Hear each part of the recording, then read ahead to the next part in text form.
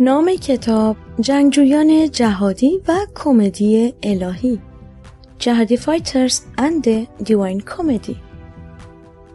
نویسنده کوروش ب. انتشارات آوای بوف، دانمارک 2020. سال انتشار 1399 شمسی. ویراستاران ژوان میم، لیلا امیر علی فراز. طرح جلد ژوان میم. راوی نسیم. ویرایش و بازبینی قاسم قرداغی. تاریخ اجرا اسفند ماه 1399. تعداد صفحات 556 صفحه. موضوع رمان، تاریخ، سیاسی، ممنوعه. تولید و پخش فایل صوتی از کتابخانه اینترنتی آوای بوف. آوای بوف یک گروه مردم نهاد است که توسط عده‌ای علاقه‌مند به کتاب با دغدغه ارتقای فرهنگ کتاب و کتابخوانی و استحکام بستر خرد اجتماعی تشکیل شده و تاکنون تولید هزاران کتاب ممنوعه را در کارنامه خود دارد. با توجه به اینکه این گروه وابسته به هیچ سازمان و ارگانی نیست و تمامی فعالیت‌ها به صورت رایگان انجام می‌شود، لطفاً اگر در این رابطه احساس مسئولیت دارید، در معرفی ما به دیگران سهیم باشید. avayaboof.com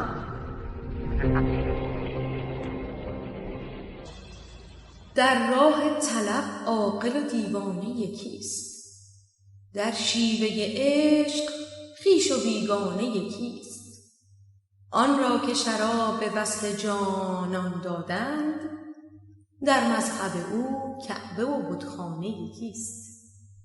مولانا. خدا را جستجو کردم در کنایس یهود و در جانب دیوار غربی، در کلیساهای نصرانی بر روی صلیب در پی او می گشتم. به تپه رفتم و به پرستشگاه‌های هندیان سر زدم. به مسجد رفتم، به کعبه. در معبد او را جستجو کردم و در مراسم و قربانی‌ها، در نماز و یوگا خدا را طلبیدم، تا اینکه ندای خدا را شنیدم که به من می گفت: ای بنده من، کجا را جستجو می کنی؟ من کنار تو هستم. اگر تو جوینده حقیقی باشی، مرا می بینی. مرا در لحظه ای از زمان دیدار خواهی کرد. از سروده های کبیر، شاعر و قدیس هندی. دیدار با اسماعیل. هرگز باور نمی کردم اسماعیل، جراح معروف و پسر یکی از ملاکان بزرگ شیراز، با آن همه ثروت و مکنت خانه 3000 متریش در خیابان ارم شیراز را رها کند و خودش را در این دهکوره پنهان نماید. چه شده است که از من کمک خواسته و مرا از آن سوی دنیا به دینجا کشانده؟ او که همیشه من را به خاطر ترک ایران و تغییر ملیتم سرزنش می کرد و کمتر به پیام‌ها و تماس‌های من پاسخ می‌داد، حالا با پیام‌های مکرر از من خواسته که به او کمک کنم. نمی‌دانم مشکل چیست. اگرچه کمی برایم توضیح داده بود که بعد از سفر به سوریه دچار مشکل شده است. بار 20 بود که این سوال را از خودم می‌پرسیدم. به محض اینکه وارد شیراز شدم، خودم را به آدرسی که فرستاده بود رساندم. فکر می‌کردم باید باغ پدریش باشد، ولی اکنون در کوچه باغ‌های قصرالدشت شیراز در محله‌ای قدیمی گرفتار آمده‌ام. موبایلم دیگر شارژ نداشت که بتوانم دوباره با او تماس بگیرم و آدرس نهایی و دقیق را بپرسم. از خاطرات خوبی که با هم در دبیرستان داشتیم حدود 30 سال می‌گذشت. قبل از دیپلم بود که من با خانواده‌ام به کانادا رفتم، اما او ماند و در کنکور سراسری شرکت کرد و جزو نفرات برتر شد و به دانشگاه رفت و پزشکی خواند. دوستیش آنقدر برایم مهم بود که به محض رسیدن پیامش تمام کار و زندگیم را در کانادا تعطیل کرده و به سراغش آمده بودم. همیشه در دبیرستان به خاطر اینکه میتوانست در تیم‌های بسکتبال امتیازات بیشتری را از من کسب کند به او حسودیم میشد.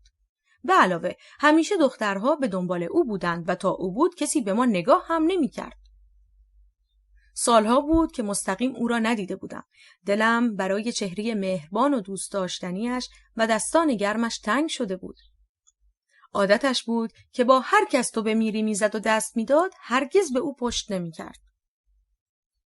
چیزی به تاریکی هوا نمانده بود. تیر چراغ برق لامپ نداشت. ماه هم در آسمان دیده نمی‌شد. نمی‌دانستم بعد از تاریکی چگونه او را بیابم. دلم طاقت نمی‌آورد که بروم و فردا برگردم. می‌دانستم که از نگرانی دیوانه خواهم شد. در گرگومیش غروب روی پله‌های مغازه‌ای تعطیل در همان کوچه نشستم و آرنج‌هایم را به زانوانم تکیه داده و کف دستانم را برای لحظه‌ای روی چشمانم گذاشتم. که ناگهان نگاهم به معبری باریک در کنار دیواری نیمه ویران افتاد. به سرعت از جا برخاستم و از آن معبر عبور کردم و به محوطه‌ای بزرگ رسیدم که تنها 3 ساختمان در آن قرار داشت و تنها یکی از آنان دربش از حیاط باز می‌شد. باید خودش باشد. قلبم برای لحظه‌ای آرام گرفت و بعد با هیجان ملاقات دوباره‌اش شروع به تپیدن کرد. آهسته به سمت در رفتم. همانطور که گفته بود، در بزرگی بود که روی آن 2 کوبه مردانه و زنانه قرار داشت. کلون مردانه را 1 بار زدم. اما جوابی نیامد. زمان به کندی می‌گذشت. ترس عجیبی که محله تاریک و دیوارهای در حال ریزش باغ‌های مجاور از خود ساطع می‌کرد، روحم را می‌خراشید و مضطربم می‌کرد. از بچگی از محله‌های تاریک و کوچه باغ‌ها می‌ترسیدم. دوباره کلون در را به صدا درآوردم. بار 3، بار 4، اما در باز نمی‌شد. دهانم را به سوراخ صندوق پست چسباندم و چند بار صدا کردم: اسماعیل! اسماعیل! اسماعیل! و بعد از آن ساکت شدم. سکوت کامل در محله حکم فرما بود. اما در ذهنم عقربه‌های ساعت حرکت می‌کرد و صدای خود را به گوشم می‌رساند و قلبم را می‌لرزانید. همچنان در سکوت ایستاده بودم که ناگهان از پشت در صدایی آهسته گفت: رضا، تویی؟ با خوشحالی خودم را به در رساندم و آهسته جواب دادم: خودمم اسماعیل، در رو باز کن. بلافاصله در با صدایی نخراشیده بر روی پاشنه چرخید و باز شد. اسماعیل را دیدم که ایستاده و مرا نگاه می‌کند. اما نه، او نبود. اگر هم او بود، چقدر تغییر کرده بود. از آن مرد قد بلند ورزیده چیزی به جز پیکری نحیف نمانده بود. کالبدی که در سایه لبخند تصنعیش می توانستم رد پای کابوس‌های شبانه اش را حس کنم. تاریکی کوچکترین تأثیری در پنهان کردن آن رد نحس نداشت. با صدای خشدار و لرزانی که از میان لب‌های خشکش بیرون می‌خزید، رو به من کرد و گفت: خوش آمدی رضا. عادت داشتیم به وقت دیدار یکدیگر را در آغوش کشیده و بوسه‌ای بر پیشانی هم بزنیم. اما در آن لحظه انگار که در کفش‌هایم سرب ریخته بودند، نمی‌توانستم حرکت کنم. شاید هم باور نداشتم که او اسماعیل است. کمی طول کشید تا به خود مسلط شوم و به داخل بروم و او را در آغوش گیرم و بدن خشک و بی‌انعطافش را در بازوان خود جای دهم و گرمای قلبش را احساس کنم. او هم دستانش را دور شانه‌ام حلقه کرد و پیشانیم را بوسید. همیشه بوی خوش میداد، انگار عطر با او زاده شده بود. میدانستم که طبق عادت همیشگی‌اش برای نماز خود را معطر می‌سازد. بدون آنکه کلامی بینمان رد و بدل شود، همچنان که دستم را گرفته بود، به سمت ساختمان به راه افتادیم. نگاهی به اطراف انداختم. حیاط زیاد بزرگ نبود، اما درختان زیادی داشت. چراغ بالای در ورودی ساختمان خاموش بود و در داخل چراغ کم نوری سوسو میزد. خانه 1 اتاق خواب بیشتر نداشت و آشپزخانه و سالن به هم متصل بودند. کابینت‌های فلزی قدیمی و اجاقی که با کپسول گاز روشن میشد و دیوارهای رنگ و رو رفته و موکت ساییده شده کف سالن نشان از کهنگی ساختمان میداد. از من خواست که روی یکی از صندلی‌های کهنه کنار میز چوبی که در سالن قرار داشت بنشینم و بلافاصله قوری چای و 2 استکان آورد و در مقابلم روی صندلی نشست. چای را با هم نوشیدیم و حالا احوال کردیم. بیقرار بود و پاهایش را تکان میداد. بدنش میلرزید و لرزش بدنش را از طریق آرنج به میز منتقل میکرد و مضطربم مینمود. لبخندی زدم و پرسیدم چه خبر؟ سرش را که پایین بود به علامت تأسف به چپ و راست حرکت داد و با لبخند تلخی گفت هیچ خبر خوبی ندارم. هرچه هست بد است. ساکت شد. برخاستم و با دستم شانه اش را فشردم و با صدای محکم و استواری گفتم بگو، هرچه باشد حلش میکنیم. گفت رضا، من معذرت میخواهم که تو را به اینجا کشانده‌ام. چاره ای نبود و اگر مجبور نبودم هرگز چنین نمیکردم. تو آخرین تیر ترکش منی. با تعجب پرسیدم آخرین تیر؟ پس بقیه دوستان کجا هستند؟ از تفنگدار سوم چه خبر؟ آرامیس کجاست؟ لبخند تلخی زد و گفت تفنگدار سوم. آرامیس؟ گفتم بله، بهزاد را میگویم. همیشه دلش میخواست آرامیس باشد. از او چه خبر؟ دوست دارم ببینمش. گفت ببینیش مگر میشود؟ با تعجب پرسیدم چطور؟ مگر چه شده؟ گفت تحت تعقیب است. گفتم چرا؟ به چه جرمی؟ او که اهل خلاف نبود. گفت به جرم تبلیغ مسیحیت. با چشمهای گرد شده گفتم او که یک مسلمان 2 آتشه بود. آرزویش این بود که طلبه شود. گفت بله درست است. طلبه هم شد و چند سالی هم درس خواند. اما به قول خودش وقتی که یک مطلب را در کتاب تحریرالوسیله دید از اسلام دلزده شد و بعد از مدتی دینش را تغییر داد. قبل از اینکه سراغ تو بیایم از او کمک خواستم. به سختی شماره‌اش را گیر آوردم و در یکی از خیابان‌های پشت شاهچراغ با او قرار گذاشتم. اما وقتی آنجا رفتم اگرچه منتظرم ایستاده بود ولی از من دوری می‌کرد و بدون آنکه با من سخنی گوید به راه افتاد و در یکی از کوچه پس کوچه‌ها غیبش زد. بلافاصله خودم را به او رساندم اما با دست اشاره کرد که از او دوری کنم و من تا وقتی که به جای خلوتی رسیدیم فاصله را رعایت کردم. در آنجا برگشت و اول تمام کوچه را ورانداز کرد و زمانی که مطمئن شد تحت تعقیب نیستیم در به یک خانه قدیمی را باز کرد و وارد شد. من هم پشت سرش داخل شدم. در کوچه آنقدر آسفالت روی هم ریخته بودند که باید 3 پله پایین می‌رفتیم و تا به حیاط برسیم. به محض ورود به حیاط برگشت و مرا در آغوش گرفت. نمیدانستم که در آن خانه قدیمی چه می‌کند. از آن خانه‌ها بود که دور تا دورش اتاق است و حوض کوچکی در وسطش قرار دارد. بهزاد مرا به سمت یکی از اتاق‌ها راهنمایی کرد. وارد که شدم دیدم عبادتگاهی ساخته و یک تمثال بزرگ مسیح را به دیوار آویزان نموده و چند شمع را روی میز جلوی تمثال روشن کرده و مجسمه کوچکی از مریم عذرا و فرزندش را روی میز گذاشته است. لحظه‌ای جلوی عکس و مجسمه زانو زد و علامت صلیب را با دست راستش روی پیشانی، قلب و شانه‌هایش کشید. سپس دوباره برخاست و مرا در آغوش گرفت و گفت باید من را ببخشی. تازه از زندان آزاد شده‌ام. باید احتیاط کنم. از من دعوت کرد که روی صندلی کنارش بنشینم، به طوری که هر دو رو به سمت عکس مسیح بودیم. سپس با دستش به عکس اشاره کرد و گفت به خاطر همین عکس و این مجسمه کوچک که اینجا می‌بینی 2 سال زندان بودم و اگر سازمان‌های بین‌المللی حمایتم نکرده بودند اعدام می‌شدم. الان هم با تعهد آزادم. تعهد به این که هرگز و هیچ جا عبادتگاهی نسازم و تبلیغ مسیحیت نکنم. اسماعیل همچنان که سر به زیر افکنده بود کمی تأمل کرد و سپس داستان بهزاد را ادامه داد. وقتی که این سخنان را از بهزاد شنیدم و چشمان پر اشکش را دیدم تصمیم گرفتم که چیزی به او نگویم. کمی بعد از نزدش برخاستم و به خانه برگشتم. گفتم چرا با تفنگدار سوم تماس نگرفتی؟ گفت منظورت فؤاد است؟ گفتم بله فؤاد. اسماعیل دستی به موهایش کشید و گفت مگر جریان را نمیدانی؟ گفتم چه جریانی؟ اسماعیل سرش را پایین انداخت و ساکت شد. سکوتش نیم ساعتی طول کشید. هنگامی که بره 7مین مهر را باز کرد نزدیک نیم ساعت در آسمان خاموشی برقرار بود. مکاشفات 2:1. سپس سرش را بالا آورد و گفت فؤاد سالهاست که فوت شده. حرفش مانند پتکی بر سرم فرود آمد. در جا خشکم زد. داشتم منفجر می شدم. با تعجب پرسیدم: چطور؟ او که از ما سر حالتر و قبراقتر بود. لحظه ای مکث کرد و به دیوار روبرو خیره شد و با صدای بغض‌آلودی گفت: مدتی بعد از رفتن تو بود که شیراز شلوغ شد. بهائی‌ها را می گرفتند و می کشتند و خانه هایشان را تاراج می کردند.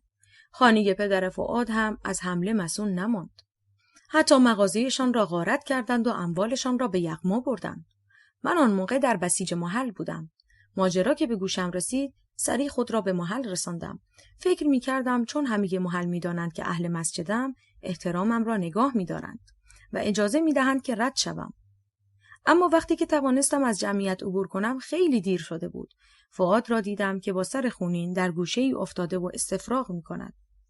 شنیدم که خود را سپر بلای مادرش کرده و او را از زیر دست و پای جمعیت بیرون کشیده. اما چماقی به سر خودش اصابت کرده و نقش بر زمین شده. نزدیکتر شدم و او را در آغوش کشیدم و از جمعیت بیرون بردم و برای اولین اتومبیلی که از آنجا رد می‌شد دست تکان دادم و در صندلی عقب سوارش کردم و خود در کنارش نشستم و از راننده خواستم هرچه سریعتر ما را به بیمارستان برساند. فؤاد اول کنارم نشست و سرش را بر شانه‌ام گذاشت، اما کم کم گیج‌تر شد و روی پاهایم خوابید. خون آنچنان صورتش را پوشانده بود که نمی‌توانست چشمایش را باز کند. چند بار با آستین پیراهنم خون را از پلکایش زدودم. چشمش را باز کرد و با وحشت به اطراف نگریست و پرسید: مادرم چطور است؟ گفتم خوب است، نگران نباش. خیالش که راحت شد دوباره چشمهایش را بست. راننده ما را به سمت بیمارستان سعدی می برد. با شنیده شدن اولین شیپور، آتش با خون مخلوط شد و زمین را گرفت و 1/3 درختها و گیاهان و تمام چمنها را سوزاند. مکاشفات یوحنا 7:12. هنوز به بیمارستان نرسیده بودیم که فؤاد گفت: تو هم صدای شیپور را میشنوی؟ گفتم نه. نفس عمیقی کشید و ساکت شد. به بیمارستان که رسیدیم، برانکاردی آوردم و فؤاد را روی آن خواباندم و با کمک 1 نفر او را از رمپ بالا بردم و به پذیرش رساندم. مسئول پذیرش بعد از پرسیدن اسم و فامیل راجع به مذهبش پرسید و فؤاد که هنوز هوشیاری داشت گفت: بهایی هستم. بلافاصله مسئول پذیرش کاغذ را پاره کرد و گفت: ما بهایی‌های نجس را به بیمارستان راه نمی‌دهیم. هرچه اصرار کردم بیفایده بود. حاضرین هم وقتی که فهمیدن او بهایی است، از ترس کمکمان نکردند و مجبور شدم خودم به تنهایی برانکارد را از رمپ پایین آورده و تاکسی دیگری گرفته و او را به بیمارستان نمازی ببرم. اضطراب داشتم، عرق از سر و رویم میچکید. نگران فؤاد بودم تا بالاخره او را به بیمارستان نمازی رساندم.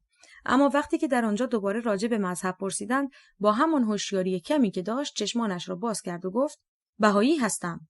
آنجا هم از پذیرش ما سرباز زدند. دوباره اتومبیل دیگری گرفتم و او را به سمت بیمارستان شیراز بردم. همچنان که سرش روی پاهایم بود، با او حرف می‌زدم و تلاش می‌کردم تا هوشیار نگاهش دارم. در مسیرمان به سمت بیمارستان شیراز مجبور شدیم دوباره از جلوی بیمارستان سعدی بگذریم. برای اینکه جلوی خوابیدنش را بگیرم، با انگشت بیمارستان را نشانش دادم و گفتم: فؤاد، اونجا رو نگاه کن. یادته چه قراری با هم گذاشتیم؟ یادته به هم قول دادیم که توی این بیمارستان درس بخونیم و دکتر شیم؟ فؤاد برای لحظه‌ای چشمانش را باز کرد و گفت: بله. بعد از آن دیگر کلامش قابل فهم نبود. هنوز چند کیلومتری با بیمارستان شیراز فاصله داشتیم که متوجه شدم نفسهایش سریعتر شده و خرخر می کند.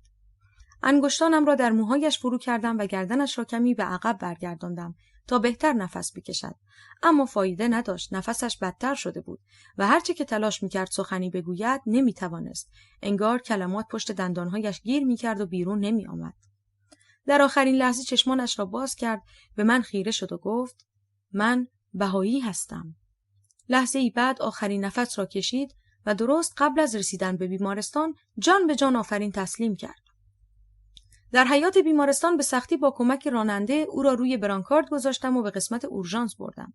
پزشک کشیک وقتی که پیکر بیجانش را دید گفت: از دست ما کاری بر نمی آید و ما را به انتهای بخش راهنمایی کرد تا تکلیفش مشخص شود. همچنان که در انتهای سالن با جسد بیجان فؤاد که در برانکارد برزنتی فرو رفته بود ایستاده بودم، از یکی از پرستاران خواستم که اجازه دهد جسد را به سردخانه ببرم. اما گفت که مسئول اورژانس قبول نمی‌کند، چرا که برای موارد ضرب مغزی باید پلیس و کلانتری در جریان قرار بگیرند. و نیز گفت که اگر مصدوم از اقلیت‌ها باشد جنازه را ضبط می‌کنند. نمی‌خواستم به کالبد عزیزترین دوستم بی احترامی شود. آهسته برانکارد را از اورژانس بیرون آوردم و به دنبال تاکسی گشتم، اما هیچ کس قبول نمی‌کرد که پیکر مرده‌ای را حمل کند. بالاخره راننده وانتی را راضی کردم تا ما را به محله سعدی برساند. می‌دانستم که عمویش در آنجا زندگی می‌کند. جسم بیجان فؤاد را از روی برانکارد برداشتم و روی شانه‌ام انداختم و پشت وانت جای دادم و سرش را روی زانوانم گذاشتم و شروع به پاک کردن خونهای صورتش نمودم. نمی‌خواستم کسی با این وضعیت او را ببیند. کمی بعد به خانه عمویش رسیدیم و دیدم که منزل آنها را نیز آتش زده‌اند و عده‌ای در کوچه مشغول تماشایند. دختر عمویش را در همان حوالی یافتم و پرسیدم مادرت کجاست؟ در حالی که گریه می‌کرد گفت رفته خانه همسایه‌مان. زن عمو را از خانه همسایه مسلمانشان صدا زدم و جریان را گفتم. او هم آدرس یکی دیگر از فامیل‌هایشان را داد و از من خواست که جسد را به آنجا ببرم و پسرش را نیز که حدوداً 10 ساله بود با من همراه کرد. هر دو پشت وانت نشستیم و به آدرس مورد نظر رفتیم. وقتی که رسیدیم، فامیل‌هایش به کمک آمدند و با هم پیکر فؤاد را به داخل بردیم. ساعتی بعد خانواده فؤاد به ما ملحق شدند و قرار شد که صبح روز بعد او را دفن کنیم.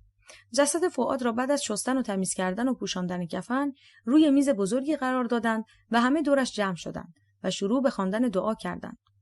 نزدیک صبح بود که تابوتی آوردند و فؤاد را در آن گذاشتند و با هم به سوی خارج از شهر حرکت کردیم.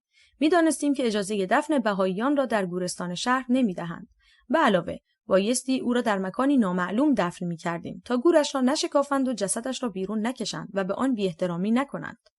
وقتی که به محل مورد نظر رسیدیم، گور از قبل آماده شده بود. همچنان که تابوت فؤاد بر شانه‌ها حمل می‌شد، مشایعت کنندگان دعا می‌خواندند. مادرش در گوشه ایستاده بود و بی صدا گریه می‌کرد. وقتی که تابوت را بر زمین گذاشتند، پدرش سر آن را باز کرد و کفن را کناری زد و صورت فؤاد را بوسید و سپس انگشتری را که روی آن کلماتی نوشته شده بود به دست او کرد. صورت فؤاد در نهایت آرامش بود، انگار که خواب بهشت را می‌دید. کمی بعد تابوت را بستند و در قبری که به سمت شرق بود نهادند و بر روی آن خاک ریختند. اسماعیل همچنان اشک می‌ریخت و داستان فؤاد را برایم می‌گفت. گونه‌های من هم خیس اشک بود. اما پنهانی خشکش کردم و نگذاشتم که اسماعیل متوجه شود. تلاش کردم که ذهنش را معطوف موضوع جدیدی سازم تا غم فؤاد را از یادش ببرم. میدانم آن کسانی که ادعا می‌کنند ایمان دارند چطور به تو تهمت می‌زنند. آنها جماعت شیطانند. مکاشفات 4:10. گفتم راستی مگر تو در بسیج بودی؟ اسماعیل: بله بودم ولی بیرون آمدم. گفتم چرا؟ اسماعیل: اوایل انقلاب گروه مجاهدین خلق بعد از سرکوب فعالیت‌های سیاسیشان اعلام جنگ مسلحانه کردند و کشت و کشتار شروع شد. یادم نیست کدام انتخابات، ولی در یکی از آنان من نگهبان مسجدی بودم که در آن رأیگیری انجام می‌شد. مسجد در انتهای یک کوچه بود. موقع نگهبانی وقتی که 2 نوجوان مشکوک را دیدم که وارد کوچه شدند، راهشان را سد کردم و کارتونی را که در دست داشتند وارسی نمودم. داخلش کوکتل مولوتوف بود. با کمک دوستانم هر دو را دست بسته تحویل رئیسمان دادیم. آن لحظه بسیار خوشحال بودم که برای حفظ انقلاب کاری کرده‌ام. اما صبح روز بعد وقتی که فهمیدم آن دو را همان شب اعدام کرده‌اند، از خود بیزار شدم. اگرچه 16 سال بیشتر نداشتم ولی این را می‌دانستم که نباید کسی را بی محاکمه اعدام کرد. گفتم همان شب کجا؟ اسماعیل: در دفتر امام جمعه، همان که نزدیک فلکیه ستاد بود، همان که قبل از انقلاب به ساواک تعلق داشت. گفتم بله فهمیدم. اسماعیل: خلاصه این موضوع چند مورد دیگر کاملا دلزده‌ام کرد. گفتم چه موردهایی؟ اسماعیل: یک فرمانده داشتیم به نام برادر طالبی که فرمانده گروه بسیج مسجد جوکار بود. 23-4 سال بیشتر نداشت، اما کله‌اش خیلی داغ بود و هر کس را با هر جرمی می‌گرفت اذیت و آزار می‌کرد. مثلا اگر کسی را می‌گرفتیم که با دوست دخترش بیرون آمده بود و یا یک ذره تریاک داشت، او را می‌بردند پشت ساختمان پست، همان که نزدیک فلکه اطلسی بود. چشمانش را می‌بستند و بعد با چند نفر از دوستانش گلنگدن کلاشینکوف را در حالی که روی زامن بود می‌کشیدند و تظاهر می‌کردند که می‌خواهند اعدامش کنند و آن بیچاره هم از ترس زهره ترک می‌شد. البته تظاهر به اعدام فقط برای جرم‌های کم اهمیت بود و اگر کسی از مجاهدین یا چریک‌های فدایی را می‌گرفتند فوراً می‌کشتند و می‌گفتند مقاومت کرده است. گفتم تو چه کردی؟ اسماعیل: من و یکی از دوستانم گزارش کارهای برادر طالبی را نوشتیم و به مسئولی که داشتیم و جزو کادر سپاه بود دادیم. اسمش برادر اطمینان بود. گفتم خب بعد چه شد؟ اسماعیل: برادر طالبی را خواستند، ما را هم خواستند و بعد به ما گفتند که فرماندهی ناحیه به این نتیجه رسیده که حضور شما برای فعالیت‌های پایگاه مقاومت مضر است و شما عقاید اعضا را خدشه‌دار می‌کنید و صلاح در این است که شما 2 نفر در بسیج نباشید. گفتم یعنی به همین راحتی؟ اسماعیل: بله، به همین راحتی به ما تهمت زدند و اخراجمان کردند. البته بعداً فهمیدم که برادر اطمینان و برادر طالبی هم جنسگرا هستند و برای همین از هم حمایت می‌کنند. حتی از یکی از دوستان شنیدم که در مسجد با هم لواط کرده‌اند.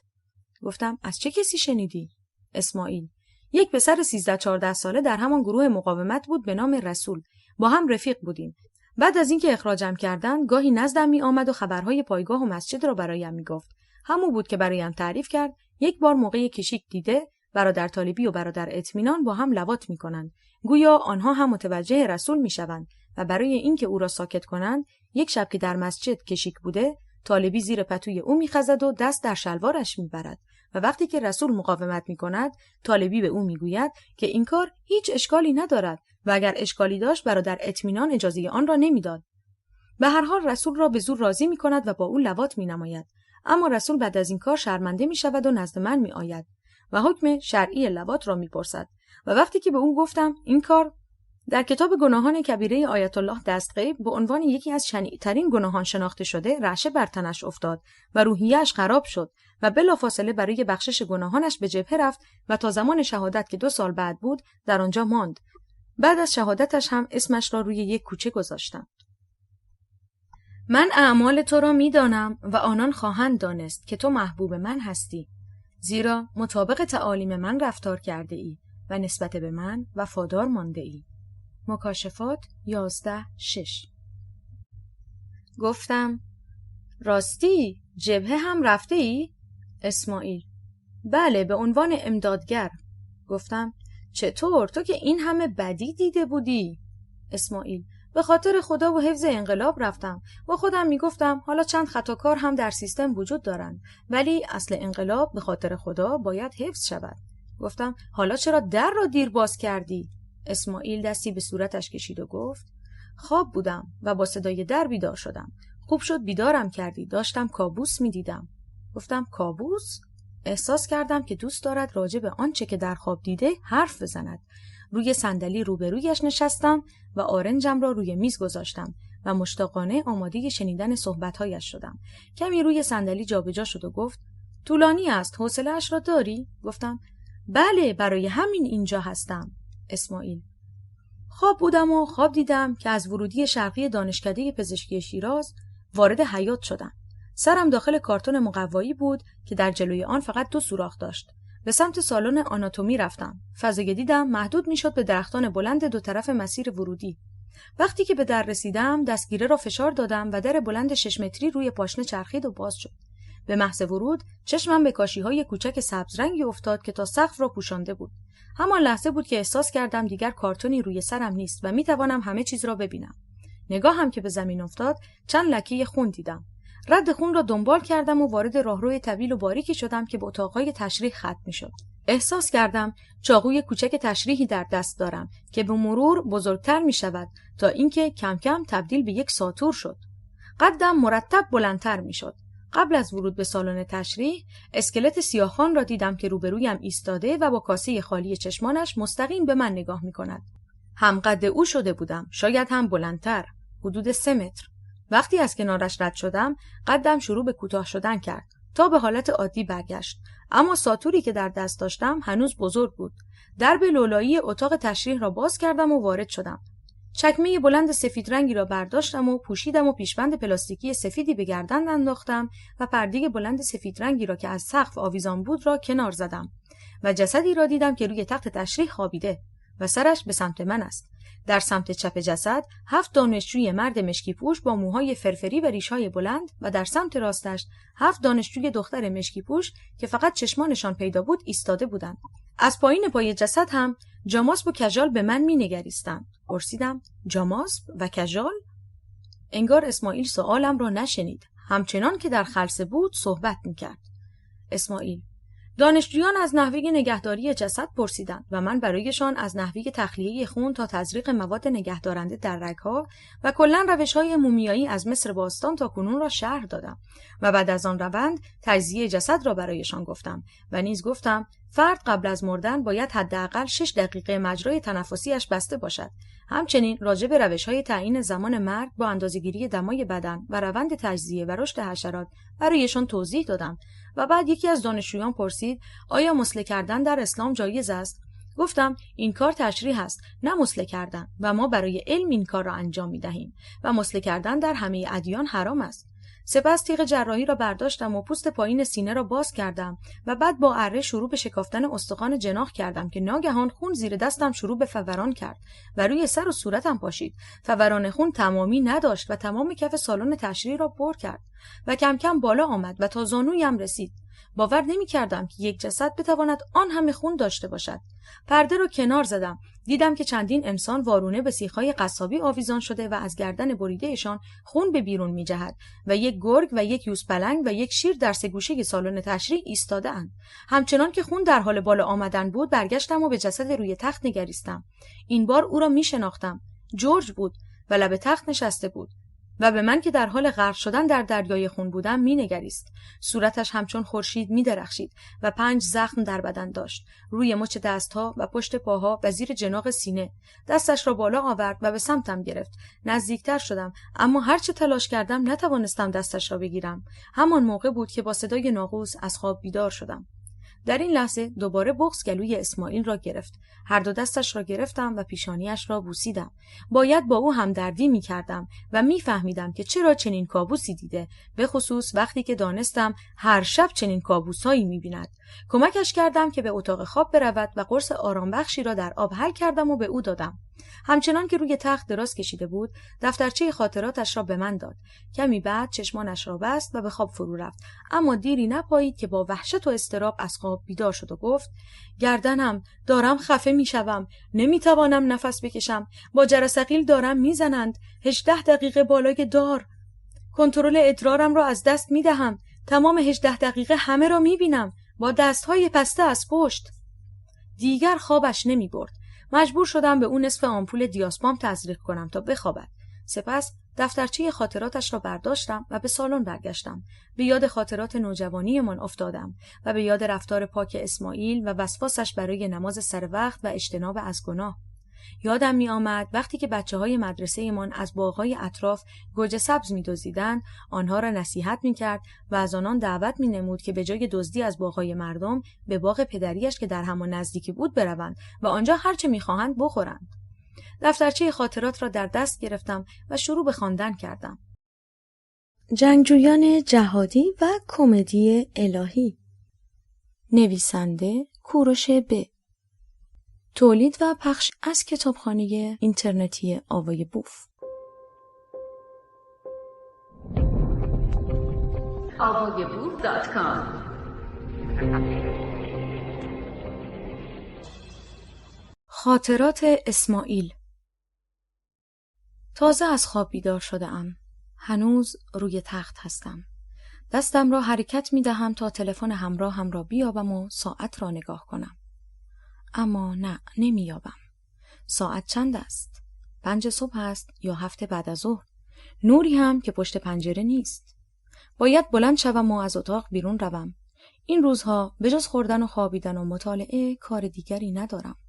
هر وقت که خسته میشوم میخوابم و وقتی بیدار میشوم نمیفهمم چند ساعت گذشته. از دنیای بیرون بیخبرم. هیچ کس نمیداند کجایم.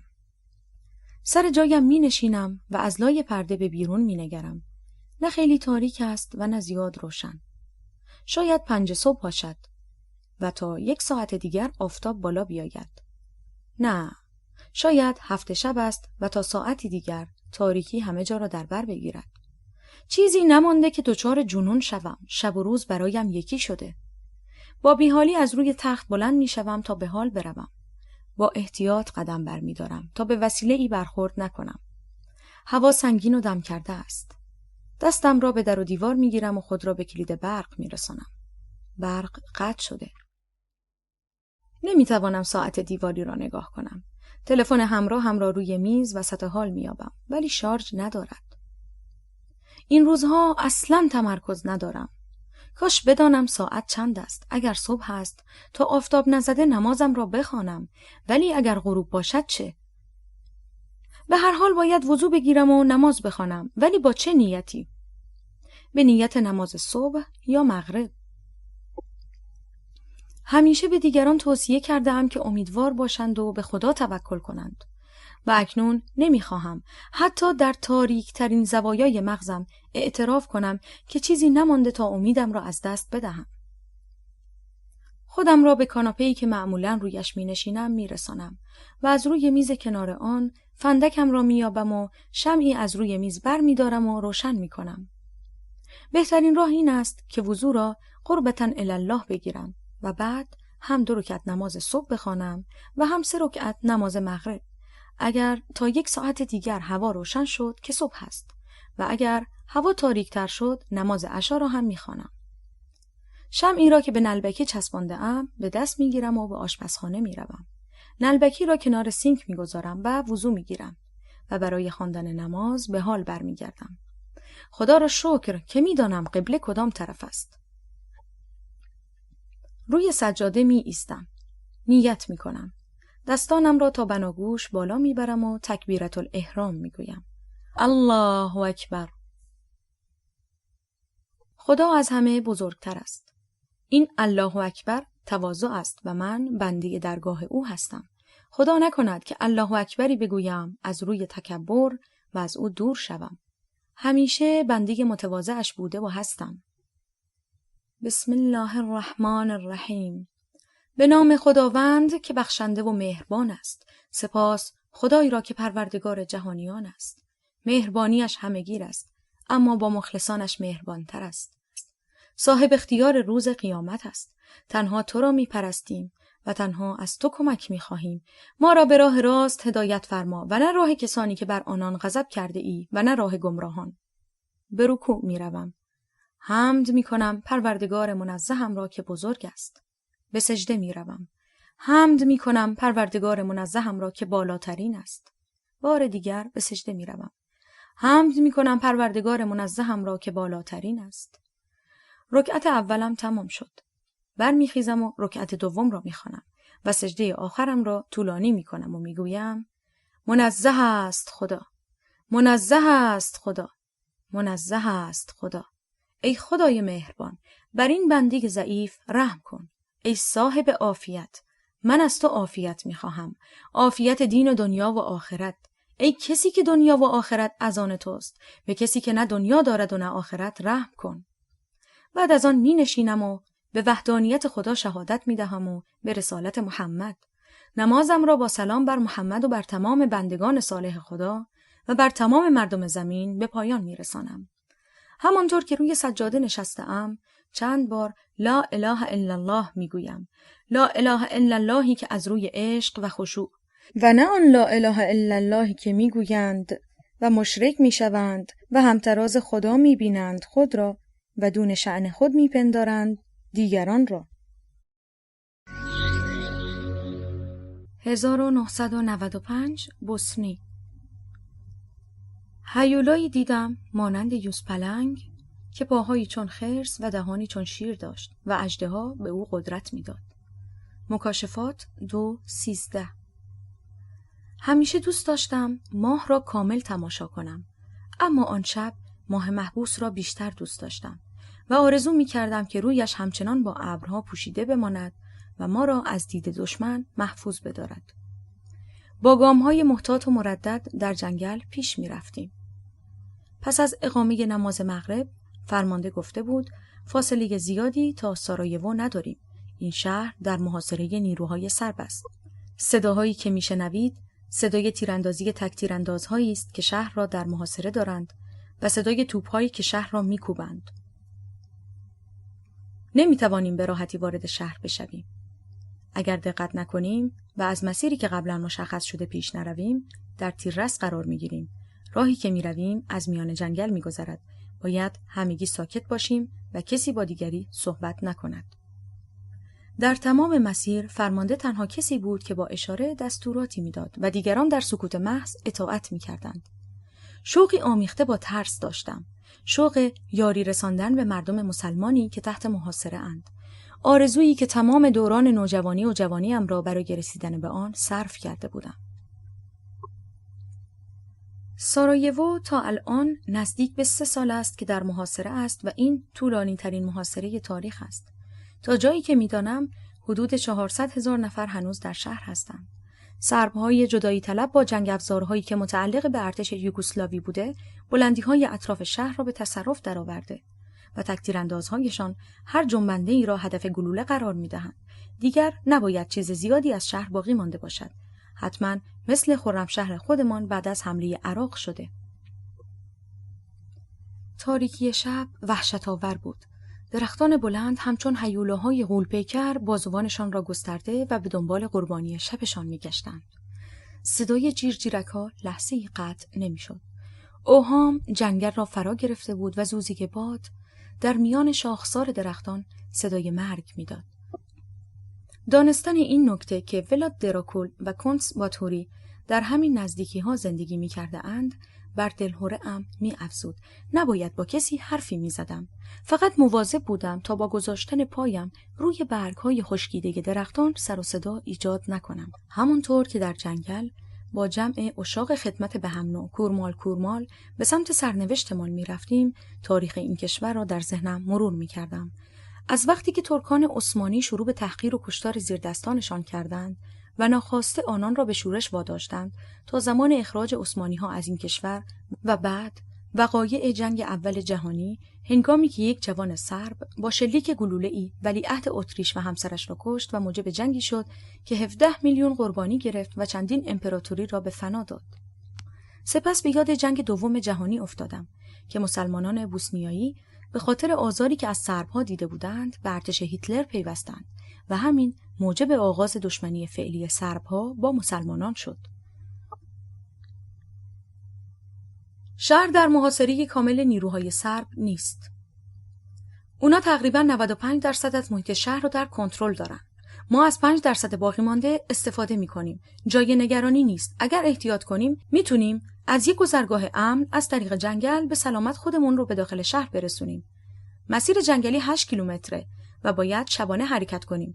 مراقب باشید و سر و صدا نکنید. سیگار نکشید، هوشیار باشید و از گروه جدا نشید. هوای همو داشته باشید تا این مسیر رو به سلامت طی کنیم.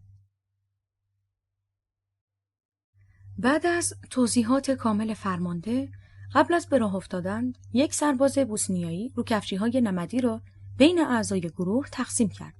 آنان را پوشیدیم تا هنگام عبور از جنگل صدای خشخش برگ‌ها را خفه کند و سپس به سان راه رفتن در موضعی پر از آثار باستانی پاورچین به راه افتادیم. بعد از فروپاشی شوروی تمام جمهوری‌های یوگسلاوی سابق اعلام استقلال کردند، اما سرب‌هایی که در جمهوری بوسنی و هرزگوین زندگی می‌کردند بنای ناسازگاری گذاشتند و خواستند که به سربستان بپیوندند و دست به اسلحه برده و کشتار کردند. سرب‌ها تجهیزات کامل نظامی را در اختیار داشتند، اما کسی از مسلمانان حمایت نمی‌کرد به جز عده‌ای داوطلب که اغلب از کشورهای اسلامی بودند. چشمانم را برای لحظه‌ای می‌بندم و باز می‌کنم. نمی‌دانم چقدر پیش رفته ایم. نگاهی به صف می‌اندازم که همچنان منسجم و منظم پیش می‌رود و من گذشته خود را مرور می‌کنم. اوایل جنگ بین ایران و عراق بود که در رشته پزشکی مشغول تحصیل شدم و همان موقع بود که با دیدن مجروحین جنگ تصمیم گرفتم در رشته جراحی عمومی تخصص بگیرم، چرا که آن را مفیدترین می‌دیدم. اما قبل از فارغ التحصیلیم جنگ تمام شد و دیگر فرصتی نیافتم که به مجاهدان کمک کنم، تا اینکه با اعلام نیاز هلال احمر به پزشک جراح خود را معرفی کردم. پس از چند کیلومتری پیشروی در جنگل کم کم بوی سیگار سربازان سرب را می‌شنیدیم. کمی بعد صدایشان نیز واضح شد. در بعضی نقاط فاصله ما تا آنان بیش از 100 متر نبود. صدای گاه به گاه گلوله‌های تانک که به شهر شلیک می‌شد، سکوت شب را در هم می‌شکست و به ما هشدار می‌داد. از تهران به زاگرب آمدم و 3 روز در این شهر ماندم تا تکلیفم روشن شود. فرصت را غنیمت شمردم و محله‌های زیبای قدیمی با خیابان‌های سنگفرش شهر را دیدم. صبح روز 4 به دنبالم آمدند و وقتی که به محوطه رفتم 2 اتومبیل ون با آرم صلیب سرخ را در آنجا مشاهده کردم که مسافرینی داوطلب برای رفتن به بوسنی داشتند. 2 زن محجبه نیز در بین مسافران بودند که بعداً فهمیدم یکی از آنان پزشکی مراکشی و دیگری پرستاری فرانسوی است. کمی بعد 2 کامیون با آرم صلیب سرخ حاوی تجهیزات پزشکی به ما پیوستند. به سمت خارج از شهر حرکت کردیم و به ایست بازرسی ارتش کرواسی رسیدیم. افسری پاسپورت‌ها را چک کرد. چند سرباز هم با آینه زیر اتومبیل را گشتند. ساک‌ها را هم وارسی کردند و به جز یک کلت جوازدار که متعلق به راننده بود چیزی نیافتند. دوباره در جاده‌های سبز و زیبای کرواسی به راه افتادیم. حدود 1 بعد از ظهر بود که راننده توقف کرد و با دستانش علامت تکبیرةالاحرام را نشان داد. وقت نماز بود. پیاده شدیم. با همسفرانم که از ملیت‌ها و مذاهب مختلف بودند به نماز ایستادیم. شیعه و سنی فرقی نمی‌کرد. همه کنار هم بودیم و پیش نمازمان یکی بود و همه به او اقتدار می‌کردیم. بلافاصله بعد از اتمام نماز به راه افتادیم و در راه ساندویچ‌هایی را که با خود آورده بودیم به عنوان نهار خوردیم. چند کیلومتر بعد به ایست بازرسی سازمان ملل رسیدیم که افسران هلندی اداره‌اش می‌کردند. بعد از بازرسی و گرفتن مجوز عبور دوباره به راه افتادیم. مدتی در حرکت بودیم و کمی بعد از اولین تابلوی راهنمایی که بندر زادار را نشان می‌داد کنار جاده اصلی ایستادیم. 2 کامیونی که با ما بودند به حاشیه جاده پشت درخت‌ها رفتند و وسایلی را که با قاطر به آنجا آورده شده بود بار زدند و دوباره به مسیر اصلی برگشتند. هوا تاریک شده بود که به جنگل‌های اطراف سارایوو رسیدیم. عده‌ای سرباز بوسنیایی با یونیفرم به استقبالمان آمدند. 1 ساعتی طول کشید تا کامیون‌ها را تخلیه و وسایل را بر قاطرهایی که آورده بودند بار زدند. همانجا بود که فهمیدم باری که در بین راه به تجهیزات پزشکی اضافه شده اسلحه و مهمات است. بعد از معرفی و سخنرانی فرمانده به راه افتادیم. حفاظت از کاروان را سربازان مسلح و قوی هیکل بوسنیایی بر عهده داشتند و یکی از همانها بود که وقتی یکی از خانم‌های کاروان پایش به حدی پیچ خورد که دیگر نمی‌توانست راه برود، او را بر دوش کشید و به راه ادامه داد. و آن زن محجبه اگرچه اول معذب بود اما وقتی که چاره‌ای نیافت بدین کار تن داد. در بین طلایه‌داران مسلحی که در پیش کاروان حرکت می‌کردند 1 ایرانی هم بود که برای آموزش نیروهای بوسنیایی به منطقه آمده بود. او را فراز صدا می‌کردند اما بعداً فهمیدم که نامش فرزدقی است. در بین راه کاروان به اشاره فرمانده متوقف شد. انگار گروهی سرب که خارج از مسیر همیشگیشان اتراق کرده بودند در راه بودند. لحظه‌ای بعد صدای انفجار و تیراندازی به گوش رسید. نیروهای فرزدقی پست دیدبانی سرب‌ها را با آرپیجی زده و با نگهبانان درگیر شده بودند. تیراندازی زیاد طولانی نشد و ما همه منتظر بر زانوان خود نشسته بودیم. چند دقیقه بعد صدایم کردند. به محل تیراندازی رفتم و دیدم چند سرباز سرب با گلوله آرپیجی نیروهای ما کشته شده اند. ولی یکی که فقط بازویش قطع شده بود هنوز زنده بود. خودم را به او رساندم و بالای محل قطع شده را با تورنیکت بستم و به دست سالمش سرم نمکی وصل کردم. جوان بود. امیدوار بودم تا رسیدن به شهر دوام بیاورد. اگرچه به همراه بردن 1 فرد زخمی، آن هم از نیروهای دشمن، در این وضعیت کاری عبث به نظر می آمد، اما فرمانده دستور داد که باید او را به شهر ببریم. باید برانکاردی از اسلحه و پتو می ساختیم. تنها سلاحی که موجود بود کلاشینکوف بود که طول آن برای این کار مناسب نبود. مانده بودیم که چه کنیم. فرمانده که به ما مینگریست گفت چند لحظه صبر کنید و خود به سمتی رفت. انتظار کمی طولانی شد. یکی از سربازان بوسنیایی که نگران روشنایی روز و دیده شدن کاروان به وسیله نیروهای سرب بود برخاست و اسلحه اش را حاضر کرد که جوان سرب را بکشد و آنقدر عصبی بود که مداخله من هم نتوانست او را منصرف سازد. اما به ناگاه فرمانده سر رسید و با تشر او را از این کار باز داشت و اسلحه اش را گرفت و چند کلمه‌ای به زبان خودشان با او صحبت کرد. بعداً فهمیدم گفته ما مانند سرب‌ها نیستیم و به فرد زخمی و آن هم بدون سلاح شلیک نمی‌کنیم. فرمانده 2 تفنگ ماوزر قدیمی با خود داشت که پس از اضافه کردن سرنیزه طولشان به حدود 130 تا 140 سانتی متر رسید. آنها را به فاصله 60 سانتی متر روی پتو گذاشتیم و برانکاردی ساختیم و با آن مجروح را به سمت شهر حرکت دادیم. به محض ورود به شهر گروه پزشکی از گروه نظامی جدا شد. مینیبوسی به دنبال ما آمد. جوان مجروح را سوار کردیم و به سمت بیمارستان به راه افتادیم. در بعضی نقاط راننده سعی می‌کرد بر سرعت اتومبیل بیفزاید تا در دیدرس تک‌تیراندازها قرار نگیریم. بعضی از تقاطعات را هم با پرده‌های عظیم و بلند پوشانده بودند تا مردم بتوانند از پشت آن عبور کنند. بیمارستان بیشتر به خانه ارواح میمانست. طبقات فوقانیش تخلیه شده و شادی از آن رخت بربسته بود. اغلب شیشه ها شکسته و دیوارها سوراخ شده بود. برگ‌های جدا شده از درختان پیکر خود را در حیاط بیمارستان گسترده بودند تا آخرین فریادشان را زیر پای ما بکشند. رد آبی که از شیر شکسته کنار حیاط چکه می‌کرد تا درب ورودی بیمارستان ادامه داشت. با راهنمایان از حیاط عبور کردیم و وارد ساختمان شدیم و با گذر از راهروی تاریک و نمور به اتاق مدیریت رسیدیم. به محض ورود مردی میانسال با قامتی بلند به استقبالمان آمد و بعد از خوشامدگویی از راهنمایانمان خواست تا ما را به اتاقهایمان هدایت کند. خانم‌ها و آقایان در 2 قسمت مجزا سکنا داشتند. به اتاقی که قرار بود با 3 نفر دیگر شریک باشم رفتم.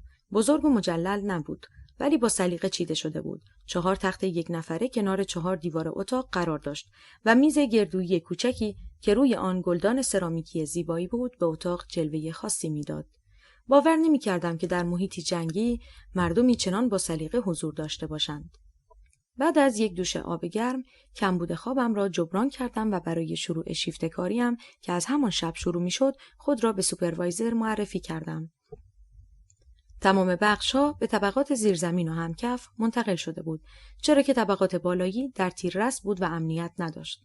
تخت‌ها همه پر بود و حتی در راهروها بیماران روی برانکارد و یا روی زمین دراز کشیده بودند. همان شب بیمارستان را با گلوله توپ زدند و من خود شاهد بودم که دختر بچه‌ای در حالی که دست قطع شده پیرزنی را در دست داشت در حیاط بیمارستان می‌دوید. چند بیماری که هنوز در محوطه بیمارستان بودند در اثر ترکش جان خود را از دست دادند. در روزهای بعدی بارها مجروحینی را دیدم که با تیراندازی مستقیم و یا با ترکش مصدوم شده بودند. دست و پای قطع شده چیزی عادی بود. بسیاری از خونریزی می‌مردند و بسیاری قبل از اینکه به بیمارستان برسند جان به جان آفرین تسلیم می‌کردند. بارها از مجروحین شنیدم که می‌گفتند خوشا به حال آنان که قبل از جنگ مردند و زنده نماندند که آوارگی و بیچارگی مردم را ببینند. آن شب به خاطر مجروحین زیاد مجبور شدم بدون آنکه اندکی استراحت کرده باشم تا صبح در اتاق عمل بمانم. بعد از تحویل شیفت وقتی که از بخش جراحی عبور کردم به طور اتفاقی سرباز سرب را دیدم. توسط متخصص ارتوپدی عمل شده بود و انتهای قطع شده بازوی راستش ترمیم و ساعد و ساق پای چپش در گچ گذاشته شده بود. او را با 1 سرباز بوسنیایی مجروح که وضعی مشابه داشت هم اتاق کرده بودند و 1 پرستاری به هر دویشان صبحانه میداد. در بین مجروحین زن و بچه و مجاهدان بوسنیایی و نیز مجاهدانی از کشورهای دیگر دیده میشدند. یک روز یکی از فرماندهان نظامی به بخش آمد و حال سربازانش را پرسید و اصرار داشت به سربازانش بیشتر رسیدگی شود و البته رسیدگی میشد. بعداً فهمیدم که او فرمانده تیپ 9 کوهستان است و قبلا گانگستر بوده و اکنون برای ملت بوسنی می جنگد. به او رامیز دلالیک معروف به رامیز چلو می گفتند و شایعه بود که هم او بوده که یکی از سردسته های سرب جناح رقیب را در مجلس عروسی کشته و موجب شروع جنگ گردیده و نیز می گفتند که او توانسته از مسیرهایی که قبل از جنگ از آن برای قاچاق استفاده می شده سلاح و مهمات به شهر برساند. یکی از روزها از بخش زنان با من تماس گرفتند و خواستند که بیماری را معاینه کنم. وقتی که به آنجا رفتم دختری حدود 12 ساله را روی تخت دیدم. در معاینه متوجه شدم که در اثر تجاوز گروهی سرپا دیواره بین واژن و رکتوم او از بین رفته.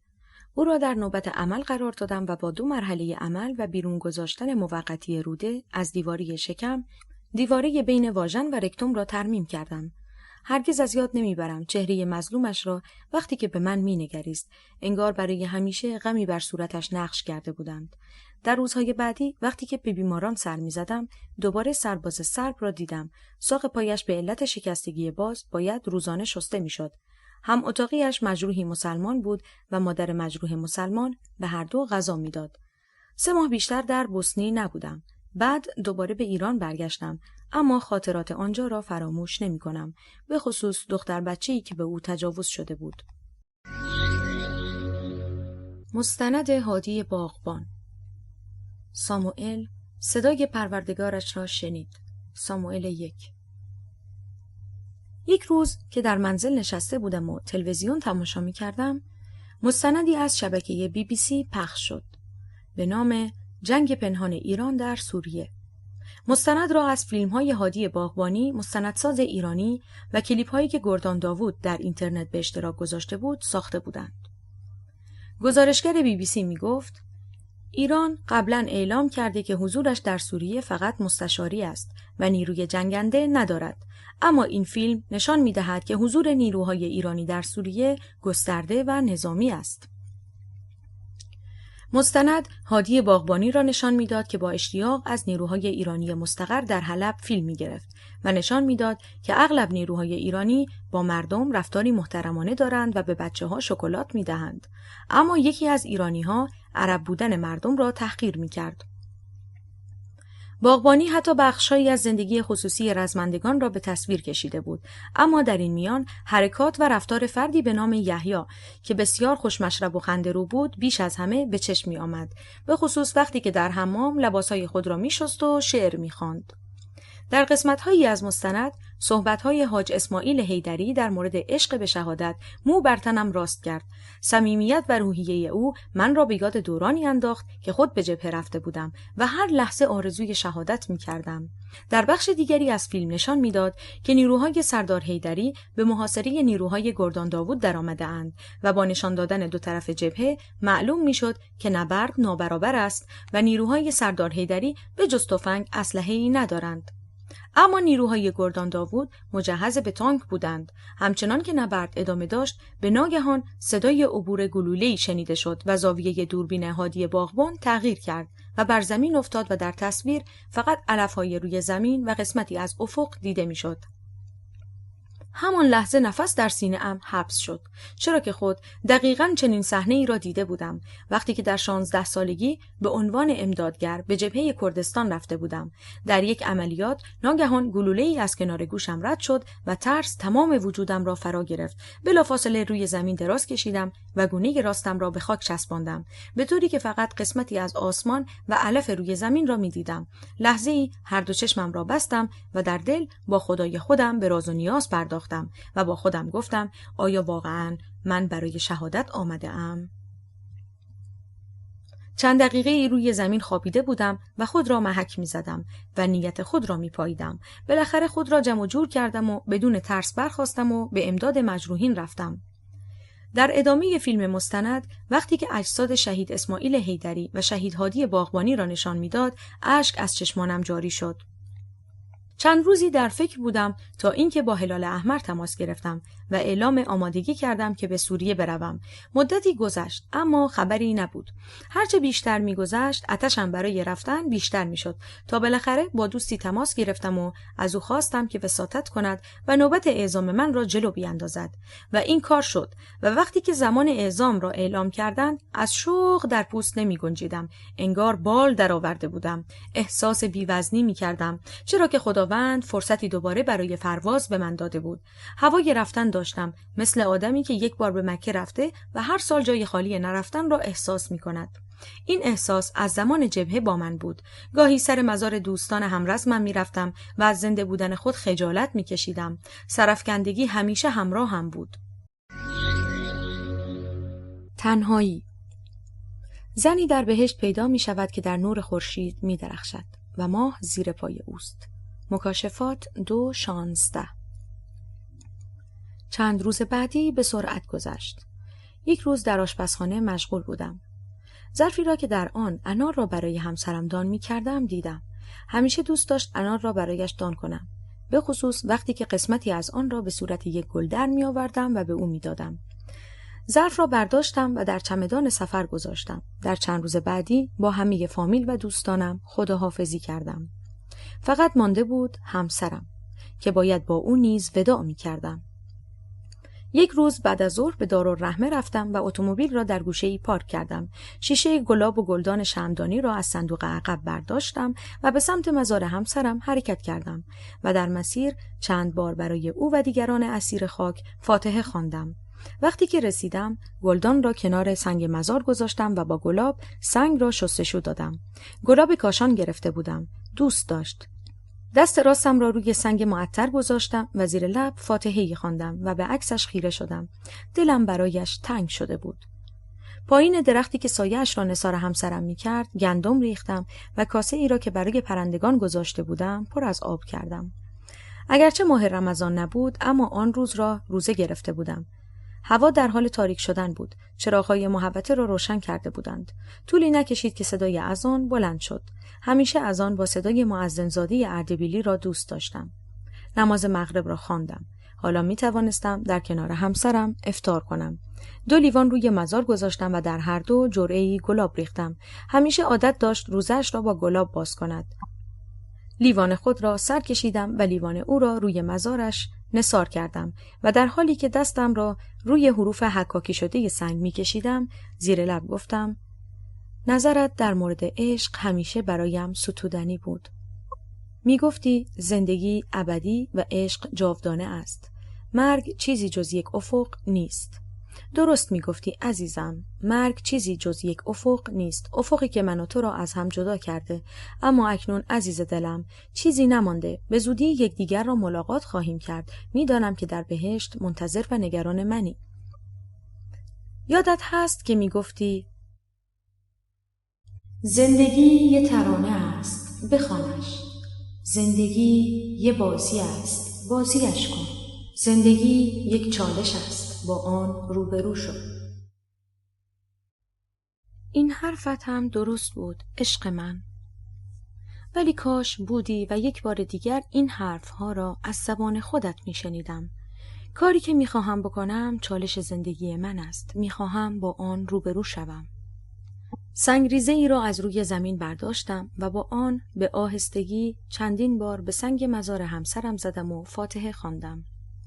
ساعتی با او تنها بودم. دل کندن آسان نبود، اما باید می رفتم و خود را برای روز بعد آماده می کردم. به چشمان مهربانش در عکسی که بالای سنگ مزارش بود خیره شدم و گفتم: باید امشب بروم.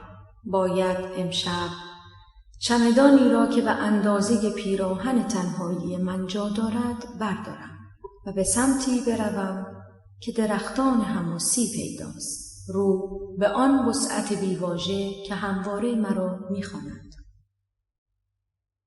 سپس با او خداحافظی کردم و به سمت منزل به راه افتادم. به خانه که رسیدم سجاده را در اتاقم پهن کردم تا نماز عشا را بخوانم. بوی عطر همسرم به مشامم می رسید. حضورش را احساس می کردم. انگار با من به نماز ایستاده بود. بعد از نماز موقع دعا زمزمه اش را می شنیدم. سجاده را جمع کردم و کناری گذاشتم و به سراغ کمدش رفتم و لباسهایش را یک به یک بیرون آوردم و روی تخت پهن کردم و لباسی را که شب عروسی من پوشیده بود روی تاج تخت گذاشتم. کنار لباسها دراز کشیدم و تک تک آنها را بوییدم. اکثرشان را با هم خریده بودیم و با یکشان خاطره داشتیم. سپس عکس عروسی من را از میز کنار تخت برداشتم و به آن خیره شدم و به یاد خاطرات شب ازدواج من افتادم. صدای هلهله و شادی مردم و خنده های مادرم در گوشم طنین انداز شد. ذهنم پر از کلماتی بود که پشت سر هم قطار می شد. چشمانم را بستم و در خیالم با او شروع به رقص کردم. لبخندی بر لب داشت. خلسگ من ساعتی طول کشید. بار دیگر به عکسش نگریستم و گفتم: این بار نیستی که همه چیز را با خیال راحت به تو بسپارم و بروم. اگر خواست خدا باشد پرواز می کنم و به نزدت می آیم. برایم دعا کن. خدا دعای فرشته ها را برآورده می کند. سپس دست به دعا برداشتم و گفتم: کای خالق هرچه آفریده است، سوگند به هرچه برگزیده است، که از محنت خویش وارهانم، در حسرت یار خود رسانم.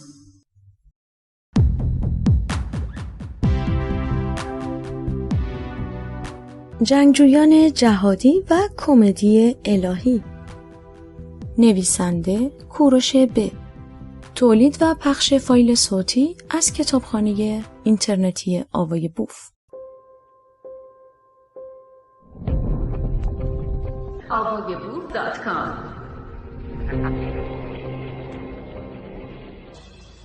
پرواز به سوریه. ساعت 6 صبح روز بعد با بدرقه گرم فامیل با هواپیما به تهران رفتم و ساعت 10 صبح خود را به هلال احمر معرفی کردم. بعد از کمی استراحت و جلسه توجیهی و نماز و نهار به سمت فرودگاه رفتیم و به صورت VIP بدون آنکه خودمان و یا وسایلمان تفتیش شود با اتوبوس به سمت جایگاه پرواز شرکت ماهان رفتیم. 100 نفری می شدیم. وارد هواپیما که شدم چشمم به مهدی، یکی از دوستان قدیمیم افتاد که در همان صندلی اول پشت کابین خلبان نشسته بود. سلام علیک گرمی کردم و کنارش نشستم. کمی بعد مهماندار که جوان خوش سیمایی بود دستورات لازم را داد و خود روی یکی از صندلی‌ها نشست. چند بار آیت الکرسی را خواندم. کم کم هواپیما از زمین بلند شد و اوج گرفت. کمی بعد چراغ کمربندها خاموش شد و جوانی که خودش را خبرنگار پرس تیوی معرفی می‌کرد پشت بلندگو از تیم پزشکی خواست که هر کدام که می‌توانند با او مصاحبه‌ای به زبان انگلیسی داشته باشند. کسی داوطلب نشد. مهدی با آرنج به من زد و گفت مصاحبه کن. می‌دانست که انگلیسی را راحت صحبت می‌کنم. در جواب گفتم که علاقه‌ای به مصاحبه ندارم. مهدی: چه اشکالی دارد؟ مشهور می‌شوی؟ گفتم علاقه‌ای به شهرت ندارم. مهدی: چرا؟ مگر بد است؟ گفتم بله. مهدی: چه بدی دارد؟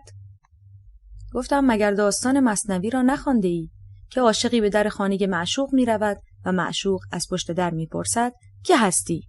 عاشق می‌گوید من. معشوق می‌گوید حال که تویی برو. عاشق چند بار این کار را تکرار می‌کند اما معشوق او را راه نمی‌دهد. تا بالاخره یک روز وقتی که معشوق میپرسد که هستی، عاشق میگوید این تویی که پشت در ایستاده و من هیچ نیستم. معشوق وقتی که جواب را میشنود در را باز میکند. مهدی سرش را تکان داد و گفت پس از شهرت فراری هستی؟ گفتم بله، عاشق کسی است که در معشوق فنا شود و هیچ از او نماند. مهدی لبخندی زد و گفت اگر به دنبال فنا شدن هستی میتوانم همین الان در به هواپیما را باز کنم و تو به پایین بپری و هیچ از تو باقی نماند. لبخندی زدم و گفتم این که خودکشی است. لبخندی زد و سرم را به سمت خود کشید و پیشانیم را بوسید. اشک در چشمانش جمع شده بود. تا دمشق حدوداً 4 ساعت پرواز بود. مسافران مرتب نیایش می‌کردند و صلوات می‌فرستادند. هواپیما به آرامی بر زمین نشست. اما باند فرودگاه به همواری باند فرودگاه تهران نبود. با پله از هواپیما پایین آمدیم. فاصله زیادی تا سالن انتظار نبود. پیاده به راه افتادیم. وقتی که وارد سالن فرودگاه شدیم، مهدی غیبش زد و من به تنهایی کنار تسمه نقاله منتظر چمدانم ایستادم. همانجا بود که چشمم به چند کارگر حمل بار افتاد که به سمت یدک‌کشی که بارها را جابجا می‌کرد می‌رفتند. یکی از آنها با نیشخند گفت باید دوباره گوشت تاریخ گذشته را بار بزنیم. کنجکاو شدم که چه میگوید. آهسته به دنبالشان رفتم و دیدم که چند تابوت را که در پرچم ایران پیچیده شده روی واگن‌هایی که به یدک‌کش وصل بود گذاشتند. از چنین سخنان بی‌شرمانه‌ای آن هم در حضور من متعجب شدم. شاید نمی‌دانستند که عربی را به خوبی می‌فهمم وگرنه آنچنان با گستاخی در مورد شهدای ایرانی حرف نمی‌زدند. دلم شکست و با خود گفتم اینها قدر ناشناس هستند. این شهدا در راه خدا و برای حفظ جان این افراد زندگی خود را فدا کرده اند، اما اینها به شهدا بی احترامی می کنند. یدک‌کش به راه افتاد. حال غریبی داشتم و مانند کسی که به دنبال گمگشته‌ای می‌گردد بی اختیار به دنبال آن به راه افتادم. سرعتش پایین بود و به سمت هواپیمای شرکت ماهان می‌رفت. قدم‌هایم را تند کردم و به آن رسیدم. پیکرهای شهدای مدافع حرم در تابوت‌ها قرار داشت. آنها را شمردم. 8 تا بود. در میان راه همان جوان خبرنگار پرس تیوی را دیدم که به سرعت به سمت برج مراقبت می‌رود. همانطور که به دنبال یدک‌کش می‌رفتم، از دیدن تابوت هموطنانم غمگین شدم. اما از اینکه خداوند توفیق چنین مأموریتی را به من داده، در پوست خود نمی‌گنجیدم. آرم الله در وسط پرچم جمهوری اسلامی شکوه خاصی به تابوت‌ها می‌بخشید. با خود گفتم شاید وقت آن رسیده که من نیز در شمار شهدا قرار بگیرم. شاید اینجا نقطه پایان من باشد. برای لحظه‌ای تصور کردم که من هم در تابوتی آرمیده‌ام و درب آن در حال بسته شدن است و آخرین پرتوهای نور محو می شود و در تاریکی فرو می روم و خود می مانم و خدایم و نامه اعمالم. دیدن تابوت شهدا مرا به یاد جنگ ایران و عراق انداخت، وقتی که یک امدادگر 16 ساله بودم و بسیاری از دوستان خود را در جنگ از دست دادم و نتوانستم مانند آنها سعادت شهادت را پیدا کنم. یدککش کنار هواپیمای شرکت ماهان ایستاد. چند کارگر نزدیک شدند و تصمیم نقاله‌ای را که سطحی شیبدار داشت در کنار هواپیما قرار دادند. می‌خواستند تابوت‌ها را بدون تشریفات سوار کنند. احساس کردم احترام شهدا آنطور که بایسته است حفظ نشده. دلم گرفت که این همه غریبانه با آنان برخورد می‌شود. بی اختیار شروع به خواندن فاتحه کردم و بعد از آن سلام نظامی دادم. ناگهان از بلندگوهای برج مراقبت سرود ملی ایران پخش شد. احتمالاً کار همان خبرنگار بود. دلم کمی آرام گرفت. سرود ملی را زیر لب زمزمه کردم. اول فکر می‌کردم که تنهایم، اما صدایی از پشت سر به گوشم رسید. برگشتم و دیدم که مهدی و بقیه همسفرانم با من همصدا شده اند. کم کم جمعیت زیادتر شد. در هنگام پخش سرود ملی، نظامیان حاضر در محوطه به تابوت‌ها سلام نظامی دادند. من هم دستم را جلوی کلاه لبه‌داری که بر سر داشتم بردم و سلام دادم. سرود ملی که به پایان رسید، همه دستها را پایین انداختند. مارش عزا از بلندگو پخش می‌شد و مو را بر تنم راست می‌کرد. صدای مارش همه را منقلب کرده بود. 2 نفر از حاضرین به سمت اولین تابوت رفتند تا آن را بلند کنند، اما تکان نمیخورد. انگار زمین نمیخواست آن عزیز را از خود دور کند. 2 نفر دیگر به کمک آنان رفتند و 4 نفری تابوت را بلند کردند و بر تسمه نقاله گذاشتند. لیست شهدا را آوردند و یکی از همراهان نام شهید را با صدای بلند خواند و با شماره تابوت چک کرد. به محض خواندن نام شهید همه حاضران سلام نظامی دادند، تسمه نقاله را روشن کردند و تابوت به آرامی شروع به بالا رفتن کرد. چه با وقار بالا می رفت. انگار می خواست تعالی روح انسان را به ما یادآور شود که چگونه می تواند از خاک به آسمان رود و از زمین تا عرش کبریایی را بپیماید. با آفتاب نور خورشید در حال غروب از روی بدنه هواپیما تابوت را در بر می گرفت، انگار که آن را با طلا پوشانده بودند. حرکت یک نواخت تسمه نقاله با ریتم مارش عزا شکوه خاصی به مراسم می بخشید. تابوت به قسمت بار هواپیما رفت و تمام این مراحل برای هر 8 شهید تکرار شد. کمی بعد تسمه نقاله را از هواپیما جدا کردند و درها بسته شد، اما مارش عزا همچنان می نواخت. هواپیما به سمت باند پرواز حرکت کرد و از زمین برخاست و در آسمان اوج گرفت و در ارغوانی غروب خورشید کوچک و کوچکتر شد و همه حاضرین با چشمهای به اشک نشستگیشان آن را بدرقه کردند. نمی توانستم چشم از آن منظره بردارم، انگار که روح من نیز با شهدا رفته بود. اشک در چشمانم جاری شد. خدا می داند چقدر دلم می خواست که من هم درون یکی از تابوت‌ها باشم. لحظه ای بعد دستی را روی شانه‌ام حس کردم. مهدی بود. او هم گریه می کرد. برای لحظاتی یکدیگر را در آغوش گرفتیم و بعد با هم به سالن برگشتیم و چمدان‌هایمان را برداشتیم و به سمت مینیبوس‌هایی که منتظرمان بودند رفتیم. مینیبوس‌ها از بیرون عادی به نظر می آمدند. پرده‌هایشان کشیده بود و داخلشان دیده نمی‌شد. به محض ورود متوجه شدم که در اتاقی آهنین محصور شده ایم و تنها راه ارتباطمان با خارج به جز در ورودی پنجره کوچکی است که پشت سر راننده قرار دارد. با موافقت همگی برای زیارت حرم حضرت زینب به راه افتادیم و بعد از عبور از چند ایست بازرسی به حرم رسیدیم و در کوچه کنار حرم از مینیبوس پیاده شدیم. نگهبانان مسلح از ما حفاظت می‌کردند. نگاهم که به حرم افتاد، ضربان قلبم بالا رفت. احساس دلتنگیم بیشتر شد. بیتاب بودم. می‌خواستم زودتر خود را به داخل برسانم. حرم به سان مرواریدی تابناک در میان شهر جنگ زده دمشق می‌درخشید. در ورودی حرم ایست بازرسی قرار داشت، اما گروه ما بدون بازرسی وارد شد. همه همراهان از خود بیخود شده بودند، انگار همگی مسخ شده بودیم. آنچنان غرق در احساسات بودم که به یاد نمی آوردم آیا اذن دخول خواندم یا نه. داخل حیاط که شدیم به علامت احترام کفش‌ها را بیرون آوردیم. چند مرد سوری به سمتمان آمدند تا کفش‌هایمان را بگیرند، اما نگذاشتیم. در عوض دست‌هایمان را بوسیدند، انگار که افراد مقدسی را دیده باشند. عده‌ای از همراهان از همان درب ورودی حیاط به سمت حرم سجده کردند و پیشانیشان را به خاک ساییدند. در جلوی درب ورودی حرم ایستادم و اذن دخول خواندم. سپس درهای حرم را بوسیدم و وارد شدم و به سمت ضریح رفتم و دستم را در میله‌های آن انداختم و سرم را به آن تکیه دادم و اشک ریختم. به یاد تابوت‌ها افتاده بودم و به یاد حاج اسماعیل حیدری و هادی باغبانی و به یاد همسرم که همیشه آرزوی زیارت حرم حضرت زینب را داشت. گریه امانم را بریده بود. بقیه همراهان نیز دست کمی از من نداشتند، همه اشک می‌ریختند. ساعتی را آنجا گذراندیم و نماز مغرب و عشا را خواندیم. چه سعادتی از این بالاتر که اولین نمازمان را در سوریه در حرم مطهر حضرت زینب بخوانیم.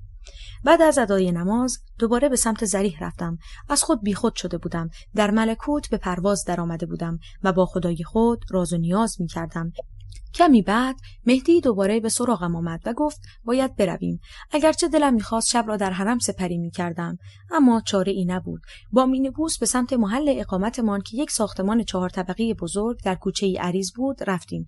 ابتدا و انتهای کوچه را ایست بازرسی گذاشته بودند و جلوی در ورودی را با کیسه‌های شنی سنگربندی کرده بودند. وارد شدیم و به قسمت انبار رفتیم.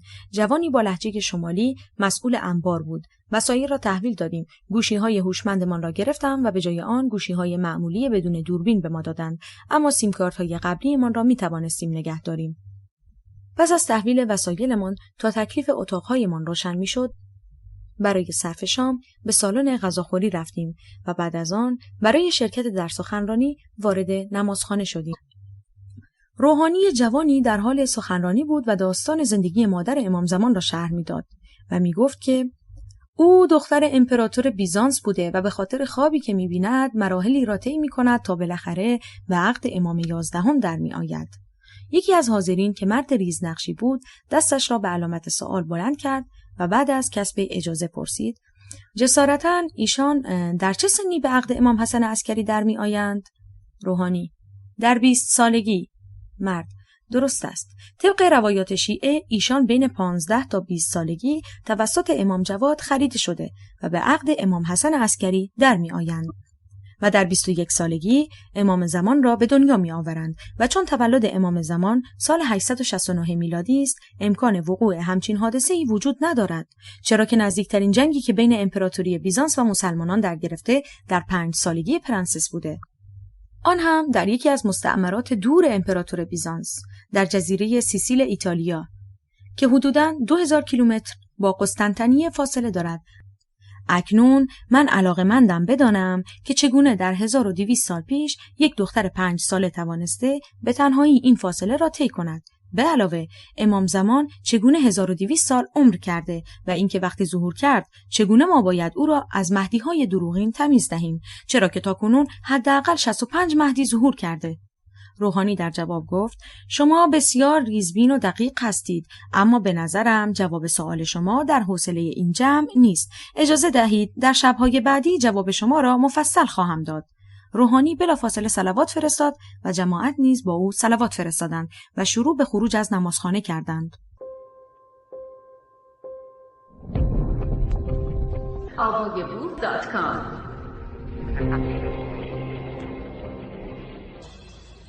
آشنایی با جاماسب. نمیتوانم به کسی چیزی بیاموزم، فقط میتوانم آنها را مجبور کنم که فکر کنند. سقراط. کمی بعد نمازخانه تقریباً خالی شده بود. بعضی هم که هنوز بیرون نرفته بودند راجع به سؤالی که آن مرد پرسیده بود بحث می‌کردند. با لبخند به سراغ آن مرد ریزنقش رفتم. مردی میان سال بود با موهای جوگندمی، گوشه نمازخانه به دیوار تکیه داده بود، انگار که عجله‌ای برای بیرون رفتن نداشت. گفتم: چرا تنها ایستاده اید؟ با خنده گفت: شنیده اید که فردی به حج می رود و در خلاف جهت بقیه دور کعبه می چرخد و وقتی که علتش را از او می پرسند گوید شما خدا را از آن طرف دنبال کنید و من از این سو او را خواهیم گرفت. خندیدم و خودم را معرفی کردم و با او دست دادم. گفت خوشبختم و خودش را جاماس به خیام معرفی کرد. کمی با هم حرف زدیم و با خلقیات یکدیگر آشنا شدیم. سپس از من خواست که اگر هنوز اتاقم را مشخص نکردم با او هم اتاق کردم تا فرد دیگری را به جای من به اتاقش نفرستند. پیشنهادش را قبول کردم و با هم به طبقه 4 اتاق 7 رفتیم. اتاقش خوشبو و مرتب بود و 2 تخت 1 نفره در 2 طرف قرار داشت. چشمم به بالکن افتاد که با درب شیشه‌ای بزرگ کشویی به اتاق راه داشت. 1 میز چوبی هم کنار در بالکن قرار گرفته بود. در بالکن هم 2 صندلی و 1 میز چوبی کوچک قرار داشت.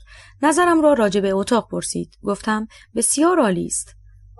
کتم را روی جالباسی گذاشتم و لبه تختی که مشخص بود کسی روی آن نمیخوابد نشستم. روی میز 2 عدد کتاب و چند برگ کاغذ دست نوشته بود. زیر سیگاری که روی میز قرار داشت پر از تکه کاغذهای ریز شده بود. 1 بشقاب پر از میوه از آشپزخانه آورد و جلوی من روی میز گذاشت و خودش روی صندلی نشست. نگاهی به او انداختم و تشکر کردم. چند ثانیه در چشمانم خیره شد و لبخند زد.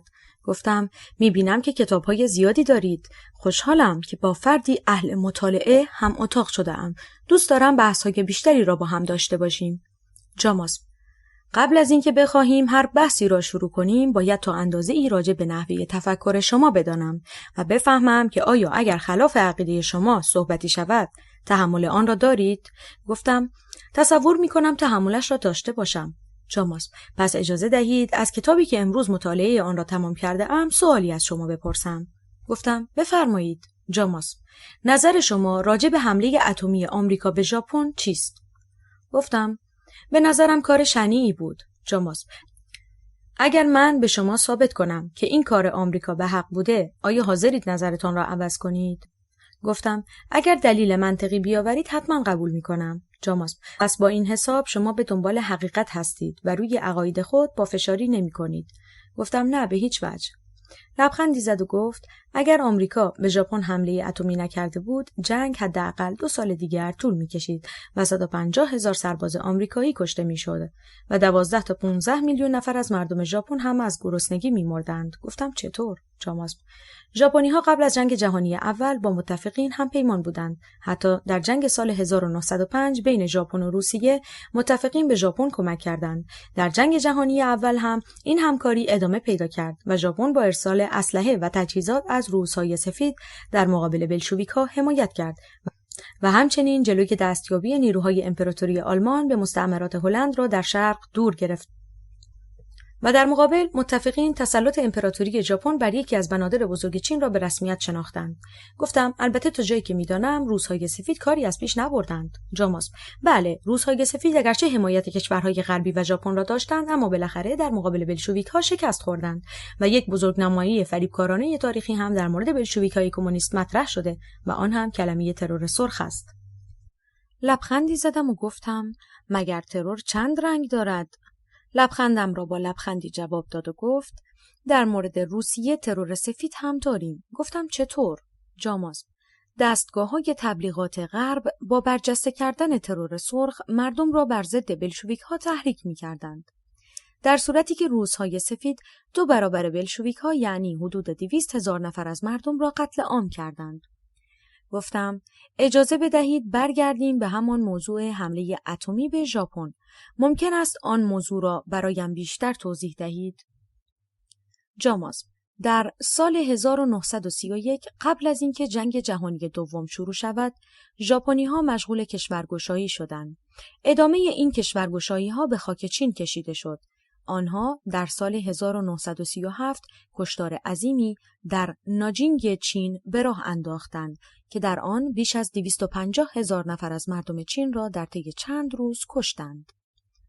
کشتار مردم بی‌دفاع چین به اندازه‌ای عادی بود که 2 افسر ژاپنی مسابقه گذاشتند که ببینند کدام یک از آنها می‌تواند در یک روز تعداد بیشتری سر قطع کند و یکی از آنها 104 سر و دیگری 110 سر را در یک روز قطع کردند و فردای آن روز عکس این 2 افسر را به عنوان قهرمان جنگ در روزنامه‌های ژاپن چاپ کردند. در حالی که آن دو افسر ژاپنی اسیران را به صف کرده و یک به یک گردن زده بودند و در واقع مسابقه آن دو بر روی سرعت استفاده از شمشیر بود و نه به خاطر شجاعت آنها در جنگ. کاملا مشخص بود جاماسب مستدل صحبت می کند. تاریخها را دقیق بیان می کرد. من هم روی حرفهایش تمرکز کرده بودم. گفتم چطور مردم چین با آن جمعیت عظیم نتوانستند در مقابل ژاپنی‌ها از خودشان دفاع کنند؟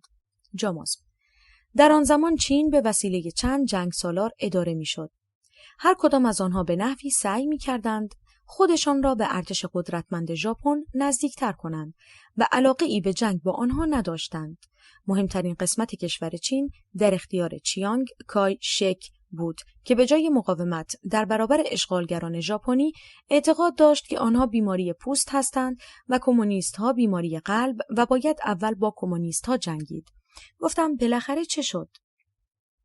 جاماسب: فرانکلین روزولت رئیس جمهور وقت آمریکا که امپراتوری ژاپن را رقیب بزرگی برای آمریکا میدید، به بهانه کشتار ناجینگ و البته بقیه جنایات ارتش ژاپن، تحریم‌های وسیعی علیه این کشور اعمال کرد که مهمترین آن تحریم نفتی بود. گفتم خب چه نتیجه ای داشت؟ جاماسب: ژاپن نیاز به نفت داشت و به همین دلیل میبایست مناطق نفتخیز کشور برمه را که در اشغال بریتانیا بود تصرف میکرد و برای این کار باید اول از سد نیروی دریایی آمریکا عبور می‌نمود.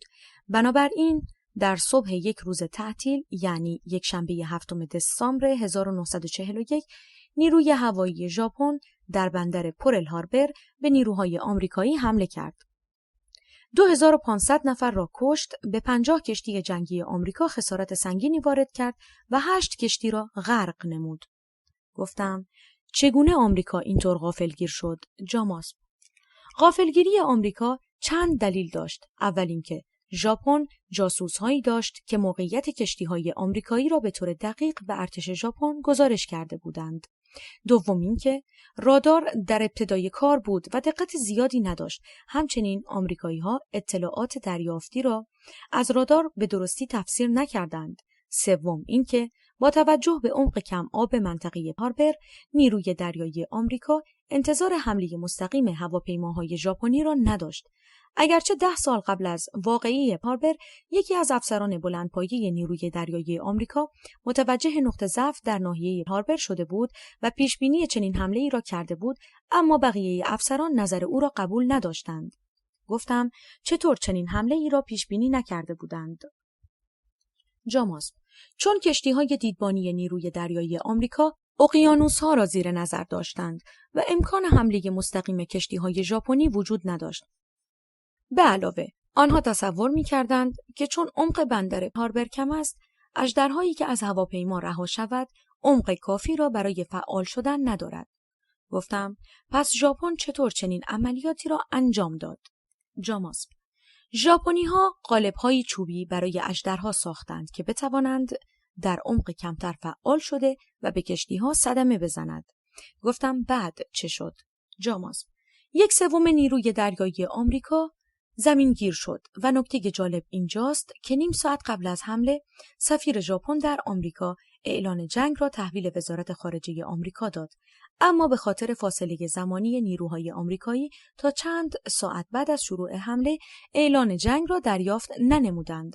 4 روز بعد هم آلمان که متحد ژاپن بود به آمریکا اعلان جنگ کرد.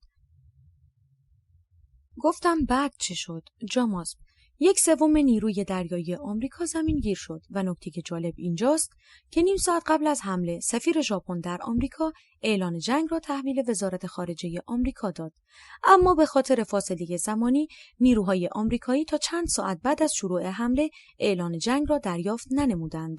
4 روز بعد هم آلمان که متحد ژاپن بود به آمریکا اعلان جنگ کرد. گفتم عکس‌العمل آمریکا چه بود؟ جاماسب: قبل از اعلام جنگ ژاپن و آلمان به آمریکا، بعضی سیاستمداران آمریکایی خواسته بودند که وارد جنگ شود، اما مردم آمریکا مخالف جنگ بودند و حمله هاربر را بهانه خوبی به دست که وارد جنگ شود. در جنگ جهانی اول هم ویلسون رئیس جمهور آمریکا تمایلی به جنگ نداشت. تا اینکه یک زیردریایی آلمانی یک کشتی انگلیسی را که 1500 مسافر داشت و 100 نفر آنها آمریکایی بودند غرق کرد. و البته این بهانه اولیه بود، ولی ویلسون تعلل کرد تا در انتخابات پیروز شود و بعد از آن به بهانه تلگرافی که بین ارتش امپراتوری آلمان و ارتش مکزیک رد و بدل شده بود جنگ را شروع کرد. جاماسب در بین صحبت‌هایش با انبار تماس گرفت. کمی بعد وسایلم را آوردند. بحثمان که تمام شد، جاماسب لبخندی زد و گفت: حالا که سرت را با این حرفا به درد آوردم، اجازه بده لطیفه‌ای را که امروز یکی از همکاران تعریف کرد برایت بگویم. گفتم: بفرمایید. جاماسب دوستم یک سوال 4 جوابی پرسید و گفت: اولین خونی که بر زمین ریخته شد چه بود؟ قتل هابیل، عادت ماهیانه هوا، بکارت هوا، ختنه آدم. خنده ام گرفته بود. گفتم ظاهراً باید ختنه آدم باشد. جاماسب نگاهی به من کرد و با هم خندیدیم. سپس لباس راحتی پوشیدم و چشم بر هم گذاشتم و نمیدانم دقیقاً چه ساعتی بود که خوابم برد.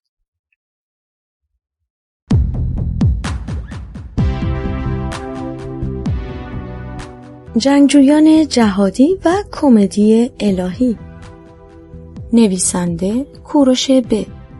تولید و پخش فایل صوتی از کتابخانه اینترنتی آوای بوف. avayaboof.com.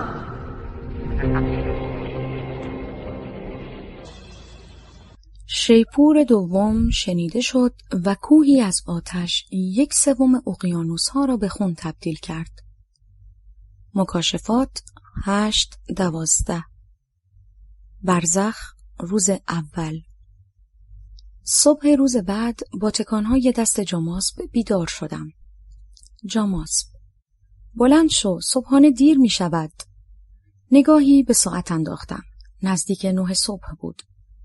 مشتاق بودم که بقیه داستان حمله اتمی آمریکا به ژاپن را بدانم. اما جاماسب عجله داشت و باید به محل کارش می رفت. او متخصص نصب ترانس‌های بزرگ برق بود و آنطور که بقیه می گفتند هیچ کس به اندازه او در کارش وارد نبود. بعد از صبحانه به انبار رفتم و برنامه کاری خود را تحویل گرفتم. افراد را به گروه‌های مختلف تقسیم کرده بودند و مسیر حرکت هر گروه مشخص بود. آن روز برنامه کاریم از ساعت 10 شروع می شد. با ون سفید رنگی که آن هم از داخل زره پوش بود به بیمارستان محل کارم که مکانی نظامی بود و به آن بیمارستان تشرین و یا بیمارستان 601 ارتش می گفتند رفتم. و در آنجا با فردی به نام عبدالحمید که منتظرم ایستاده بود آشنا شدم. عبدالحمید من را به اتاق رختکن عمومی راهنمایی کرد تا روپوش پوشیده و بخش‌های مختلف بیمارستان را ببینم. عبدالحمید جوانی حدود 25 ساله و خوشرو بود. قدی متوسط و اندامی مناسب و ابروانی پرپشت داشت و همیشه لبخند میزد و عاشق حرف زدن با خانم‌های پرستار بود. گاهی هم موقع عبور دستی به بدن آنان میکشید و ظاهراً هیچ کدام شاکی نبودند. همان روز بود که متوجه شدم که روابط داخل بیمارستان فرای آن چیزی است که تصور می‌کردم و از صحبت‌ها و حرکات پرسنل با یکدیگر و آنان که مقام بالاتری داشتند متوجه شدم که روابط غیر اخلاقی به وفور در بیمارستان وجود دارد. به اتفاق عبدالحمید نزد یکی از مدیران بیمارستان رفتم. مردی هیکلی و فربه که لباسی نظامی به تن داشت و حتی در حضور ما دست از خوردن بر نمی داشت. چند دقیقه صحبت کردیم و سپس با عبدالحمید به بخش‌های مختلف بیمارستان رفتیم. بیمارستان مجهز و پیشرفته به نظر می رسید. عبدالحمید اتاقم را که در طبقه 3 بود به من نشان داد. در روز اول کاری بیش از این نداشتم و تا آمدن سرویس 1 ساعتی وقت داشتم. در اتاقم قهوه‌ای درست کردم و نوشیدم. و سپس یک مجله پزشکی را که روی میز کارم بود برداشتم و از اتاق خارج شدم تا به رختکن بروم. وقتی که به آسانسور رسیدم دیدم که در طبقه دیگری است و میلی به آمدن ندارد. برای همین تصمیم گرفتم از طریق پله‌ها به طبقه همکف بروم. همچنان که مجله در دستانم بود، از پله‌ها پایین می‌رفتم که ناگهان پایم به سطل بزرگی برخورد کرد. برگشتم و به درب آسانسور نگاه کردم. دیدم که در طبقه -1 هستم. کمی اطرافم را نگریستم و متوجه درب نیمه بازی شدم که در انتهای لابی بود. در را به آهستگی باز کردم و پرده پلاستیکی سفیدی را که آویزان بود کنار زدم. بخش بزرگی بود که در آن بیماران زیادی بستری بودند. متعجب مانده بودم که چرا عبدالحمید این بخش را به من نشان نداده است. وارد شدم تا بخش را ببینم، اما پرستاری پشت استیشن نبود. بیماران را پشت به پشت روی تختها خوابانده بودند. همه بدنهایی لاغر و چشمانی گود افتاده داشتند و دست و پایشان با زنجیر به تخت بسته شده بود. بوی بدی به مشام می رسید. ماسکی برداشتم و به صورتم زدم. یکی از بیماران پسر جوانی بود که روی سینه اش جای سوختگی سیگار به وضوح دیده می شد. یکی دیگر از آنان ادرار خونی داشت که کیسه چسبیده به مجرایش را پر کرده بود. مورد بعدی پلک‌هایش را بریده بودند و مورد دیگری پوست دیواری شکمش کاملا سیاه شده بود. بیماری هم بود که ساق پایش را به طرز نادرستی قطع کرده بودند، به طوری که انتهای استخوان از زخم بیرون زده بود. دور تا دور بخش پر از بیمار بود. حدس زدم باید حدود 80 نفر باشند. در اتاقک انتهای بخش 2 پرستار مرد مشغول مجادله بر سر غنایمی بودند که از سردخانه بیمارستان به چنگشان افتاده بود. بدون آن که خودم را به آنان نشان بدهم، از بخش خارج شدم و با پله‌ها به سمت طبقه همکف رفتم و متوجه شدم که علت عبور آزادانه من به آن طبقه غیاب موقتی نگهبان آنجا بوده که اکنون داشت به محل کارش برمیگشت. روی مچ دست نگهبان 3 عدد ساعت مردانه دیده میشد. بدون آن که به کسی چیزی بگویم، بلافاصله به رختکن رفتم و روپوشم را با لباس بیرون عوض کردم و به پارکینگ رفتم و با سرویس به اقامتگاه برگشتم. موقع نهار بود، اما میل به غذا نداشتم. فوراً به اتاق رفتم و دراز کشیدم. نمی توانستم صحنه‌هایی را که دیده بودم از جلوی چشمم دور کنم. سرم در حال انفجار بود. کمی بعد جاماسب وارد اتاق شد. دلم می‌خواست با او راجع به موضوع صحبت کنم، اما شهامتش را نداشتم، چرا که هنوز او را خوب نمی‌شناختم. کمی بعد با هم چای نوشیدیم و بحث شب قبل را ادامه داد و گفت: بعد از حمله ژاپن به هاربر، آمریکا شدیداً در تلاش بود راهی برای تلافی بیابد. با بی‌حوصلگی گفتم: خب پیدا کرد. جاماسب، یکی از فرماندهان آمریکایی به نام کلونل دولیتل، مسئول انجام عملیات انتقامی را پذیرفت. او حمله ای را ترتیب داد که در آن 16 بمب افکن از روی ناو هواپیمابر بلند شدند و توکیو را زدند. کاری که بعد از 70 سال هنوز کسی نتوانسته با آن نوع هواپیما انجام دهد. گفتم: یعنی دقیقاً چه کار کنند؟ جاماسب: یعنی بتوانند بمب افکن B-25 را همراه 2 تن بمب و سوخت اضافه در آن باند به پرواز در بیاورند. گفتم: نتیجه آن حمله چه بود؟ جاماسب: آن حمله خسارت زیادی در توکیو ایجاد نکرد، اما موجب ارتقاء روحیه نیروهای نظامی ارتش آمریکا شد و به روحیه ارتش ژاپن صدمه زد، چون نشان میداد که سرزمین اصلی ژاپن و پایتخت آن میتواند به راحتی در تیررس نیروهای آمریکا باشد. گفتم: پس این حمله به نوعی ورق را برگرداند؟ جاماسب: بله، و موجب گسترش جنگ شد، اگرچه قبل از آن ژاپن به فیلیپین و برمه حمله کرده بود و تعداد زیادی از نیروی بریتانیایی و آمریکایی را به اسارت درآورده بود. گفتم: شرایط جنگ چطور پیش رفت؟ جاماسب: کم کم آمریکا کشتی‌هایش را تعمیر و نیروی نظامیش را تقویت کرد و شروع به ساخت تعداد زیادی کشتی جدید و تانک نمود. به طوری که تا آخر جنگ نزدیک به 100,000 هواپیما و 80,000 تانک ساخت و در 3 سال بعدی تقریباً تمام نقاطی را که ارتش امپراتوری ژاپن به تصرف درآورده بود پس گرفت. گفتم شنیده‌ام که ژاپنی‌ها حتی با هواپیماهای خود به کشتی‌های آمریکایی‌ها می‌زدند. قضیه چه بوده؟ جاماسب: هرچه از جنگ می‌گذشت، ارتش ژاپن شکست را نزدیکتر می‌دید. بنابراین سعی کرد با افزایش روحیه مبارزه و آموزش مرام سامورایی به نیروهایش از آنها بخواهد که به قیمت جانشان از خاک وطن دفاع کنند.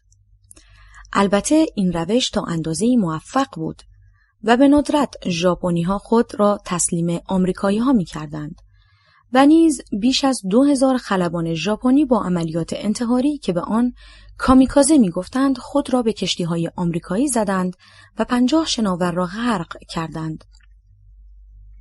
گفتم کامیکازه چیست؟ جاماسب: کامیکازه یا طوفان الهی در اصل اسم بادهایی بود که در قرن 13 کشتی‌های مغول را که در حال حمله به ژاپن بودند در هم کوبید و عملیاتشان را ناموفق گذاشت. گفتم پس عملیات کامیکازه نتیجه نداد؟ جاماسب: نه، نتیجه زیادی نداشت، چون قدرت بازسازی صنایع آمریکا زیاد بود و به راحتی توانست خسارات را جبران کند. گفتم نهایتاً چه شد؟ جاماسب: در نهایت آمریکا سرزمین اصلی ژاپن را محاصره کرد و 150 زیردریایی آمریکایی اغلب کشتی‌های مواصلاتی ژاپن را غرق کردند، در حالی که ژاپن برای دریافت مواد خوراکی و نفت لازم بود حمل و نقل دریایی خوبی داشته باشد. بنابراین مواد غذایی در سرزمین اصلی کم شد، اما ژاپنی‌ها تسلیم نمی‌شدند. آمریکایی‌ها 50 شهر ژاپن را که اغلب از چوب ساخته شده بودند با بمب‌های آتش‌زا نابود کردند، اما باز افسران ارتش حاضر به تسلیم نبودند. بالعکس دستور دادند که تمام مواد غذایی را از کشور جمع‌آوری کرده و برای ارتش بگذارند و مردم به گرسنگی افتادند، به حدی که آدمخواری در بینشان رواج پیدا کرد. گاهی بچه‌های همسایه را می‌دزدیدند و می‌خوردند و یا فرزند مرده خویش را می‌پختند و به دیگر فرزندانشان می‌دادند و یا اسرای کره‌ای و چینی و آمریکایی را می‌خوردند. گفتم چرا ژاپنی‌ها تسلیم نمی‌شدند؟ جاماسب: چون آمریکا از ژاپن تسلیم بی قید و شرط می‌خواست، اما ژاپن می‌خواست که هنوز متصرفاتش را در بقیه نقاط آسیا نگاه دارد. گفتم سرانجام چه شد؟ جاماسب: جنگ تا 3 ماه بعد از تسلیم آلمان طول کشید. گفتم آلمان کی تسلیم شد؟ جاماسب: وقتی که در 30 آپریل 1945 هیتلر 10 روز بعد از 56مین سالگرد تولدش و همچنین نزدیک 40 ساعت بعد از ازدواج با اوا براون 33 ساله اول او و سپس خودش را کشت. افسران آلمانی طی 1 هفته تسلیم شدند. گفتم جالب است، یعنی 40 ساعت بعد از ازدواج خودش را کشت؟ جاماسب: بله البته اوا براون سالها دوست دختر هیتلر بود، ولی هیتلر این افتخار را در روزهای آخر به او داد که او را به عنوان همسر خود بشناساند. و نکته جالب دیگر این است که جوزف گوبلس وزیر تبلیغات هیتلر بعد از مرگ هیتلر تا زمان خودکشی خودش پیشوای رایش 3 شد و کوتاه‌ترین زمان زمامداری را داشت. در واقع او در سن 47 سالگی به همراه همسرش ماگدا گوبلس که 44 ساله بود 1 روز بعد از مرگ هیتلر 6 فرزند خود را با سیانور کشتند و سپس به داخل محوطه رفتند و در آنجا ابتدا جوزف گوبلس ماگدا را کشت و بعد به خودش شلیک کرد و جسدهایشان توسط نیروهای SS سوزانده شد و بعداً فقط با شناسایی 1 استخوان پای او که کوتاه‌تر از دیگری بود توانستند جسد او را شناسایی کنند. البته جسد هیتلر و اوا براون هم سوزانده شد، ولی نیروهای شوروی که پناهگاه هیتلر را گرفته بودند برای اینکه بعداً گفته نشود که هیتلر هنوز زنده است و طرفدارانش دست به قیام بزنند، جسد سرجوخه‌ای را به جای او در فیلمبرداری نشان دادند، غافل از اینکه جوراب سرجوخه سوراخ بود و قطعاً جوراب پیشوای آلمان نازی نمیتوانست سوراخ باشد، ولیکن در آن موقع کسی به آن توجه نکرد. جاماسب ادامه داد: به هر حال 7 روز بعد از خودکشی هیتلر، آلمان بی قید و شرط تسلیم شد، اما ژاپن حاضر به تسلیم نبود. اگرچه به محاصره کامل آمریکا درآمده بود، اما نظامیان ژاپن تصمیم داشتند که جنگ را به سرزمین اصلی بکشانند که بتوانند با حملات چریکی به آمریکایی‌ها صدمه بزنند، ولی آمریکایی‌ها نمی‌خواستند بیش از این کشته بدهند. گفتم: مگر تا آن زمان چقدر کشته داده بودند جاماسب؟ آمریکایی‌ها کلاً در جنگ جهانی دوم حدود 420,000 کشته دادند که 150,000 تای آنها مربوط به جنگ با ژاپن میشد. گفتم: هرچه فکر میکنم آدمخواری کار وحشتناکی بوده. جاماسب: بله، ولی این اتفاق افتاده، اگرچه بیشتر مدارک آن تا اخیراً علنی نشده، به خصوص در مورد آمریکاییان، چون بعد از جنگ جهانی دوم ژاپن به اشغال آمریکا درآمده بود و آمریکایی‌ها با ژاپنی‌ها مدارا می‌کردند و حتی جنایتکاران جنگی را می‌بخشیدند. در یکی از گزارش‌هایی که اخیراً منتشر شده نوشته است که افسرهای ژاپنی اسیرانی آمریکایی را که از بقیه چاق‌تر بودند انتخاب می‌کردند و دست و پایشان را می‌بریدند و به سرجوخه‌ها می‌دادند تا برای خوراک سربازهایشان استفاده کنند و اگر کسی اطاعت نمی‌کرد بلافاصله کشته می‌شد و طبق قوانین نظامی ژاپن اگر کسی به دلیل نافرمانی کشته می‌شد، خانواده او از حقوق و مزایای بعدی محروم می‌گشت. گفتم: چقدر وحشتناک. جاماسب: البته جنایت‌های جنگی ژاپن به آدمخواری محدود نمی‌شد. تعداد زیادی از اسیران جنگی به خاطر آزمایش‌های پزشکی و شیمیایی و بیولوژیک پزشکان ژاپنی جان خود را از دست دادند. گفتم: چه آزمایش‌هایی؟ جاماسب: انواع سلاح‌های بیولوژیک، شیمیایی و انواع عمل‌های جراحی عجیب و غریب بر روی اسرا انجام می‌شد. مثلا پزشکان ژاپنی 8 خلبان جوان آمریکایی را مورد عمل‌های جراحی پیاپی قرار دادند، به نحوی که اول یک ریه را به طور کامل برمی داشتند و اگر اسیر با یک ریه زنده می ماند، نصف ریه دومش را هم برمی داشتند تا ببینند یک فرد جوان می تواند با نصف یک ریه زنده بماند یا خیر. به علاوه چندین هزار اسیر چینی را در واحدی به نام 731 تحت آزمایش‌های مختلف قرار دادند و موجب مرگ 250,000 نفر گردیدند. مثلا اسیران سالم را مجبور می‌کردند با افرادی که بیماری مقاربتی دارند تماس جنسی برقرار کنند و بعد نحوه پیشرفت و دوره بیماری را مورد بررسی قرار می‌دادند یا آنها را در سرمایه شدید نگه می‌داشتند تا اثر آن را روی بافت‌های مختلف بررسی کنند و یا بدون بی‌حسی و بیهوشی اندام‌ها را قطع می‌کردند و واکنش بدن را می‌سنجیدند. گاهی هم ترکیب‌های مختلف دارویی را روی اسرا بررسی می‌کردند. جالب اینجاست که بعد از جنگ دکتر شیرو ایشی که مسئول تمام این آزمایش‌ها بود محاکمه نشد. گفتم: چرا؟ جاماسب: دولت آمریکا مخالف بازجویی و محاکمه دانشمندان ژاپنی بود، چون دانشمندان آمریکایی معتقد بودند اطلاعات و نتایجی که در واحد 731 به دست آمده ارزش زیادی دارند و در شرایط اخلاقی غیر قابل تکرار هستند.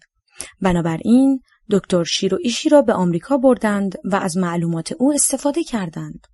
گفتم: اما من معتقدم باید جنایتکاران جنگی محاکمه و مجازات شوند. جاماسب لبخندی زد و گفت: خب دیگر شرمنده، آن زمان شما نبودید که نظرتان را بپرسند. سپس جاماسب ادامه داد: خلاصه اینکه حمله اتمی آمریکا به ژاپن از یک فاجعه انسانی جلوگیری کرد. به علاوه ژاپنی‌ها 27 میلیون چینی را کشتند و نیز آموزش دیده بودند که به هیچ وجه تسلیم نشوند و هر گونه سازش را خیانت می‌دانستند. و حتی شبی که قرار بود معاهده صلح امضا شود، به کاخ امپراتور حمله کردند و می‌خواستند او را گروگان بگیرند که موفق نشدند. این روحیه مرگ طلبی ژاپنی‌ها باعث شده بود که زندگی دیگران را بی‌ارزش بدانند. بنابراین با اسرای جنگی بدرفتاری می‌کردند، به طوری که بالای 30% از اسرای جنگی که در بازداشت آنها بودند در مدت اسارت مردند و به کوچکترین بهانه‌ای اسرا را با شمشیر می‌کشتند یا در چاله‌هایی دفن می‌کردند و با بنزین می‌سوزاندند و یا می‌خوردند. گفتم تا آنجا که می‌دانم همیشه آمار مرگ و میر اسرای جنگی بالا بوده.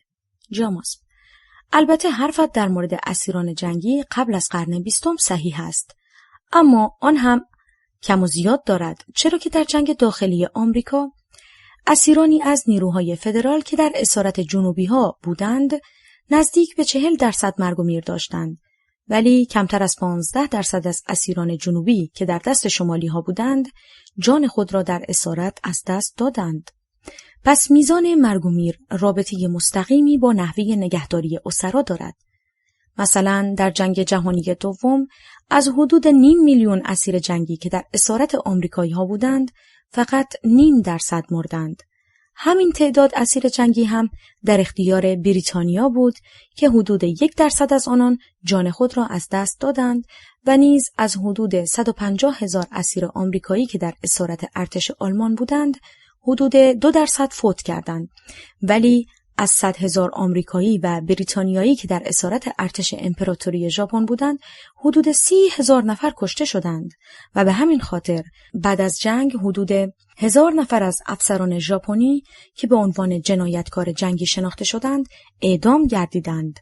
البته نه توسط ارتش آمریکا. گفتم پس توسط که؟ جاماس: همانطور که گفتم آمریکا حتی با جنایتکاران جنگی ژاپنی مدارا می‌کرد، ولی کشورهای دیگر آنچنان مهربان نبودند و بیشترین کشوری که جنایتکاران جنگی ژاپنی را اعدام کرد هلندی‌ها بودند، چرا که در مستعمرات هلند جنایت‌های زیادی توسط ژاپنی‌ها انجام شده بود. ولی برعکس چینی‌ها که بیشترین کشته را داده بودند کمترین علاقه را به اعدام ژاپنی‌های جنایتکار داشتند. گفتم چطور؟ جاماس: چون وقتی که جنگ تمام شد حکومت چین همچنان در دست چیانگ کای شک بود و او هم تمایلی به اعدام ژاپنی‌ها نداشت. گفتم روحیه عدم تسلیم ژاپنی‌ها همیشه برایم جالب بوده، ولی نمی‌دانستم که تا این حد شیوع داشته و سربازان عادی هم چنین می‌کرده‌اند. جاماس: درست است، اما این فقط شامل سربازان نمی‌شد، بلکه زنها و بچه‌های ژاپنی نیز قبل از اینکه اسیر آمریکایی‌ها شوند خود را از کوه پرت می‌کردند تا زنده به دست آنان نیفتند، چرا که به آنها گفته شده بود در صورت اسیر شدن مورد تجاوز قرار می‌گیرند و یا به بردگی خواهند رفت. گفتم فکر می‌کردم که فقط سامورایی‌ها چنین فرهنگی دارند. جاماس: بله، سامورایی‌ها معمولاً تسلیم نمی‌شدند و قبل از اسارت سپوکو می‌کردند، اما در جنگ جهانی دوم حاکمان ژاپن همه را شستشوی مغزی داده بودند، به طوری که همه به خاطر حکومت مرکزی حاضر بودند از جان خود بگذرند. گفتم سپوکو یعنی چه؟ جاماس: مردهای سامورایی مراسم ویژه‌ای برای خودکشی داشتند، بدین صورت که لباس سفید رنگی می پوشیدند و در حضور دیگران به صورت دوزانو روی زمین می نشستند و با شمشیر کوچکشان شکم خود را می دریدند. اول دیواره شکم باز می شد و روده ها بیرون می ریخت و بعد سرخ رگ آورت داخل شکم قطع می شد و بعد فردی که بالای سرش ایستاده بود با قطع کردن گردن مراسم را به اتمام می رساند. اما سپوکو در زنان شیوه دیگری داشت. آنان در خلوت این کار را می کردند و رگ گردن را می بریدند، اما قبل از اقدام به بریدن زانوی خود را با طناب می بستند تا موقع دست و پا زدن بدنشان برهنه نشود. حرفهای جاماس برایم جالب بود و نمی توانستم اشتیاق خود را پنهان کنم، چند لحظه بعد پرسید حالا نظرت راجع به حمله اتمی آمریکا به ژاپن تغییر کرد؟ گفتم قبل از اینکه جواب سوالت را بدهم باید مطمئن شوم که تو تمام این صحبت‌ها را بدون جانبداری کرده ای. بنابراین از تو سوالی میپرسم. گفت بپرس. گفتم علت جنگ داخلی آمریکا چه بود؟ جاماسب: به نظرم آنطور که گفته می شود هدف آن لغو بردهداری نبود بلکه اهداف دیگری داشت، چرا که در آن زمان اغلب برده ها که حدود 4 میلیون بودند در قسمت های جنوبی آمریکا برای 5 میلیون سفید پوست کار می کردند و تعداد برده در قسمت شمالی بسیار کم بود و آمریکا در حال صنعتی شدن بود و به کارگر ارزان نیاز داشت. به علاوه ریشه های مذهبی هم در جنگ داخلی آمریکا دیده می شود، چرا که اغلب شمالی ها پروتستان و اغلب جنوبی ها کاتولیک بودند و دیگر اینکه آیا شما باور می کنید که دو گروه سفید پوست با هم بجنگند و حداقل 700,000 کشته و 1.5 میلیون مجروح بدهند برای آزادی بردگان؟ گفتم نه. جاماسب: پس هدف تأمین کارگر ارزان قیمت برای کارخانجات شمالی ها بوده، چرا که تا 100 سال بعد سیاهان 1/3 سفید پوست ها حقوق می گرفتند. گفتم لطفاً کمی راجع به بردهداری برایم بگو و آنچه که اسلام به آن توصیه کرده، چون تا آنجا که می دانم اسلام توصیه به آزاد کردن بردگان کرده است. جاماسب: اولاً خود محمد نیز برده می گرفت، نه فقط از سیاه پوست ها بلکه از خود اعراب عربستان. ثانیاً آزاد کردن برده در آن زمان به عنوان مجازات سنگین مالی در نظر گرفته می شده، چرا که اعراب زمین نداشتند که زمینی از آنها گرفته شود و در چند مجازات خاص که ندرتاً ثابت می شد این جرم به آن تعلق می گرفت، مثلا شکستن روزه با فعل حرام که هیچ کس نمی دانست آن شخص با زنا روزه‌اش را شکسته، چرا که اگر زنایش ثابت می شد قطعاً از طرف حکومت مجازات می گردید. پس یک رابطه بین خود فرد بوده و خدای خودش. به علاوه اگر چنین بود چرا تمام فرزندان خودش و همه امامان برده و کنیز داشتند؟ می توانستند آنها را بخرند و سپس آزاد کنند. گفتم پس بردهداری از کی شروع شده است؟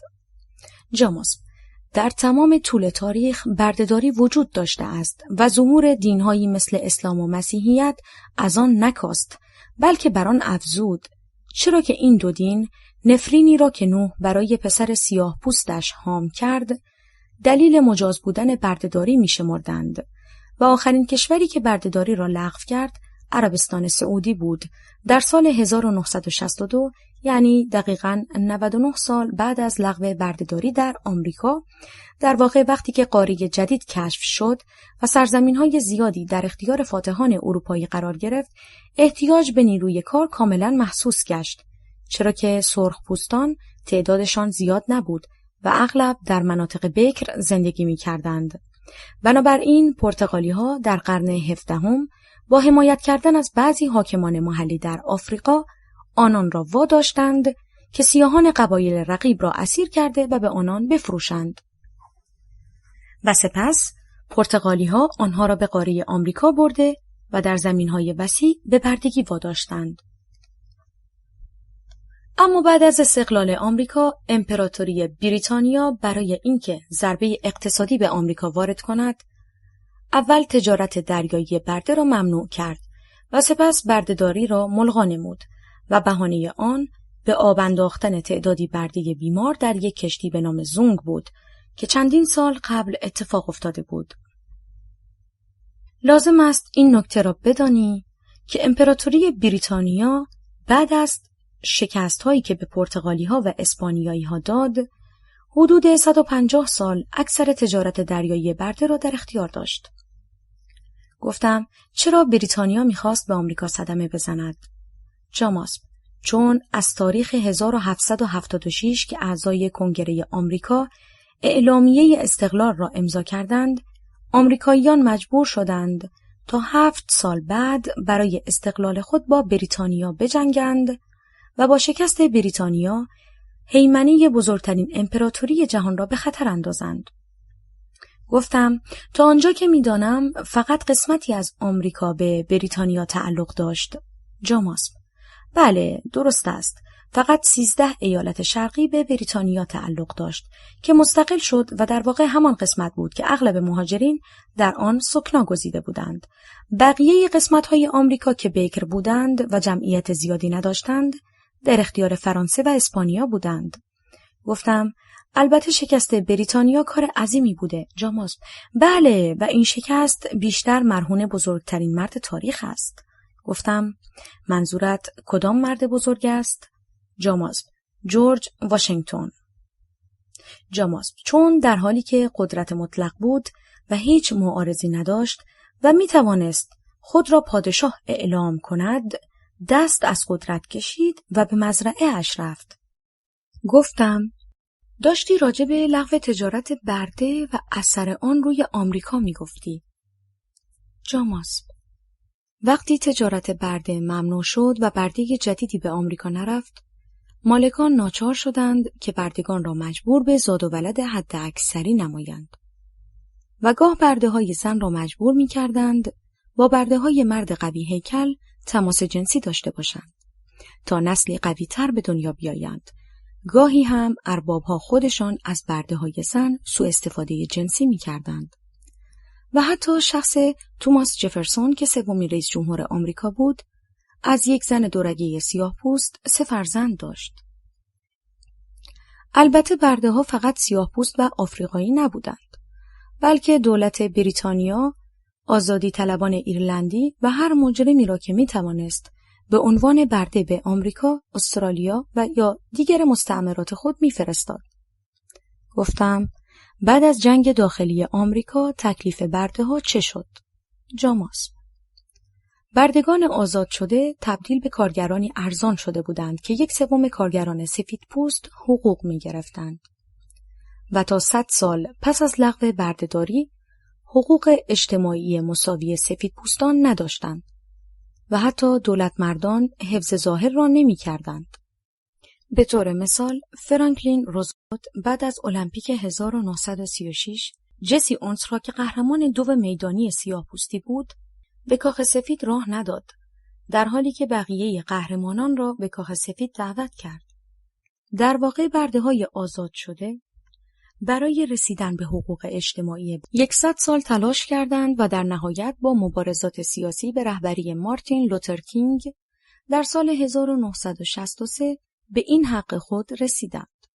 گفتم راستی چرا فرانسوی‌ها از انقلابیون آمریکایی حمایت می‌کردند؟ جاماسب: برای اینکه فرانسه و بریتانیا با هم رقابت داشتند و البته حمایت پادشاه فرانسه از انقلابیون آمریکایی برای خودش گران تمام شد. گفتم چرا؟ جاماسب: چون موجب فقر مردم فرانسه و انقلاب گردید. پرسیدم راستی انقلاب فرانسه چگونه اتفاق افتاد؟ جاماسب: آمریکا حدود 3.5 میلیون دلار از فرانسه قرض گرفته بود. همین باعث بدتر شدن وضع اقتصادی فرانسه شد. البته جنگ‌های 7 ساله فرانسه با بریتانیا و بریز و بپاش‌های ماری آنتوانت ملکه اتریشی تبار فرانسه هم بی تأثیر نبود، چرا که او بیش از 1/20 درآمد کشور را صرف تفریحات خودش می‌کرد و این موضوع خشم مردم را برانگیخته بود. گفتم البته وقتی یک ملکه خارجی در جایی باشد ممکن است مردم نسبت به او حساسیت داشته باشند. جاماسب: نه، اینطور هم نیست. مثلا کاترین کبیر که او هم آلمانی بود توانست کشور روسیه را به اوج قدرت و وسعت برساند. کاترین بعد از قتل شوهرش تزار که از خاندان رومانوف بود خودش امور را در دست گرفت و به عنوان سرپرست تزار بعدی مشغول به کار شد و با مشاوره گرفتن از افراد ذی‌صلاح توانست سرزمین روسیه را تا دریای مدیترانه گسترش دهد. البته فرزند او اصلاً متعلق به شوهرش تزار نبود و حاصل رابطه نامشروع کاترین با یکی از ژنرال‌های روسی بود. در واقع کاترین همان موقع خاندان رومانوف را منقرض کرده بود. جالب اینجاست که به خاطر خدماتی که کاترین به کشور روسیه کرد به او لقب کاترین کبیر دادند. اما مردم فرانسه از ماری آنتوانت متنفر بودند. به خصوص بعد از آبروریزی گردنبند که ملکه به خاطر گرفتن یک گردنبند جواهرنشان روابط مخفیانه‌ای با یک کاردینال ایجاد کرده بود و این موجب فاصله گرفتن او از مردم شد. به حدی که گفته می شود وقتی که صدای اعتراضات مردمی را که بیرون کاخ جمع شده بودند شنید، از ندیمه اش پرسید مردم برای چه تظاهرات کرده اند؟ ندیمه جواب داده بود چون نان ندارند بخورند. ماری آنتوانت گفت خب چرا کیک نمیخورند؟ ماری آنتوانت در نظر مردم فرانسه یک خیانتکار بود و به او فاحشه میگفتند. البته او تنها ملکه ای نبود که چنین لقبی داشت. مثلا الکساندرا، همسر آخرین تزار روسیه که آلمانی تبار بود، هم به این عنوان خوانده میشد. گفتم ماری آنتوانت با بریز و بپاش خیانت کرد، ولی جرم الکساندرا چه بود؟ جاماس: مردم الکساندرا را مسبب وضعیت اقتصادی روسیه و کشیده شدن روسیه به جنگ جهانی اول می دانستند. او در نظر مردم زنی فاسد بود که راهبی فاسد به نام راسپوتین را به کار گرفته بود تا با قدرت دعا بیماری فرزندش الکسی را بهبود ببخشد، چرا که پزشکان راهی برای درمان بیماری الکسی سراغ نداشتند. گفتم مگر بیماریش چه بود؟ جاماس: هموفیلیا. گفتم خب نتیجه چه شد؟ جاماس: موفقیت آمیز بود. گفتم یعنی بیماری الکسی در اثر دعاهای راسپوتین درمان شد؟ جاماس: نه. گفتم پس چطور؟ جاماس: اتفاقاً پزشکان امروزه این موضوع را بررسی کرده اند که چطور راسپوتین توانست بیماری الکسی را درمان کند و فهمیدند که در آن زمان تازه 20 سال از کشف داروی آسپرین گذشته بود و پزشکان برای درمان همه دردها از آسپرین استفاده می‌کردند، در حالی که خود آسپرین خاصیت ضد انعقادی دارد و موجب خونریزی بیشتر در بیماری هموفیلی می‌شود. در واقع درمانی که راسپوتین برای الکسی انجام داد این بود که تمام داروهایش را قطع کرد و فقط کنارش می‌نشست و دعا می‌خواند و همین موجب بهبودی الکسی میشد. ولی الکساندرا فکر میکرد که راسپوتین یک معجزه‌گر است و این کار را با قدرت عیسی مسیح انجام میدهد. گفتم سرنوشت راسپوتین چه شد؟ جاماس: هنوز تزار بر سر قدرت بود که راسپوتین توسط عموزاده تزار کشته شد و طبق پیشگویی راسپوتین که اگر او کشته شود خاندان تزار نیز نابود خواهد شد، کمی بعد از کشته شدنش حکومت تزاری سرنگون گشت و بلشویک‌ها بر سر کار آمدند و زمان زیادی طول نکشید که به دستور لنین نیروهای ارتش سرخ تزار و خانواده‌اش را در اسارت کشتند. گفتم یعنی آنها را اعدام کردند؟ جاماس: بله، آنها را اعدام کردند و جسدشان را سوزاندند. گفتم حتی بچه‌ها را؟ جاماس: بله. گفتم باعث تأسف است. جاماس: بله، باعث تأسف است. اما اخیراً کلیسای ارتدوکس روسیه تزار و خانواده‌اش را قدیس اعلام کرده، البته بدون آن که توجه کند که تزار موجب مرگ میلیون‌ها نفر در روسیه گردیده است. گفتم یعنی راسپوتین اینها را پیش بینی کرده بود؟ جاماس: بله، ولی البته در آن شرایط لازم نبود مغز بزرگی داشته باشی که بدانی وقتی که نزدیکترین فرد به خانواده تزار یعنی راسپوتین کشته شود، نوبت بعدی خود تزار و خانواده‌اش خواهند بود. گفتم دوست دارم بیشتر راجع به انقلاب فرانسه بدانم. جاماس: بعد از خراب شدن وضع اقتصادی مردم و کمبود نان و غذا در فرانسه، مردم در سال 1789 به زندان باستیل حمله کردند و زندانیان را آزاد نمودند و حکومت را در دست گرفتند و شاه را مجبور به اطاعت از پارلمان کردند. اوضاع کشور به هم ریخت و فرانسه دچار جنگ‌های داخلی و خارجی شد. لویی 16 با کشورهای همسایه تبانی کرد و در حالی که می‌خواست با لباس مبدل از کشور بگریزد، توسط یک پستچی که متوجه شباهت او با تصویر روی پولهای فرانسه شده بود شناسایی شد. جالب این که این پستچی جایزه ای را که برای پیدا کردن شاه اعلام کرده بودند قبول نکرد و به عنوان قهرمان ملی شناخته شد و مدتی بعد خودش وارد سیاست گردید. بعد از حبس پادشاه لویی و ملکه ماری آنتوانت در یک قهوه‌خانه، مردم به آنجا هجوم آوردند و شروع به پیش‌داوری و صدور رأی نمودند. به همین دلیل ضرب المثلی در زبان فرانسه وجود دارد که میگوید وقتی که سرنوشت پادشاه در یک قهوه‌خانه مشخص شود، سرنوشت ملت مشخص است. به هر حال مردم پادشاه و همسرش را به پاریس منتقل نمودند و درست 4 سال بعد از انقلاب، یعنی در سال 1793، به جرم تبانی با کشورهای خارجی سر لویی 16 را با گیوتین زدند. چند ماه بعد هم گردن ملکه ماری آنتوانت را با گیوتین قطع کردند. جالب این است که تمام کسانی که شروع کننده انقلاب بودند، یکی یکی به وسیله گیوتین کشته شدند. حتی ژورژ دانتون و در نهایت ماکسیمیلیان روبسپیر. در واقع حدود 20,000 نفر از مردم فرانسه در دوره‌ای که آن را حکومت وحشت مینامند، به وسیله گیوتین گردن زده شدند و لاوازیه شیمیدان معروف هم که خود عامل جمع‌آوری مالیات بود، به وسیله همین گیوتین کشته شد.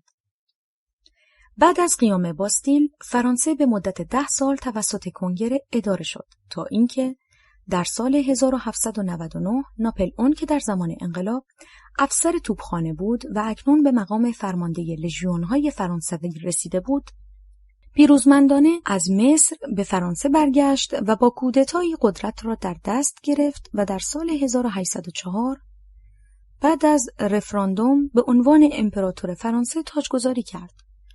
نکته جالب اینجاست که ناپلئون در واقع در مصر از ارتش بریتانیا شکست خورده بود، ولی قبل از اینکه خبر شکست او برسد با مارش پیروزی وارد پاریس شد و به عنوان قهرمان جنگ مورد تکریم قرار گرفت.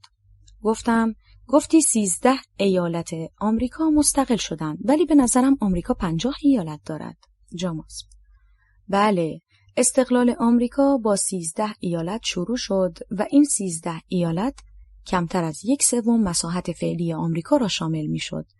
بقیه کشوری که ما امروز به عنوان ایالات متحده آمریکا می شناسیم، در زمان استقلال آمریکا در دست کشورهای فرانسه و اسپانیا بود.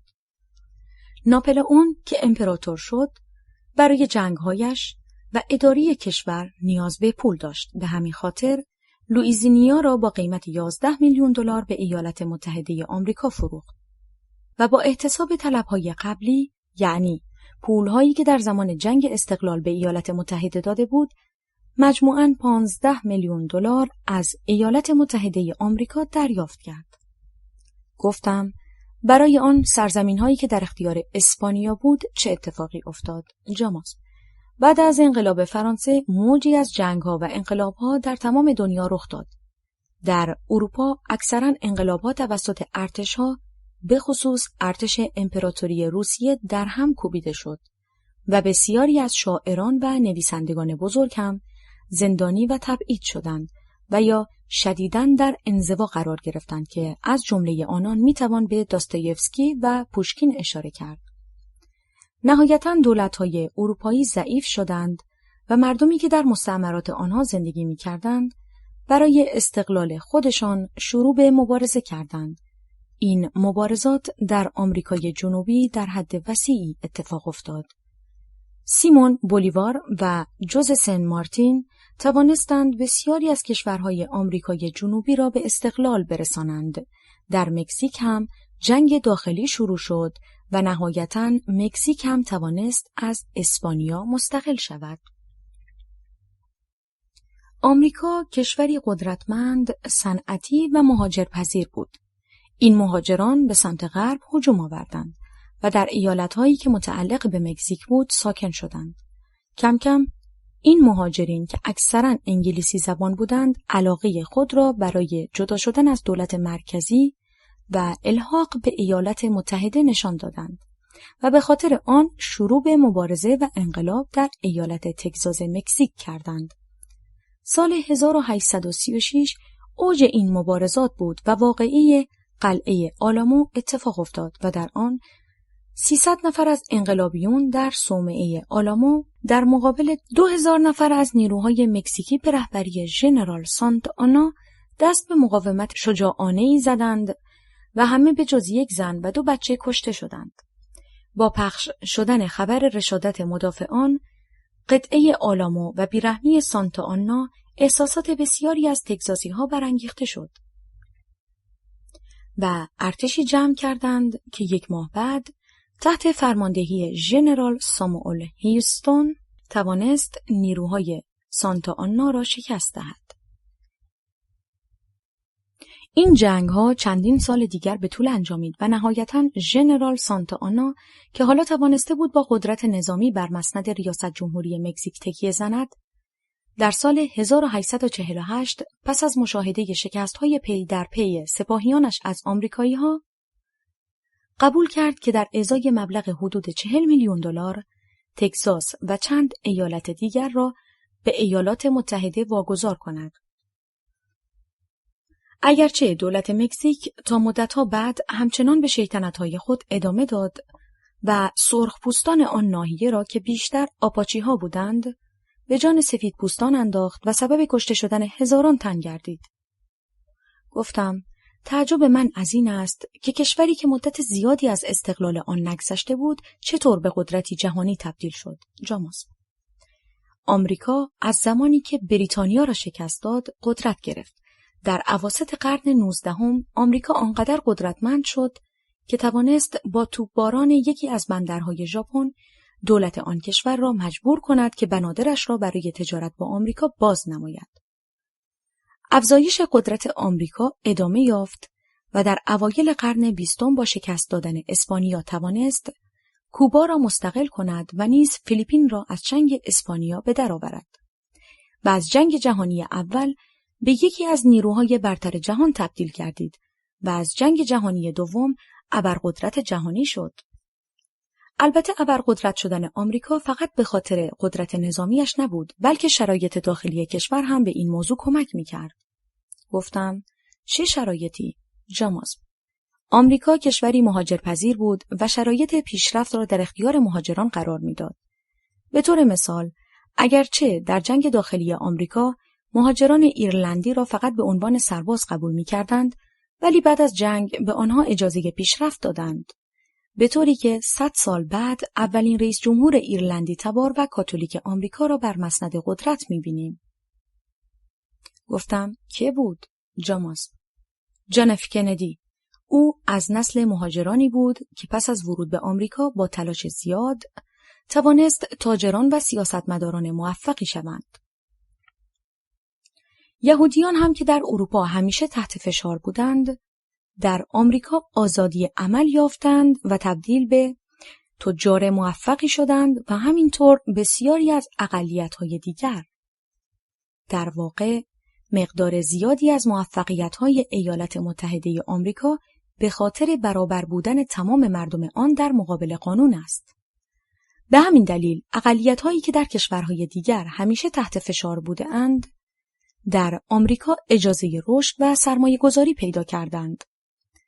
و همین امر سبب مهاجرت اقلیت‌ها از همه جای دنیا به سوی آمریکا شد. مهاجران نیز با استفاده از علم و دانش خود شرایط موفقیت این کشور را فراهم کردند.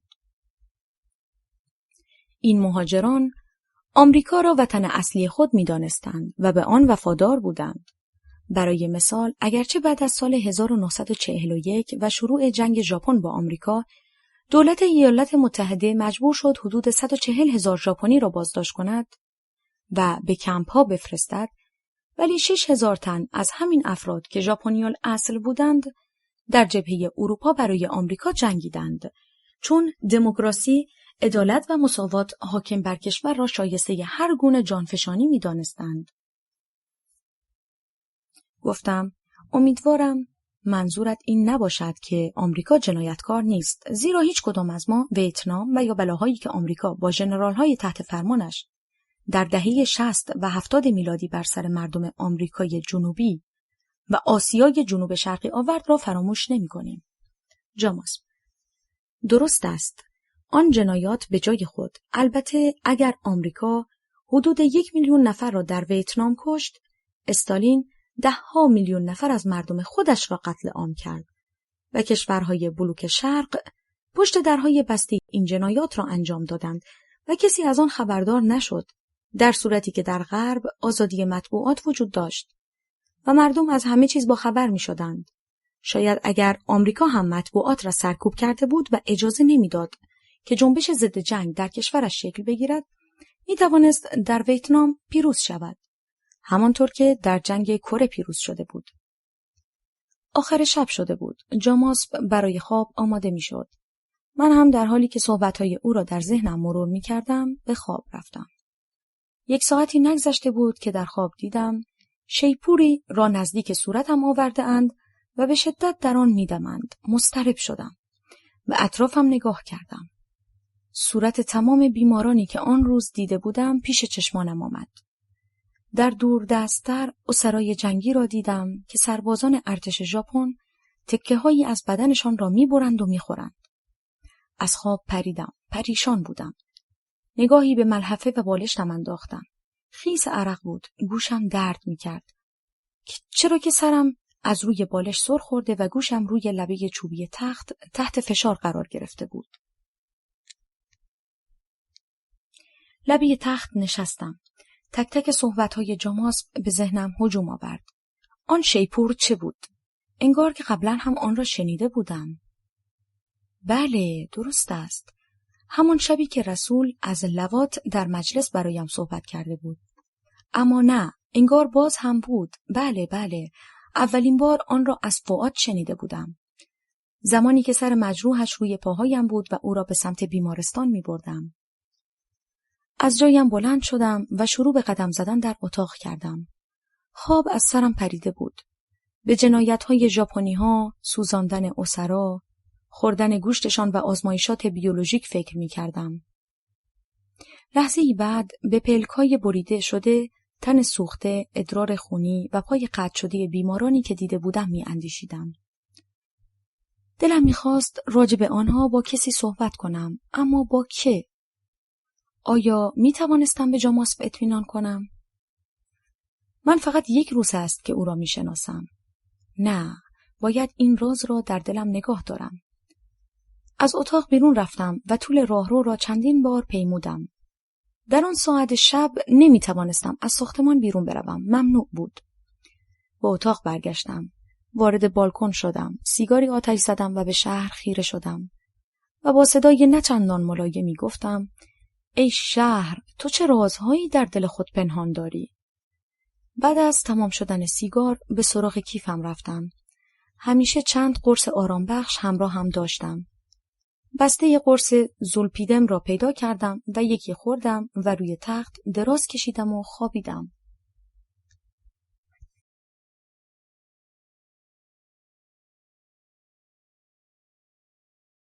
جنگجویان جهادی و کمدی الهی.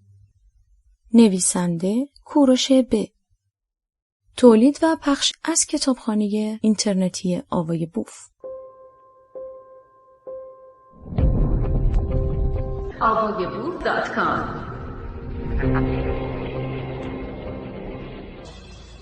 و کسانی که عاشق حقیقت نیستند دروغ‌ها را باور می‌کنند. مکاشفات 13 برزخ، روز دوم. وقتی که از خواب بیدار شدم جاماسب رفته بود. بعد از صرف صبحانه بیمارستان رفتم و چند بیمار اورژانس را دیدم و چند مورد را هم که لازم بود به اتاق عمل بردم. سپس از عبدالحمید جریان بخش زیرزمین را پرسیدم. عبدالحمید اول تفره رفت ولی در نهایت گفت که آن قسمت توسط نیروهای امنیتی اداره می شود و ما اجازه ورود به آنجا را نداریم. بعد از اتمام کارم به اتاقم در طبقه 3 رفتم و در حال خوردن قهوه از پنجره نگاهی به باغ پشت بیمارستان انداختم. کمی بعد مهدی به سراغم آمد. با هم قهوه نوشیدیم و سپس به من گفت که سخنان جاماسب در کم ایمانان موجب گمراهی می شود. خوشحالم که شما هم اتاق او شده اید و اگر کس دیگری بود قطعاً تحت تاثیر قرار می گرفت و نیز گفت که اگر به تخصص جاماسب نیاز نداشتیم قطعاً قرارداد خود را با او لغو می کردیم. ساعتی بعد مهدی خداحافظی کرد و رفت و من به محل اقامتم برگشتم. وارد که شدم جاماسپ را پشت میز مشغول نوشیدن چای دیدم. قاه قاه میخندید. بعد از سلام و احوالپرسی گفتم بگو تا ما هم بخندیم. با لبخند گفت این جوک را شنیده ای؟ گفتم کدام جوک؟ جاماسپ یک نفر یک شب از قبرستون رد میشه، میبینه همه مرده ها اومدن روی قبر خودشون نشستن. ازشون میپرسه چی شده؟ میگن سوالای شب اول قبر لو رفته. گفتن برید بیرون بشینید تا از اول سوال طرح کنیم. زدم زیر خنده و گفتم نشنیده بودم. بعد جاماسپ بدون معطلی پرسید موافقی بریم سراغ بحث خودمان؟ گفتم بله موافقم. جاماسپ پرسید به نظرت چرا در منطقه‌های جغرافیایی متفاوت اعمالی که برای فرد مرده انجام می شود متفاوت است؟ گفتم یعنی چه؟ جاماسپ مثلا در کشوری مثل عربستان سعودی جسد را دفن می کنند و در کشوری مثل هند می سوزانند. در جایی مثل تبت هم آن را در فضای آزاد رها می کنند تا خوراک کرکس ها گردد. توضیح حاشیه: دفن آسمانی. ادامه متن. حالا به نظرت علت این تفاوت‌ها چیست؟ چرا مذاهب هر کدام از اینها نوع متفاوتی از مراسم را برای تدفین توصیه کرده است؟ گفتم هرچه بگویم حدس زدن است، دقیق نمیدانم. جاماسپ جوابش آسان است. در عربستان درخت زیادی نیست که بتوانند از آن به عنوان هیزم استفاده کنند و جسد را بسوزانند. از طرفی نمی شود جسد را همینطور به حال خودش رها کرد تا متعفن شده و یا خوراک مردارخواران گردد. بنابراین آن را در عمق حدود 2 متری زمین دفن می کنند و این چیزی است که قبل از اسلام انجام می شده و در تمام ادیان ابراهیمی که منشأ همه آنها مناطق خشک بوده وجود دارد. و اما در هند سطح آب زیرزمینی بالاست. اگر برای تدفین 2 متر حفر کنند و جسد را در آن بگذارند، آب روی آن را میگیرد و چون آب زیرزمینی یک بارچه است، وقتی قسمتی از آن در تماس با جسد متعفن شود، مردم نمیتوانند از آب نقاط دیگر استفاده کنند. بنابراین طبق سنت مذهبی جسد را میسوزانند و اما ارتفاع تبت از سطح دریا زیاد است و مواد غذایی زمینهای آن توسط باران شسته شده و به جلگه ها می رود. بنابراین تبتی ها با بردن اجساد بر روی تپه ها و اجازه دادن به کرکس ها برای خوردن آن و در نهایت دفع آن توسط کرکس ها در مناطق مرتفع حاصلخیزی را به زمین برمیگرداند. گفتم جالب است، اما بعید می دانم که این بحث را شانسی شروع کرده باشی. می خواهید چه نتیجه‌ای بگیری از آن؟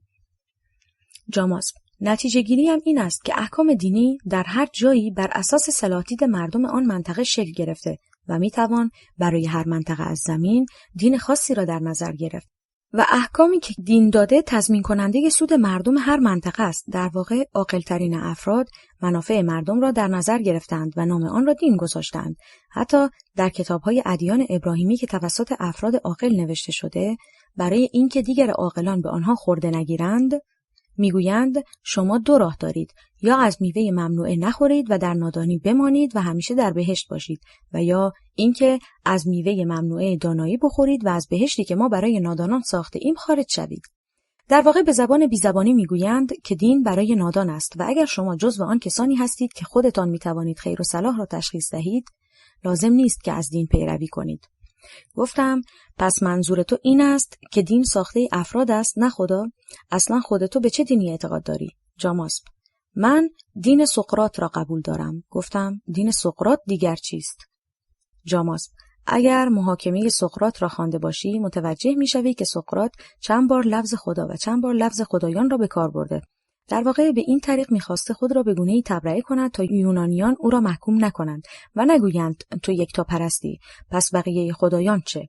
در واقع سقراط خدا را به عنوان قسمتی از ذهن انسان می‌داند که می‌توان با آن منطقی ترین تصمیم را گرفت و از آن برای بقای بشریت استفاده کرد و به انسان آرامش داد. البته بعد از او هم کسانی بودند که به چنین نتیجه‌ای رسیدند. به طور مثال منصور حلاج بعد از سالها مطالعه و عبادت به این نتیجه می‌رسد که خدا چیزی به جز ذهن خودش نیست و برای همین ادعای خدایی می‌کند. گفتم پس اعتقاد داشته که همه انسان‌ها پیرو ذهن خود باشند و به هر چیزی که ذهن آنها برای آرامش فرمان داد عمل کنند؟ جاماسپ بله، البته نه همه انسان‌ها، چرا که سقراط اعتقاد داشته عده‌ای از انسان‌های فریخته باید جواب خوب و بد را برای دیگران تشخیص دهند و به اجرا بگذارند. به علاوه، من عقیده دارم که پیشوایان مذهبی همان انسان‌هایی هستند که بهتر از دیگران فکر کرده و راهی برای آرامش بشر یافتند و این پیشوایان دو گونه‌اند. یک عده مثل کنفوسیوس و بودا و استاد لئو ادعا نمی‌کنند از طرف خدا آمده‌اند، اما عده‌ای دیگر به خاطر محیطی که در آن زندگی می‌کرده‌اند و یا تعلیماتی که از گذشتگان گرفته‌اند ادعا می‌کنند که پیامبر خدا هستند.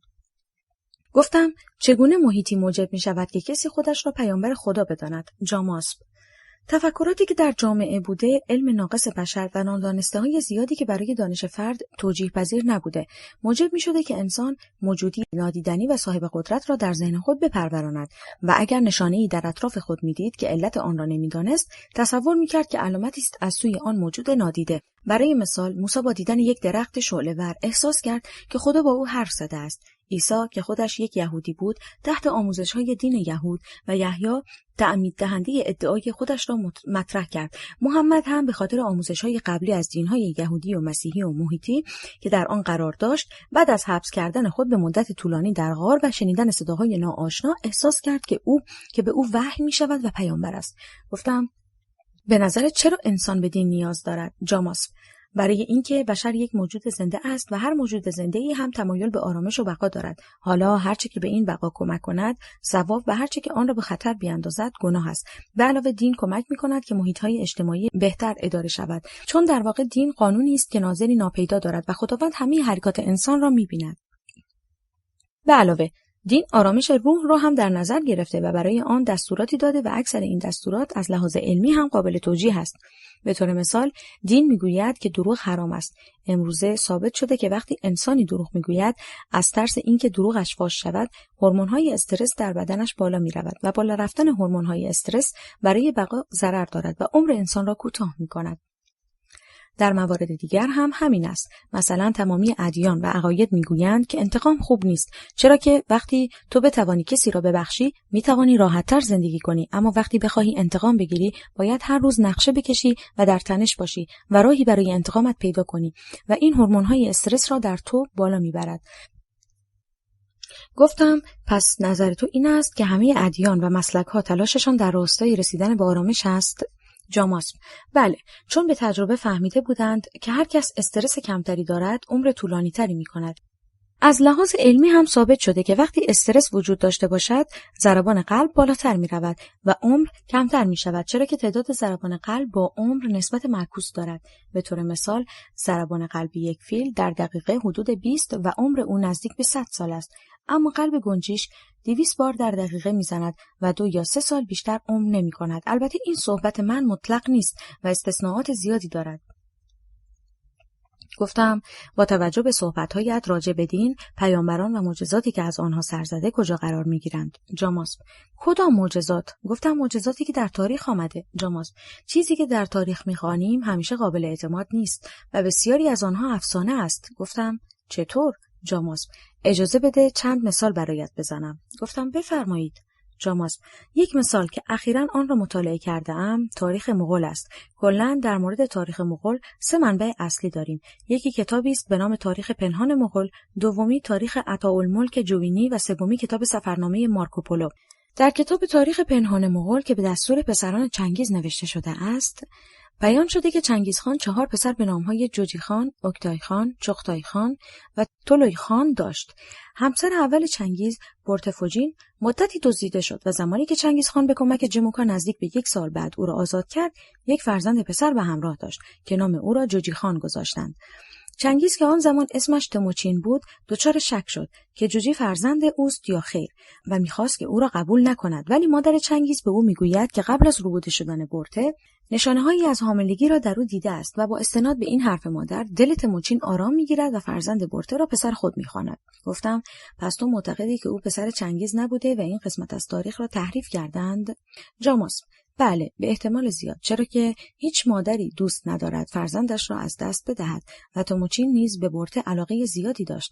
بنابراین باید داستانی درست می‌کردند که برای نگه داشتن بچه مورد شماتت دیگران قرار نگیرند. گفتم جالب است. جاماسب: اما داستان جالبتری هم هست. گفتم چه داستانی؟ جاماسب: وقتی تولوی فرزند کوچکترین پسر چنگیز در اثر شرابخواری قبل از برادر بزرگترش میمیرد. بدین صورت که اوکتای پسر دوم چنگیز دچار بیماری طولانی مدتی می شود و برای درمان او از جادوگر قبیله شمن کمک می خواهند. شمن می گوید باید برای او قربانی کنید. بنابراین به ترتیب خروس، گوسفند، گاو، آهو و حتی اسب را که محبوب ترین حیوان نزد مغول‌ها بود قربانی کردند، اما بی حاصل بود. نهایتاً جادوگر قبیله می گوید باید انسانی را قربانی کنید و آنان برده‌ای را قربانی کردند ولی جواب نگرفتند. جادوگر می گوید باید فردی از خانواده را قربانی کنید و بعد از این سخن تولوی برادر کوچکتر برای نجات جان برادر بزرگترش سم می‌خورد و می‌میرد و بلافاصله بعد از آن اوکتای خوب می‌شود. گفتم این داستان که بیشتر به افسانه‌ها می‌ماند. جاماسب: بله، ولی به عنوان تاریخ نوشته شده، در صورتی که تولوی خان به خاطر افراط در شرابخواری مرد. حال اجازه بده مثال دیگری برایت بگویم. گفتم بفرمایید. جاماسب: یک روز نگهبانان سر و صدایی در حرمسرای اکبر امپراتور مغول در حال معاشقه دستگیر می‌کنند. بلافاصله اکبر انارکالی را به خاطر خیانت لای جرز دیوار می‌گذارند. توضیح حاشیه: انارکالی جایی که او را در لای جرز دیوار گذاشتند اکنون زیارتگاهی در هند است. ادامه متن. و بعد داستان را عوض می‌کنند و از جهانگیر یک قهرمان می‌سازند و می‌گویند که دزدی به حرمسرای اکبر رفته و جهانگیر با رشادت به مقابله با او شتافته، اما دزد فرار می‌کند و وقتی مأمورین سر می‌رسند به اشتباه جهانگیر خان را به جای آن دزد می‌گیرند. لبخندی زدم و گفتم عجب داستانی، پس به نظر تو باید کل تاریخ را بیخیال شویم. جاماسب: نه، ولی بسیاری از افسانه‌ها را به عنوان تاریخ واقعی نوشتند و انسان باید به عقلش رجوع کند. به طور مثلا معجزاتی که تو به پیامبران نسبت می‌دهی از همین افسانه‌هاست. تصور کن فرزندی در یک خانواده برده و فقیر به دنیا بیاید. آیا امکان دارد که مادر برای اینکه آینده فرزندش بهتر شود او را به دست خانواده ثروتمند برساند؟ گفتم بله. جاماسب: حال اگر آن فرد ثروتمند مادر را از نژاد پایین‌تری بداند، آیا مادر مستقیما به درب منزل او می‌رود و بچه را به او می‌سپارد؟ گفتم خیر. جاماسب: حال اگر از جلوی منزل آن فرد ثروتمند رودی رد شود و زن و بچه او در کنار رودخانه نشسته باشند، مادر چگونه فرزند را به دست آنان می‌رساند؟ گفتم بچه را در سبدی مطمئن قرار می‌دهد و از بالا دست آن را در رودخانه رها می‌کند. جاماسب: حال آن خانواده ثروتمند بچه را از آب گرفتند، چگونه باید به او شیر بدهند؟ گفتم دایه‌ای برای او می‌گیرند. جاماسب: بهترین دایه برای آن بچه کیست؟ گفتم در دسترس‌ترین زنی که توان شیر دادن داشته باشد. جاماسب: پس در مورد موسی هم چنین شده و معجزه‌ای در آن نیست. جوابی نداشتم که به او بدهم. جاماسب 2 سیگار روشن کرد و یکی را به من داد. سیگارش که تمام شد گفت دکتر جان، میدانی که قدیمی ترین جراحی های ثبت شده مال کدام منطقه بود؟ گفتم تا آنجا که میدانم مصر. جاماسب: میدانی که مصری ها برای کاهش درد بیماران هنگام عمل جراحی از چه دارویی استفاده میکردند؟ گفتم بله، از مخلوط شراب و تریاک. جاماسب: آیا در آن زمان ماده دیگری غیر از این 2 هم بوده؟ گفتم بله، به غیر از اینها داروی بلادونا هم بوده که از نوعی گل گرفته می شده. جاماسب: آن را چگونه استفاده می کردند؟ گفتم بلادونا یک کلمه ایتالیایی است که به معنی خانم زیبا. در قدیم این ماده را در آب حل می کردند و در چشم می ریختند که موجب گشادی مردمک چشم شده و جنبه زیبا داشته. مصرف مقدار کم آن به صورت خوراکی لذت بخش بوده، اما اگر مقدار بیشتری مصرف می‌کردند باعث خواب‌آلودگی و بیهوشی می‌شده و دوز بالای آن می‌توانسته موجب مرگ شود. مثلا همسر آگوستوس امپراتور روم از این گیاه برای کشتن دشمنانش استفاده می‌کرده.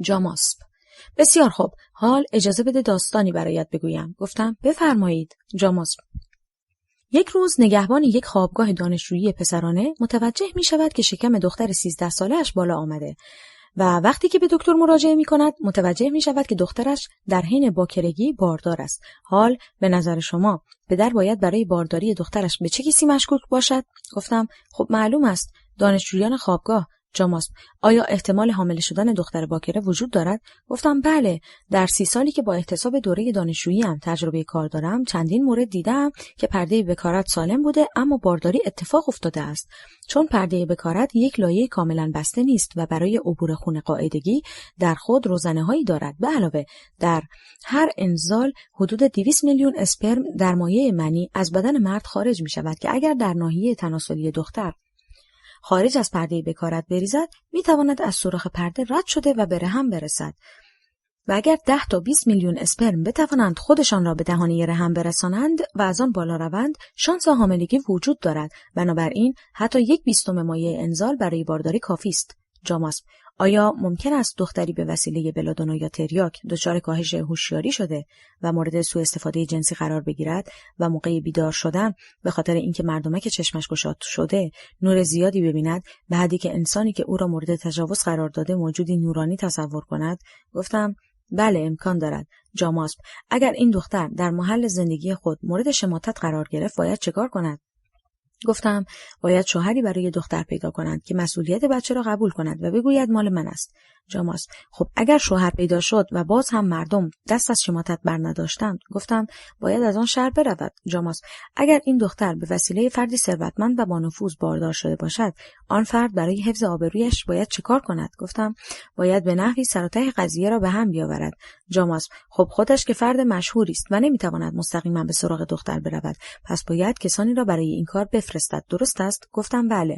جاماسب: اگر افرادی که این مرد ثروتمند برای جمع جور کردن قضیه میفرستد با ظاهر محلی خودشان نزد دختر بیایند، مردم قطعا آنها را خواهند شناخت و به آن فرد ثروتمند مظنون خواهند شد.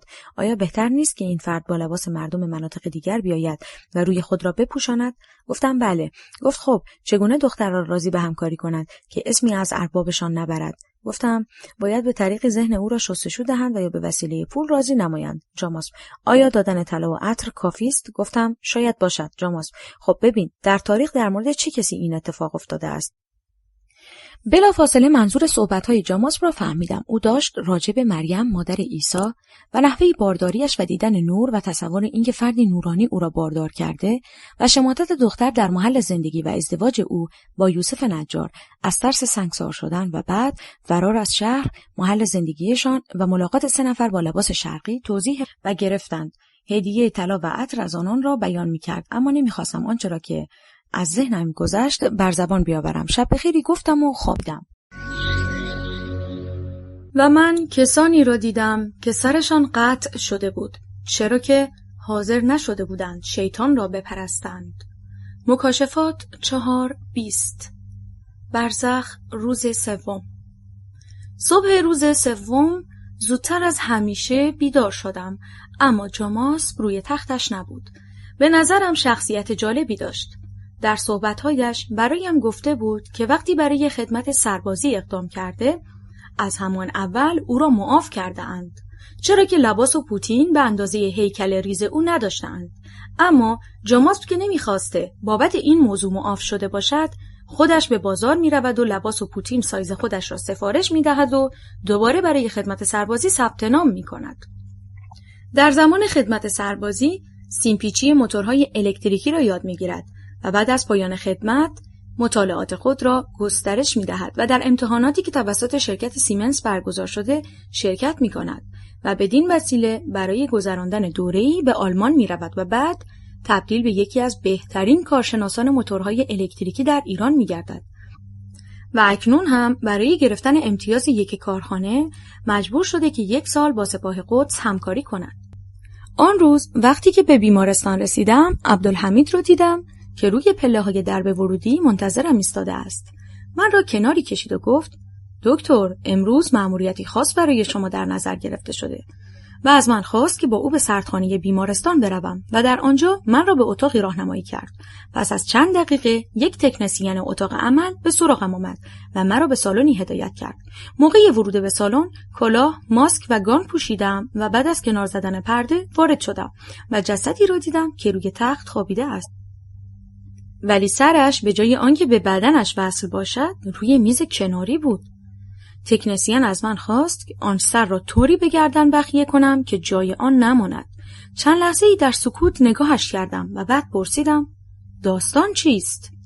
سرش را پایین انداخت و گفت: متاسفانه به خاطر زیاده روی بازجو سر از تن این فرد جدا شده و چون این فرد آدم مشهور و فامیلداری است و باید حتما جسد را به آنان تحویل دهیم، می‌خواهیم محل قطع شدگی معلوم نباشد تا بگوییم به مرگ طبیعی مرده. گفتم: هر طور هم که بدوزم حداقل 1 خط میماند. تکنسین: نگران نباشید، آن خط رو با گریم درست می‌کنیم. می‌دانستم که نباید زیاد سوال کنم و می‌دانستم که بجز انجام کاری که از من خواستند چاره‌ای ندارم. متوفی مردی حدود 50 ساله بود و هیکلی متوسط داشت. جای کبوتی در تمام نقاط بدنش دیده میشد و به خوبی میشد محل دستبند را روی مچ دستانش مشاهده کرد. وسایل دوخت و دوز را روی میز چیده بودند. سر را روی گردن گذاشتم و استخوان‌های گردن را با سیم به هم وصل کردم. سپس ماهیچه‌ها را با بخیه‌های ضخیم به هم دوختم و بعد از آن به سراغ پوست رفتم و نقاط اره بر شده آن را چیدم تا صاف به نظر بیاید. فشاری که برای دوختن ماهیچه‌ها به گردن وارد کردم باعث شد که صورت متوفی به سمتم بچرخد و با 2 چشم خیره نگاهم کند. ضربان قلبم بالا رفت و بدنم خشک شد و پیشانیم عرق کرد. فشارم داشت میافتاد. تکنسین که متوجه تغییر حالتم شده بود، دستانش را روی چشمان باز جسد کشید و آنان را بست و از من خواست که کمی استراحت کنم. دستکش‌هایم را بیرون آوردم و روی صندلی نشستم. چند لحظه‌ای گذشت. حالم که بهتر شد، دستکش دیگری به دست کردم و شروع به دوختن نمودم. می‌خواستم هر چه سریعتر کار را تمام کرده و از این محیط خارج شوم. پوست را با نخ اتیلیون زیر پوستی دوختم به طوری که به جز یک خط نازک چیزی معلوم نباشد. سپس دستکشم را بیرون آورده و سریعا از اتاق خارج شدم و به سمت انتهای سالن رفتم و خود را به سرویس بهداشتی رساندم. حالت تهوع داشتم. شیر آب سرد را باز کردم و سرم را زیر آن گرفتم. احساس غرق شدن در اقیانوسی عمیق را می‌کردم. سرم را لحظه‌ای بالا آوردم و به آینه نگریستم. تنها چیزی که در آن می‌دیدم سری بریده بود با چشمانی خیره. دستانم را به دیوار تکیه دادم. توان فریاد زدن نداشتم. به هر سو که می‌نگریستم چشمان خیره آن مرد مرده را می‌دیدم. دوباره سرم را زیر آب بردم. نفس‌هایم به شماره افتاده بود. احساس تهوع می‌کردم. سریعاً خود را به سطل زباله رساندم و هر آنچه را که به عنوان صبحانه خورده بودم بالا آوردم. دوباره صورتم را شستم. نمی‌دانستم کجا هستم و چه می‌کنم. به دیوار تکیه زده و در افکار خود غرق بودم. نفهمیدم چقدر گذشت که با صدای بلندگوی بیمارستان به خود آمدم. مرا برای بیمار اورژانسی پیج می‌کردند و کد خاصی را می‌خواندند. فهمیدم موضوع مرگ و زندگی است. بلافاصله سر و صورتم را با حوله کاغذی خشک کردم و به سمت اورژانس رفتم و در آنجا بیماری را که گلوله به شکمش خورده بود معاینه کرده و سریعاً به اتاق عمل بردم. پس از اتمام عمل دوباره نگاه آن سر بریده به سراغم آمد. نمی‌توانستم از آن فرار کنم. هر کجا که می‌رفتم به دنبالم بود. با عملهای بعدی خودم را مشغول کردم و پس از اتمام کار به اتاقم در طبقه 3 بیمارستان رفتم و برای خود قهوه درست کردم و آن را تلخ نوشیدم و به باغی که پشت بیمارستان بود نظری انداختم. درخت‌ها یک درمیان شکسته و خشک شده بودند و تعدادی گربه زیر درختی کیسه زباله‌ای را که از بیمارستان کش رفته بودند پاره پاره می‌کردند و بر سر محتویات آن با هم می‌جنگیدند. ناگهان سگی از ته باغ به سمت گربه‌ها دوید و آنان را متفرق کرد و کیسه را درید و محتویات آن را روی زمین ریخت و دست قطع شده یک انسان را در دهان گرفت. چیزی را که می‌دیدم باور نمی‌کردم. دست و ساعد یک انسان بود که در دهان سگ جولان می‌داد. چند دقیقه بعد آمبولانسی که با بقیه آمبولانس‌ها فرق داشت از کوچه کنار بیمارستان به ته باغ رفت و 2 نفر چندین برانکارد را که روی آنها با پارچه سفید پوشانده شده بود از آمبولانس به پایین آوردند و به ساختمانی که در انتهای باغ بود بردند. معلوم بود که برانکاردها خالی نیستند. محیط عجیبی بود. به عبدالحمید زنگ زدم و از او خواستم که به اتاقم بیاید. چند دقیقه بعد در به اتاقم به صدا درآمد و عبدالحمید پس از کسب اجازه وارد شد. پرسیدم چند ماه است که اینجا کار میکنی؟ گفت حدود 6 ماه. گفتم آیا از این بیمارستان بازرسی هم میشود؟ عبدالحمید: بله جناب دکتر، در این 6 ماه حداقل 2 بار از بیمارستان بازرسی شده. گفتم آیا برای بازرسی برنامه مشخصی دارند و یا سرزده میآیند؟ عبدالحمید: دقیق نمیدانم، ولی هر وقت که آمده اند گزارش خوبی از وضع بیمارستان نوشته اند و رئیس بیمارستان هم به پرسنل تشویقی داده است. از عبدالحمید خواستم که نگاهی به باغ پشت بیمارستان بیاندازد. کنار پنجره ایستاد و نگاهی کرد. سپس آمبولانس را به او نشان دادم و گفتم چرا آن آمبولانس با بقیه آمبولانس‌های بیمارستان متفاوت است؟ اظهار بی‌اطلاعی کرد و گفت یک چیزایی هست که بهتر است من و شما از آن سر در نیاوریم، چرا که موجب دردسر می شود. سپس اجازه گرفت و از اتاقم خارج شد. نزدیک غروب وقتی با سرویس به اقامتگاه برگشتم، جاماس منتظرم بود و به اصرار او با هم برای شام به سلف سرویس رفتیم. با وجودی که ناهار نخورده بودم، میلی به غذا نداشتم، ولی به هر حال غذا را گرفتم و سر میز کنار جاماس نشستم و طبق عادت همیشگی قبل از شروع دستانم را به علامت دعا بالا آوردم، ولی با تعجب حضار مواجه شدم. انگار عادت خواندن دعای قبل از شروع غذا برایشان مرسوم نبود. بعد از اتمام غذا با جاماس به اتاق برگشتم. حوصله حرف زدن نداشتم. جاماس پرسید: چه شده؟ چرا حرف نمیزنی؟ چرا رنگت پریده؟ چرا با غذا بازی کردی؟ جوابی ندادم. لباسهایم را درآوردم و حوله‌ام را برداشتم و وارد حمام شدم و زیر دوش آب گرم ایستادم و چشمانم را بستم و سعی کردم که ذهنم را از همه چیز خالی کنم.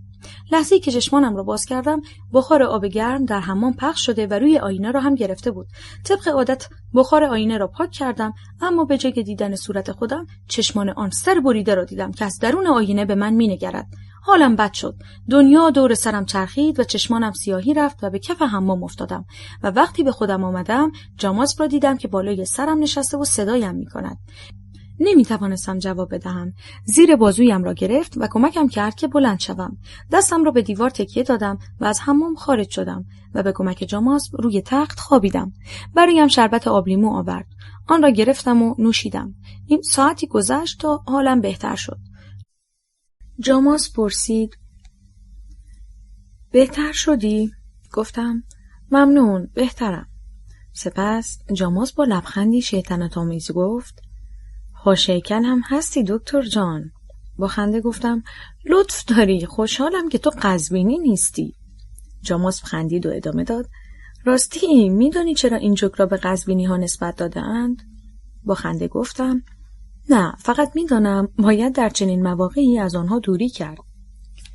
خندید و گفت: این جوک دلیل دارد و علتش این است که در دوره صفویان وقتی که ارتش عثمانی به تبریز حمله کرد، پادشاه وقت آن زمان دستور داد تا پایتخت را از تبریز به قزوین منتقل کنند تا از خط حمله دور باشد و قزوین مدتی پایتخت ایران بود و در این مدت پسران جوان خوش‌سیما و نابالغی را که به اسارت می گرفتند و یا بابت مالیات از رعایا می ستاندند برای خدمات جنسی به امرتخانه می فرستادند و از این طریق پولی نصیب صاحبانشان می شد.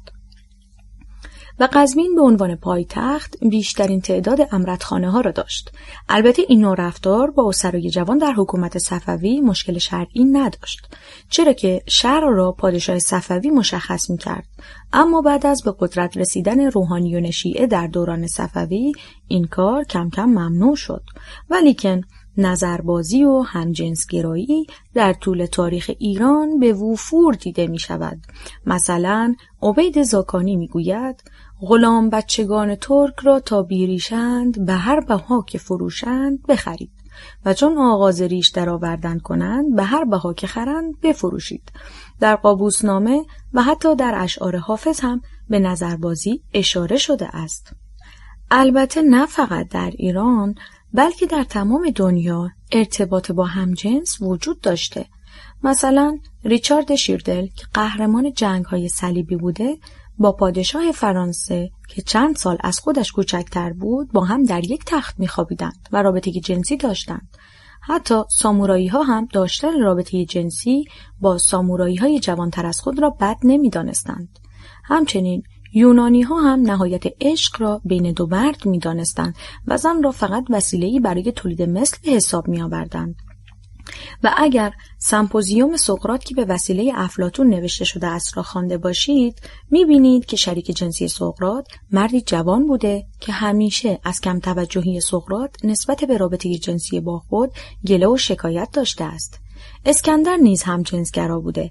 به علاوه اهالی تبس یونان در لشکرهای جنگیشان گروههایی به نام اروس داشتند که از 150 جنگاور همجنسگرا تشکیل شده بود و آنان را در دو طرف خط حمله قرار می‌دادند تا به عشق وصال یکدیگر بجنگند و دشمن را نابود کنند. گفتم: جالب است. جاماس با خنده گفت: بله دکتر جان. و بعد رو به من کرد و پرسید: خب دکتر جان تعریف کن، راستی چی شد یک دفعه؟ اول نمیخواستم حرفی بزنم، ولی صمیمیت جاماس رو که دیدم دل به دریا زدم و هر چه را بر من گذاشته بود برایش تعریف کردم. جاماسب: عجب، میدانستم خبری هست، اما هرگز در محیطش قرار نگرفته بودم که صحت و سقم آن را بسنجم. سپس سیگاری روشن کرد و به من داد و خود کنار تختم بر زمین نشست. هوا کاملا تاریک شده بود. جاماسب سعی می‌کرد با حرف‌های پراکنده ذهنم را از آن جریان دور گرداند. کمی بعد با هم به بالکن رفتیم و چای نوشیدیم. گفت: دوست داری بحث دین را ادامه بدهیم؟ گفتم: بله، خوب است. جاماسب: بشر به چند دلیل نیاز به قدرت ماورایی دارد و به همین خاطر برای خودش خدایی ساخته و او را پرستش می‌کند. گفتم: به چه دلایلی؟ جاماسب: یکی از دلایل جهل و نداشتن علم کافی است. جهلی که از ابتدای تاریخ بشریت تا الان وجود دارد، ولی شکل آن عوض شده. در قدیم دلیل رعد و برق، خورشید و ماه گرفتگی و بیماری ها را نمی دانستند و به همین خاطر آنان را به خدا نسبت می دادند و بلایا را به خاطر گناهان خود می دانستند. مثلا در قرن 14 میلادی طاعون 1/3 جمعیت اروپا را از بین برد و مردم آن را دلیل گناهان خود می دانستند، در صورتی که عامل اصلی آن میکروبی بود که توسط مغول‌ها و کشتی‌های تجاری به اروپا آورده شد. گفتم: مغول‌ها چطور؟ جاماسب: مغول‌ها اولین کسانی بودند که از سلاح بیولوژیک استفاده کردند و جنازه کسانی را که توسط طاعون مرده بودند به وسیله منجنیق به داخل قلعه‌هایی که در محاصره داشتند می‌انداختند و موجب شیوع بیماری می‌شدند و این بیماری توسط موش‌هایی که در کشتی‌های تجاری بودند به اروپا آورده شد و ازدحام جمعیت کشورهای اروپایی و عدم رعایت بهداشت موجب تشدید آن گردید و باعث شد مردم تصور کنند خداوند آنان را عذاب کرده و به همین خاطر نزد کشیش‌ها رفتند و عشریه و صدقه دادند و به گناهان خود اعتراف کردند، اما نتیجه‌ای نگرفتند تا اینکه عده‌ای به نام شلاق زنها پیدا شدند که با زدن شلاق بدنهای خود را زخمی و خونین می‌کردند و به راهپیمایی در شهرهای مختلف می‌پرداختند تا ترحم خدا را برانگیزند. گفتم: نتیجه‌ای هم گرفتند؟ جاماسب لبخند زد و گفت: البته که گرفتند. با تعجب پرسیدم: واقعاً؟ جاماسب: شما چرا دکتر؟ خودت می‌دانی که هر بیماری دوره‌ای دارد. وقتی که میکروب پخش می‌شود، عده‌ای به آن مبتلا می‌شوند و علائم بیماری را نشان می‌دهند. بعضی هم در مقابل آن ایمنی پیدا می‌کنند. به هر حال وقتی که دوره بیماری تمام شد، شلاق زنها ادعا کردند که به خاطر ما بوده که بیماری ریشه‌کن شده و درخواست گرفتن زمین‌های زیادی را در فرانسه کردند و البته به وسیله پادشاه فرانسه قتل عام شدند. گفتم: راستی؟ ماسکایی که به شکل سر کلاغ که در دوره شیوع طاعون می‌پوشیدند برای چه بود؟ جاماسب: آن زمان فکر می‌کردند که طاعون از طریق هوای آلوده منتشر می‌شود. به همین دلیل ماسکی از چرم درست می‌کردند که منقاری بزرگ داشت و در آن مواد معطر می‌گذاشتند تا بدین وسیله با تصفیه هوا از شر بیماری در امان بمانند. گفتم: البته در آن زمان که سطح علم محدود بوده و فقط 1-2% افراد جامعه باسواد بودند، منطقی است که چنین فکر کنند. اما در زمان فعلی چرا جهل را عامل خداباوری می‌دانی؟ جاماسب: برای اینکه الان هم با وجود پیشرفت علم، ناشناخته‌های زیادی برای مردم وجود دارد و هر جا که علم فعلی هنوز به آن نرسیده، خداباوران نام خدا را پیش می‌کشند. مثلا می‌گویند: این کهکشان‌های عظیم را کسی به جز خدا نمی‌تواند آفریده باشد. و یا می‌گویند: موجودی که در قعر دریا با فشار 1000 اتمسفر زندگی می‌کند به جز به خواست خدا نمی‌تواند به حیات خود ادامه دهد. در واقع هر ناشناخته ای را که شاید در سالها یا قرن‌های آتی جوابی برای آن یافته شود به خدا نسبت می‌دهند. گفتم: به جز جهل چه علت دیگری برای خدا پرستی وجود دارد؟ جاماسب: ترس. گفتم: چطور؟ جاماسب: همیشه بزرگترین ترس انسان‌ها مرگ بوده. وقتی فردی ادعا کند که بر مرگ و زندگی پس از آن تسلط دارد، حتی ثروتمندترین و قدرتمندترین افراد را می‌تواند به زیر یوغ خود ببرد. گفتم: به غیر از جهل و ترس دیگر چه؟ جاماسب: امید. گفتم: چطور؟ جاماسب: به نظرت اهرام مصر را چه کسی ساخته است؟ گفتم: تا آنجا که می‌دانم هر فرعون جدیدی که بر مسند قدرت می‌نشسته برده ها را به کار می‌گرفته و هرمی برای خود می‌ساخته. جاماسب: البته بسیاری از فرعونها هرم می ساختند و در قلب آن برای خودشان مقبره‌ای آماده می کردند، اما اهرام به وسیله برده ها ساخته نشده. گفتم چطور؟ جاماسب: با مدارکی که به دست آمده ثابت شده که مردمی آزاد به صورت داوطلبانه و یا با دریافت حقوق اندک در ساخت اهرام مشارکت می‌کردند، چون باور داشتند که اگر برای فرعون هرمی بسازند و فرعون با آسایش در آن به جاودانگی برسد، در دنیای دیگر خودشان خادم او خواهند بود و آنها هم به جاودانگی میرسند. گفتم خب اینها که در همین دنیا هم خادم بوده اند، پس چه تفاوتی بین خادم این دنیا و آن دنیا باشد که تن به چنین کار سختی بدهند، آن هم داوطلبانه؟ جاماسب: نکته دقیقاً همینجاست که باید یک سود و ارزشی در زندگی بعد از مرگ قرار داده شود. برای همین به این کارگران گفته میشد که در آن دنیا دیگر خودتون نمیخواهد زحمت بکشید و کار کنید. شما در بهشت خواهید بود و فرشته‌هایی در آنجا هستند که به شما خدمت خواهند کرد. در واقع مردمی که در این دنیا زندگی چندان خوبی نداشتند، به امید آن که در دنیای دیگر زندگی بهتری داشته باشند، داوطلب کارهای سخت میشدند. گفتم جالب است. دیگر چه؟ جاماسب: مورد دیگری که انسان برای آن به خدا نیاز دارد تحمل کردن سختی هاست. مثلا انسان وقتی در تصادف یا حادثه فرزند یا یکی از عزیزان خود را از دست می دهد، آنچنان آسیب روحی می بیند که گاهی به خاطر فشار آن به خودش صدمه می زند، اما اگر خدا را قبول داشته باشد می گوید تقدیر خداوند چنین بوده و به خودش آرامش می دهد و همین موضوع در مورد تحمل ظلم حاکمان نیز صدق می کند و انسان به امید زندگی در جهان بهتر هر سختی را تحمل می نماید و البته برای همین است که حاکمان به دین علاقه دارند. گفتم به هر حال انسان با اعتقاد به خدا بهتر زندگی می کند. جاماسب: دقیقاً، و برای همین است یکی از بزرگان گفته که خدا بهترین اختراع بشر است. جنگجویان جهادی و کمدی الهی. نویسنده کوروش ب. تولید و پخش از کتابخانه اینترنتی آوای بوف. avayaboof.com.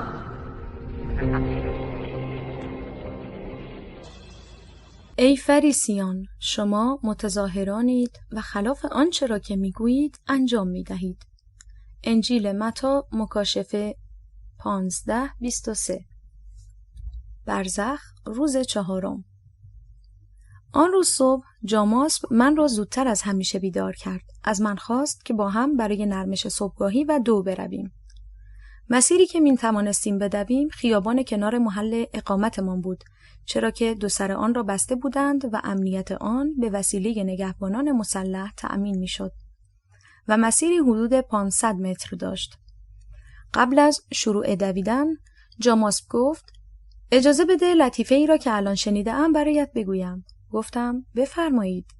جاماسب: از یک نفر میپرسند بدترین خاطرت از زمان جنگ چیه؟ میگه وقتی یکی از دوستام که کشته شده بود رو داشتیم میذاشتیم توی قبر و اون گریه میکرد و میگفت من زنده‌ام. لطیفه جالبی بود. با جاماسب خندیدیم. بعد از آن جاماسب من را با سرهنگ وحیدی آشنا کرد که تازه به جمع ما پیوسته بود. سرهنگ وحیدی فردی خوشمشرب و خوشسیما بود و برای آموزش دفاع شیمیایی شین میمره به سوریه آمده بود. به نظر می آمد حدود 40 سال داشته باشد. بسیار متین و مؤدب صحبت می کرد. همان روز جاماسب حدود ساعت 3 بعد از ظهر در بیمارستان به دیدنم آمد. میخواست خودش آنچه را که در مورد رفت و آمدهای مشکوک آمبولانس ها به انتهای باغ گفته بودم از نزدیک ببیند. از پنجره اتاقم نگاهی انداخت و حرفم را راجع به آن حرکات مشکوک تایید کرد. سپس با هم به اقامتگاه رفتیم و بعد از صرف چای برای کشیدن سیگار و ادامه صحبت‌هایمان وارد بالکن شدیم. گفتم چرا اصرار داری که خدا را حذف کنی و دین را زاییده توهم پیامبران بدانی؟ جاماسب: چون وقتی موسی در بیابان سرگردان شد و بعد از تحمل تشنگی و آفتاب مستقیم و در نهایت خستگی چشمش به درختی افتاد که در اثر نور آفتاب آتش گرفته بود، آن را نشانه‌ای از جانب خدا تصور کرد و دلش برای انجام مأموریتی که در سر داشت و آن رهایی قوم بنی اسرائیل بود استوار گردید. عیسی هم تحت تعالیم یهود و یحیای تعمید دهنده بعد از سرگردانی و آفتاب زدگی در صحرا ادعای پیامبری کرد.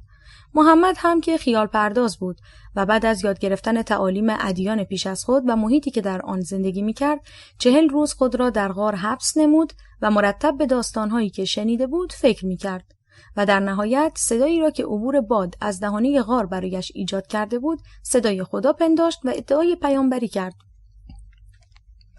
البته تولید صدا توسط باد هرگز چیز عجیبی نبوده، چرا که یونانیان باستان سازهایی را کنار پنجره می‌گذاشتند و از صدایی که بر اثر عبور باد بر روی سیم‌های آن به گوششان می‌رسید لذت می‌بردند. محمد هم در غار صدای ملایم می‌شنید که می‌گفت اقرأ و با توهمی که داشت آن را صدای خدا پنداشت. شما هم اگر بدون تکان دادن تارهای صوتی هوا را از گلوی خود خارج کنید، چیزی شبیه کلمه اقرأ می‌شنوید. جاماسب پوکی به سیگارش زد و سپس ادامه داد. راستی، میدانستی عیسی هیچ وقت ادعا نکرده که من فرزند خدا هستم و در واقع وقتی میگوید فرزند خدا منظورش همه مردم هستند و وقتی میگوید فرزند انسان باز هم منظورش همه مردم هستند. هرچند مسیحیان او را به عنوان تجسمی از روح خدا میدانند و به صلیب کشیده شدن او را مقدس میشمارند، ولی آیا واقعا عیسی مصلوب شد؟ گفتم مسلمانان اعتقاد دارند که شخص دیگری به جای او به صلیب کشیده شده. جاماسب: بله، دیدگاه اسلام چنین است و علت آن این است که مسلمان‌ها با گروهی از مسیحیان که در منطقه سوریه زندگی می‌کردند در تماس بودند. به این مسیحیان آریوسی گفته می‌شد. اینها اعتقاد داشتند شخص دیگری به جای عیسی به صلیب کشیده شده. محمد هم که در سفرهای تجاری به سوریه می‌رفته، چنین اعتقادی پیدا کرده و بعداً در دین خودش آن را چنین آورده. امروزه چون مسیحیان آریوسی وجود ندارند و آنها قرنها پیش به جرم ارتداد توسط بقیه مسیحیان کشته شده اند، تقریباً هیچ مسیحی در دنیا وجود ندارد که اعتقاد داشته باشد مسیح به صلیب کشیده نشده است. گفتم پس اعتقاد داری که قرآن بر اساس اطلاعات پیامبر بوده و از طرف خدا نیست؟ جاماسب: من قضاوت نمی کنم، ولی میگویم اطلاعاتی که محمد در قرآن آورده همان چیزهایی است که در محیط زندگی و تجاریش یاد گرفته و محمد فردی خیال پرداز و داستان سرا بوده و توانایی گفتن داستانهایی را با نثری زیبا داشته. گفتم چرا پیامبر را خیال پرداز می نامی؟ جاماسب: چون او بارها سراسیمه به منزل می آمده و به همسرانش می گفته که اجنه و شیاطین در کوچه تعقیبش کرده اند و گاهی هم با الاغش یعفور حرف می زده و تصور می کرده که یعفور با او سخن می گوید. سپس جاماسب لبخندی زد و گفت از همه خیال پردازی هایش مشهورتر داستان معراج است که محمد ادعا کرده با اسبی به نام براق به آسمان هفتم رفته و از آنجا به بیت المقدس نزول کرده و سپس به مکه برگشته. اما وقتی عمویش ابوالحکم به او میگوید تو که توانستی این همه پرواز کنی، لطفاً برای چند لحظه هر دو پایت را از زمین جدا کن تا این ادعا بر ما ثابت شود و ما ایمان بیاوریم. و محمد بلافاصله از این حرف عصبانی شده و او را ابوجهل مینامد. گفتم دلیل خیال پردازی هایش چه بوده؟ جاماسب: به نظر من دلیل روانی داشته. گفتم چطور؟ جاماسب: میدانستی که محمد 3 سال بعد از فوت پدرش به دنیا آمده؟ گفتم نه، چطور؟ جاماسب: طبق تمام روایات اسلامی حمزه عموی محمد که در جنگ احد کشته شد در موقع شهادت 59 سال سن داشت. از طرفی در روایات آمده که محمد در 40 سالگی مبعوث شده و در 53 سالگی مهاجرت کرد و در جنگ احد 56 ساله بود. پس حمزه حدود 3 سال از محمد بزرگتر بوده و نکته اینجاست که وقتی عبدالمطلب پدر بزرگ محمد برای پسر خود عبدالله به خواستگاری آمنه می رود، هلع دختر عموی آمنه را همزمان به عقد خود در می آورد و هر دو ازدواج در یک روز به وقوع می پیوندد و طبق روایات عبدالله در سال اول زندگی با آمنه فوت می کند. فرزند عبدالمطلب از هلع حمزه و فرزند عبدالله از آمنه محمد نامیده می شود. حال نکته اینجاست که چون پدر محمد زودتر از پدر حمزه فوت کرده، پس محمد باید همسن حمزه باشد و یا از او بزرگتر و نه اینکه 3 سال از او کوچکتر باشد. گفتم بزرگان مذهبی چگونه این موضوع را توجیه می کنند؟ جاماسب: میگویند که محمد 3 سال در رحم آمنه بوده و بعداً به دنیا آمده. گفتم ولی چنین چیزی از لحاظ علم پزشکی امکان پذیر نیست. جاماسب: دقیقاً برای همین بعضی گفتند که احتمالاً پدر محمد فردی دیگر بوده و به عنوان دلیل خود ادعای برخی از قبایل عرب که در آن زمان گفته بودند محمد از فرزندان آنهاست را می‌آورند. اما من معتقدم که آمنه یا از برادر شوهر و یا پدر شوهر خود باردار شده، چرا که اگر چنین نبود در جامعه عرب آن زمان که قطعاً زن زناکار را یا می‌کشتند و یا از قبیله دور می‌کردند، او نیز کشته و یا حداقل از قبیله رانده می‌شد. و نیز تنها دلیلی که پدر بزرگ و عموی محمد بیش از حد از او حمایت می‌کردند این بوده که خود را پدر او می‌دانستند. گفتم عجب، مغزم سود کشید. اما اهمیت این موضوع در چیست؟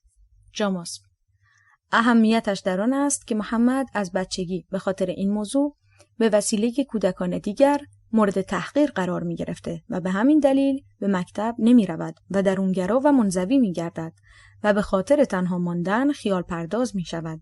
اما پسر باهوشی بوده و وقتی که از 12 سالگی او را به سفرهای تجاری می فرستند سعی می کرده همه چیز را از همسفرهایش و نقاطی که به آنها سفر می کرده یاد بگیرد و بر معلومات خود بیفزاید.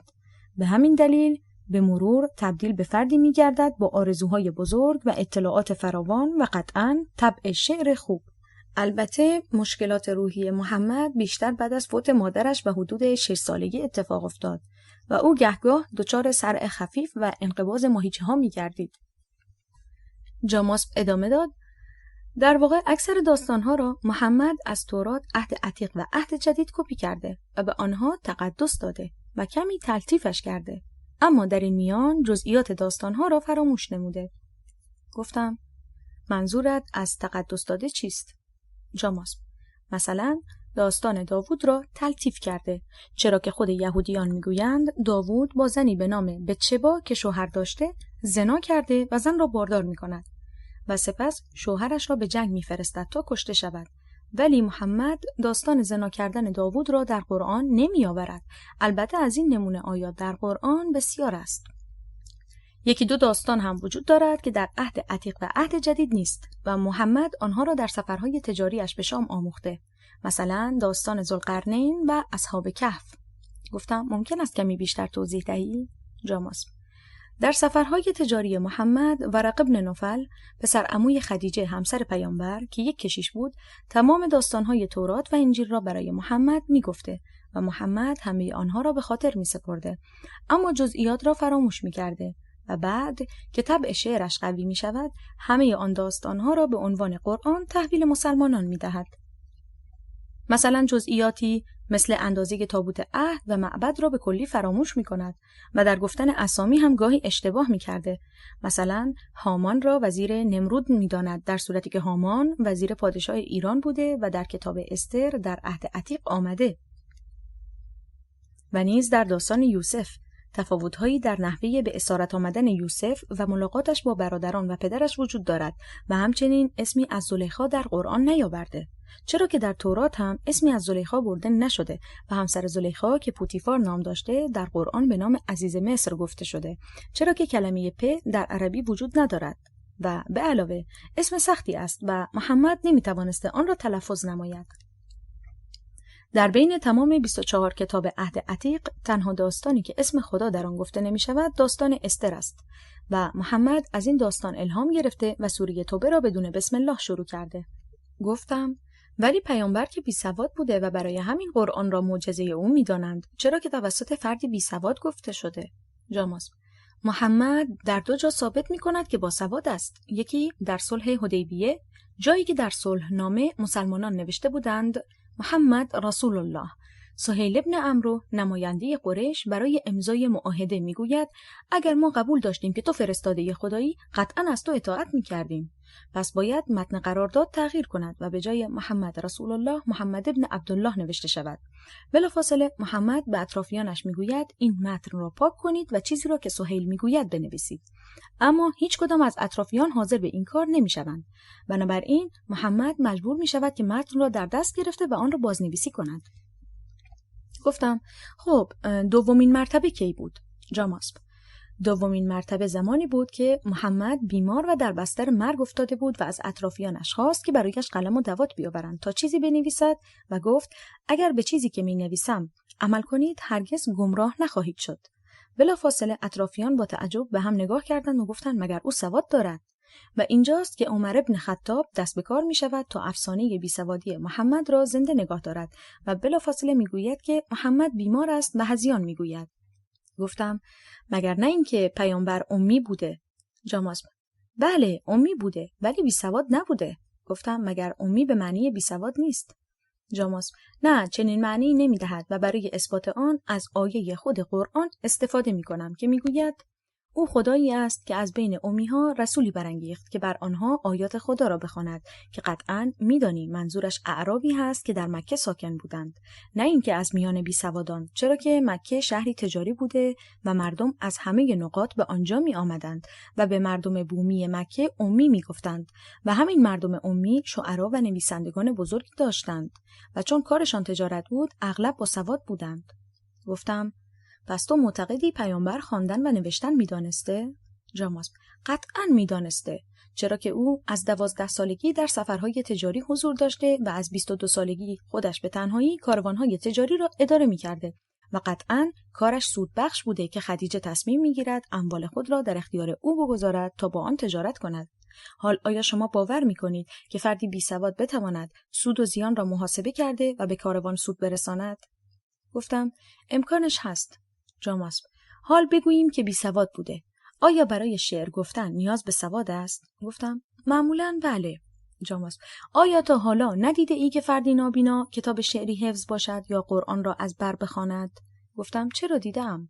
گفت شاعر نابینا هم در طول تاریخ زیاد بوده. مثلا ابوالعلا المعری با اینکه از بچگی نابینا شد و به کلاس درس و مشق نرفت، اشعاری سروده که از قرآن چیزی کم ندارد. به علاوه محمد بعد از آن که به قدرت رسید دستور قتل تمام شعرا را داد تا کسی نتواند در حد او شعر بسراید و نیز شاهدی بر سرقت‌های ادبیش از معلقات وجود نداشته باشد. گفتم معلقات چیست؟ جاماس: چندین شعر ادبی مشهور که آن را به کعبه آویزان می‌کردند و افراد آن را می‌خوانده و از حفظ می‌نمودند و محمد شعر گفتن را تا حدودی از آنها یاد گرفته. به علاوه از خود آیه قرآن مستفاد می‌گردد که برای اهل قریش هم داستان‌های او و هم اشعاری که می‌سروده تکراری بوده. گفتم آخر نگفتی پیامبر داستان اصحاب کهف و ذوالقرنین را از کجا یاد گرفته؟ جاماس: این داستان‌ها در زمان محمد در ناحیه شام در افواه مردم وجود داشته. به علاوه داستان اصحاب کهف آنطور که گفته می‌شود نیست. گفتم چطور؟ جاماس: فرض کن در نزدیکی یک قبرستان قدیمی و یا اهرام مصر هستی. عده‌ای را با لباس مندرس و خاکی می‌بینی که در دستشان سکه‌های طلای قدیمی است. به چه فکر خواهی کرد؟ گفتم میگویم احتمالاً دزد قبر هستند. جاماس: اگر جای آنها باشی و فردی که شما را دیده یک کشیش باشد چه می‌کنی؟ گفتم تلاش می‌کنم از طریق اعتقادات دینیش قلبش را به شفقت آورم. جاماس: پس اجازه بده داستان اصحاب کهف را به طریق دیگر تعریف کنیم. گفتم بفرمایید. جاماس: داستان اصحاب کهف برای اولین بار در حدود سال 500 میلادی توسط کشیشی به نام جاکوب بیان شده و در واقع او عده‌ای را با لباسهای پاره و مندرس می‌بیند که سکه‌های طلای قدیمی در دست دارند و مضطرب و نگران هستند و وقتی که از آنان می‌پرسد که شما که هستید و چه می‌کنید می‌گویند ما عده‌ای مسیحی هستیم که می‌خواهند ما را بکشند و قصد جانمان را دارند. کشیش تعجب می‌کند و می‌پرسد چه کسانی؟ مسیحیان که دیگر دشمنی ندارند. دزدان قبر نگاهی به سکه‌هایی که در دست دارند می‌کنند و نامی را که روی آن می‌بینند به زبان می‌آورند و می‌گویند نیروهای دسیوس به دنبال ما هستند. کشیش ساده‌لو هم حرف آنها را باور می‌کند و به آنان امان می‌دهد و در حالی که حدود 300 سال از زمان دسیوس گذشته. دانسته یا ندانسته این داستان را برای مردم بازگو می‌کند، چرا که می‌تواند موجب بالا رفتن اعتقادات مردم گردد. دقیقاً مثل داستان آمدن سنگ به زیارت امام رضا که جلال آل احمد آن را در کتابش نقل می‌کند. گفتم کدام داستان؟ جاماس: همان داستان که در آن جلال آل احمد می‌گوید شب در صحن امام رضا خوابیده بودم که دیدم عده‌ای از خدمه سنگی را به طرف حرم هل می‌دهند. نمی‌دانستند که من زیرچشمی آنها را می‌پایم. فردای آن روز دیدم که در همه جا خبر پخش شده که سنگی به زیارت حرم آقا امام رضا آمده. مردم ساده‌لو هم که آن را باور کرده بودند برای دیدن سنگ به حرم هجوم آوردند. گفتم چه جالب.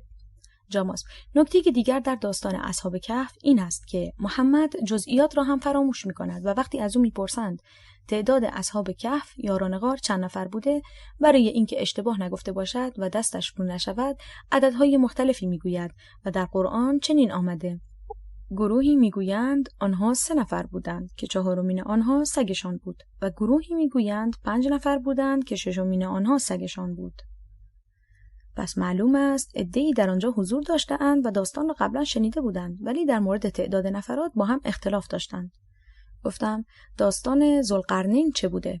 جاماس: این داستان از افسانه‌های معروف است که در محدوده عراق و شام زیاد گفته می‌شده.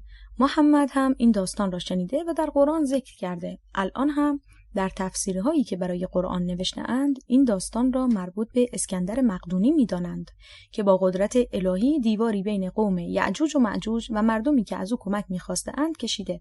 در صورتی که این داستان در مورد گیلگمش پادشاه سومری گفته شده که بین یک قوم ظالم و مردم بی‌پناه دیواری کشیده. نکته خیلی مهم این دو داستان در زمان نزول آیات آنهاست. اگر به کتاب‌های شأن نزول نظری بیاندازی متوجه می‌شوی که وقتی مردم راجع به ذوالقرنین و اصحاب کهف از محمد سوال می‌کنند، او چنین جواب می‌دهد که به زودی به شما خواهم گفت داستان آنها چیست و برای هر کدام بین 6 هفته تا 2 ماه طول می‌کشید تا اطلاعاتی پیدا کند و داستان را برایشان بگوید و اگر او پیامبر بود و می‌توانست با خدا ارتباط داشته باشد چه لزومی به فاصله 2 ماه بین سوال و جواب بود؟ جاماس لبخندی زد و ادامه داد: البته نبودن اینترنت را هم باید مقصر دانست. سپس سیگاری روشن کرد و گفت اجازه بده بحثمان را اینجا تمام کنیم. می‌خواهم تو را جای خوبی ببرم تا روحیه‌ات بهتر شود. قبل از بیرون رفتن برای شرکت در نماز مغرب و عشا به نمازخانه رفتم و بعد دوباره نزد جاماس برگشتم و با اتومبیل او در شهر به راه افتادیم و بعد از عبور از چند ایست بازرسی به خیابانی باریک در محله خلوت رفتیم و پس از پارک کردن اتومبیل جلوی درب کوچکی ایستادیم و جاماس زنگ در را با رمزی خاص چند مرتبه فشار داد و جلوی دوربین ایستاد و جمله کوتاهی را گفت.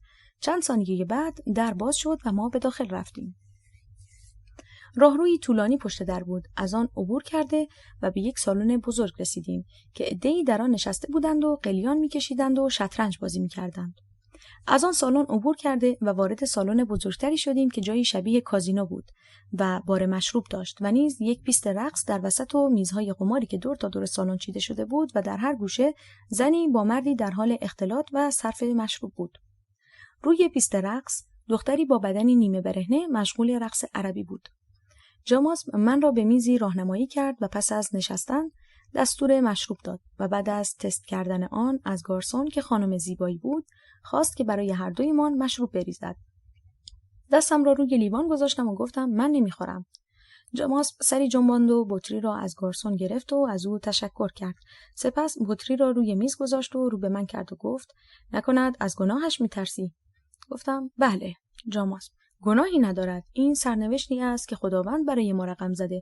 مگر شعر خیام را نخوانده ای که میگوید من می خورم و هر که چون من اهل بود می خوردن به نزد او سهل بود.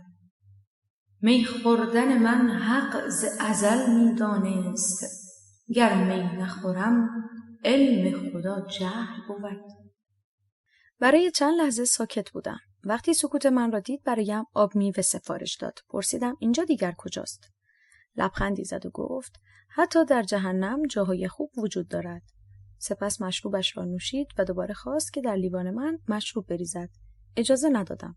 گفت دکتر جان بیا با ما بساز و یک چپل عرق با ما بزن و سپس این شعر خیام را خواند. چون عمر به سر رسد چه شیرین و چه تلخ پیمانه چو پر شود چه بغداد و چه بلخ می نوش که بعد از من و تو ماه بسی از سلخ به غره آید از غره به سلخ.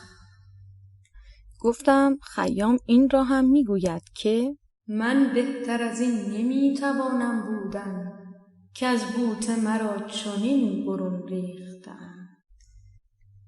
جاماسب: خوشم آمد. چقدر حاضر جوابی. راستی میدونی خیام چگونه در دنیا مشهور شد؟ گفتم تا اندازه ای ولی نه کامل. جاماسب: خیام وقتی در اروپا مشهور شد که یکی از افسران بریتانیایی کتاب رباعیات خیام را که آن موقع هیچ طرفداری نداشت به 1/10 قیمت واقعی خرید و شروع به خواندن کرد. آن موقع بریتانیا در آفریقای جنوبی مشغول جنگ بود و وقتی آن افسر کتاب را برای همقطارانش برد، همه را مورد تأثیر قرار داد، چون می‌دانستند که گرفتار جنگ هستند و فاصله‌شان تا مرگ فقط 1 تار موست، چرا که خیام به زندگی دنیوی اشاره می‌کرد، نه به یک آینده نامعلوم. حال به جای امید به بهشت و جهنم موهوم، بیا با من شرابی بخور، چرا که خیام می‌گوید من بیمه ناب زیستن نتوانم، بی باده کشید بار تن نتوانم. من بنده آن دمم که ساقی گوید 1 جام دگر بگیر و من نتوانم. هر چه کرد شراب نخوردم، ولی جاماسب دخترکی زیبا را نزد خود نشاند و برای او لیوانی شراب ریخت. دخترک گیلاسش را به بدنه گیلاس جاماسب زد. سپس جاماسب گیلاسش را پایین‌تر برد و لبه آن را به بدنه گیلاس شراب آن دخترک چسباند. این کار چند بار تکرار شد تا اینکه گیلاس‌های شراب به سطح میز رسید. معلوم بود که پایین زدن لیوان شراب نوعی تواضع است. با هم شراب را نوشیدند. دخترک ساکت کنارش نشسته بود و با موهای سینه جاماسب بازی می‌کرد. جاماسب همانطور که مستر و مستر می‌شد گفت: حالا صحبت‌هایی را که در مورد تحریف تاریخ گفتم باور می‌کنی؟ گفتم چطور؟ جاماسب: پس خوب گوش کن. اینجا شهری است که افرادی مثل تو را برای حفاظت از اسلام داوطلبانه به آن کشانده‌اند. اما آیا اینجا نشانه‌ای از اسلام می‌بینی؟ پاسخی نداشتم. چند لحظه بعد جاماسب به طوری که کسی متوجه نشود با انگشتش جهتی را به من نشان داد و گفت: نگاه کن. آن مرد را می‌شناسی؟ بدون اینکه سرم را برگردانم زیر چشمی به آن سو که جاماسب اشاره می‌کرد نگاه کردم و فرد مورد نظر را دیدم و گفتم: بله، او را در نمازخانه دیدم. جاماسب: البته که دیده ای. او یکی از فرماندهان ارشد است و گاهی به نمازخانه می آید و تظاهر به مؤمن بودن می کند، در حالی که هر وقت به اینجا آمده ام او را در حال باده نوشی دیدم. به علاوه دلبرکانی نیز برای خود دارد و دختران آواره از جنگ را مجبور به تنفروشی می کند و یکی از افتخاراتش این است که با 20 دختر باکره هم بستر شده و این در حالی است که جوانان مذهبی و بی اطلاع از اوضاع را از ایران، افغانستان، پاکستان و عراق به عنوان حفاظت از حرم به اینجا می کشاند. کمی بعد دوباره رقص عربی شروع شد و جاماسب نگاهی به رقاص انداخت و گفت: نگاه کن و لذت ببر. ببین چگونه این دختر کمرش را حرکت می دهد. نافش را نگاه کن. سرم را زیر انداخته بودم و گوش می دادم. جاماسب دوباره به سخن درآمد و گفت: می‌دانستی بوداییان و هندوها اعتقاد دارند که ناف مرکز انرژی بدن است و نیز بسیاری از مردم دنیا اعتقاد دارند که ناف مرکز روح است و می شود از شکل آن وضعیت جسمی و روحی و شخصیت فرد را تشخیص داد. گفتم: البته از روی ناف می توان بسیاری از بیماری ها را تشخیص داد، چرا که محل اتصال جنین به جفت است و رگی از آن به کبد می رود و از روی شکل ناف می توان حتی در بزرگسالان فهمید که کبد سالم است یا خیر. نیم ساعتی گذشت. دیگر تحمل آن محیط را نداشتم. از جاماسب خواستم که بیرون برویم. جاماسب بعد از بوسیدن دخترک برخاست و صورت حساب را پرداخت کرد و با هم از سالن خارج شدیم و به منزل رفتیم و بحث‌هایمان را ادامه دادیم.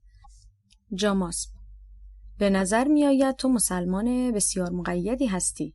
گفتم: تلاش می کنم باشم. جاماسب: اگر یک سری واقعیت دیگر را برایت بگویم شاید دست از این تعصب برداری. گفتم: مثلا؟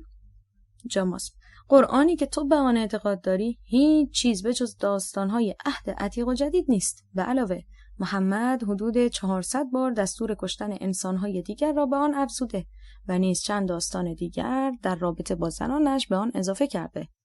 ساکت بودم و گوش می دادم. جاماسب ادامه داد: محمد در 25 سالگی با زنی ثروتمند که 15 سال از او بزرگتر بود و قبل از او 2 بار ازدواج کرده بود پیمان زناشویی بست و این پیمان تا وقتی که آن زن ثروتی داشت ادامه پیدا کرد و محمد زن دیگری نگرفت. اما وقتی که ثروت آن زن صرف مردم فقیری که با آیین محمد ایمان آورده بودند شد و پولی برای او باقی نماند، آن زن به طرز مشکوکی میمیرد و به فاصله کمی بعد از او محمد زن دیگری اختیار میکند به نام سوده که 14 سال از او کوچکتر بوده و در واقع محمد در 53 سالگی با زنی 37 ساله ازدواج میکند. اما از دید او سوده مسن بود، بنابراین بلا فاصله با دختری 6 ساله ازدواج کرد، اما باز سیراب نشد و تا آن اندازه در ازدواج با زنهای دیگر پیش رفت که پسر خودش را مجبور کرد همسرش را طلاق دهد تا بتواند با او ازدواج کند. در واقع محمد تا زمان مرگ با 22 زن رابطه جنسی برقرار کرد و جالب اینجاست تمام زنهایی که محمد با آنها رابطه جنسی برقرار کرده بود اگر جزو زنانش بوده که طبق آیه قرآن بر بقیه مسلمانان حرام بودند، ولی آنهایی که همسران رسمیش نبودند و امکان داشت که بعد از مرگش به کنیزی به دیگران فروخته شوند، در سن جوانی و اغلب در سال آخر زندگی محمد 1 به 1 به طرز مشکوکی فوت کردند. شاید هم خود محمد دستور قتل آنان را میداده. گفتم اگر منظورت از پسر زید بن حارثه است، او که پسر پیامبر نبود بلکه پسر خانده اش بود. جاماسب: در تمام طول تاریخ پسرخوانده مثل فرزند شخص بوده و تمام حقوق او را داشته. مثلا رومیان بعد از مرگ جولیوس سزار، اکتاویوس پسرخوانده او را به عنوان جانشین او برگزیدند و این رسم در اعراب شدیدتر رعایت می شده و چنین مرسوم بوده که زن پسرخوانده بر پدر شوهر حرام باشد، ولی محمد برای اینکه از زن پسرخوانده اش خوشش آمده بود این نوع ازدواج را آزاد کرد. البته بعضی خواستند روی این کارش سرپوش بگذارند و بگویند چون میخواسته این قانون را بشکند این کار را کرده و میگویند که زینب زن زید بن حارثه دختر خالی محمد بوده و او خودش زینب را به همسری زید درآورده و اگر میخواست با او ازدواج کند قبل از اینکه او را به همسری زید درآورد این کار را میکرد، در حالی که لااقل من و تو زنان بسیاری را دیده ایم که بعد از ازدواج آب در پوستشان میرود و زیباتر میشوند. شاید زینب زمانی که مجرد بوده آنچنان زیبایی نداشته که چشم محمد را بگیرد و بعد از شوهر کردن خوش هیکلتر و جذابتر شده. بسیار پیش آمده که مردی زن خود را طلاق دهد و بعد از چند سال دوباره به او رجوع کند چرا که آن زن در نظرش زیباتر شده. داستان محمد و زینب هم چنین بوده که محمد به درب منزل زید می رود. باد پرده ای را که روی در ورودی خانه آویزان بوده بالا می زند و چشم محمد به بدن زینب می افتد و همان لحظه عاشق او می شود. لا اله الا الله می گوید و می رود. زید که این موضوع را می شنود زنش را طلاق می دهد تا به همسری محمد در بیاید، مگر در تاریخ چندین مورد از این دست روی نداده که شخصی نزدیک به شاه همسر خود را طلاق بدهد تا او به همسری پادشاه در بیاید؟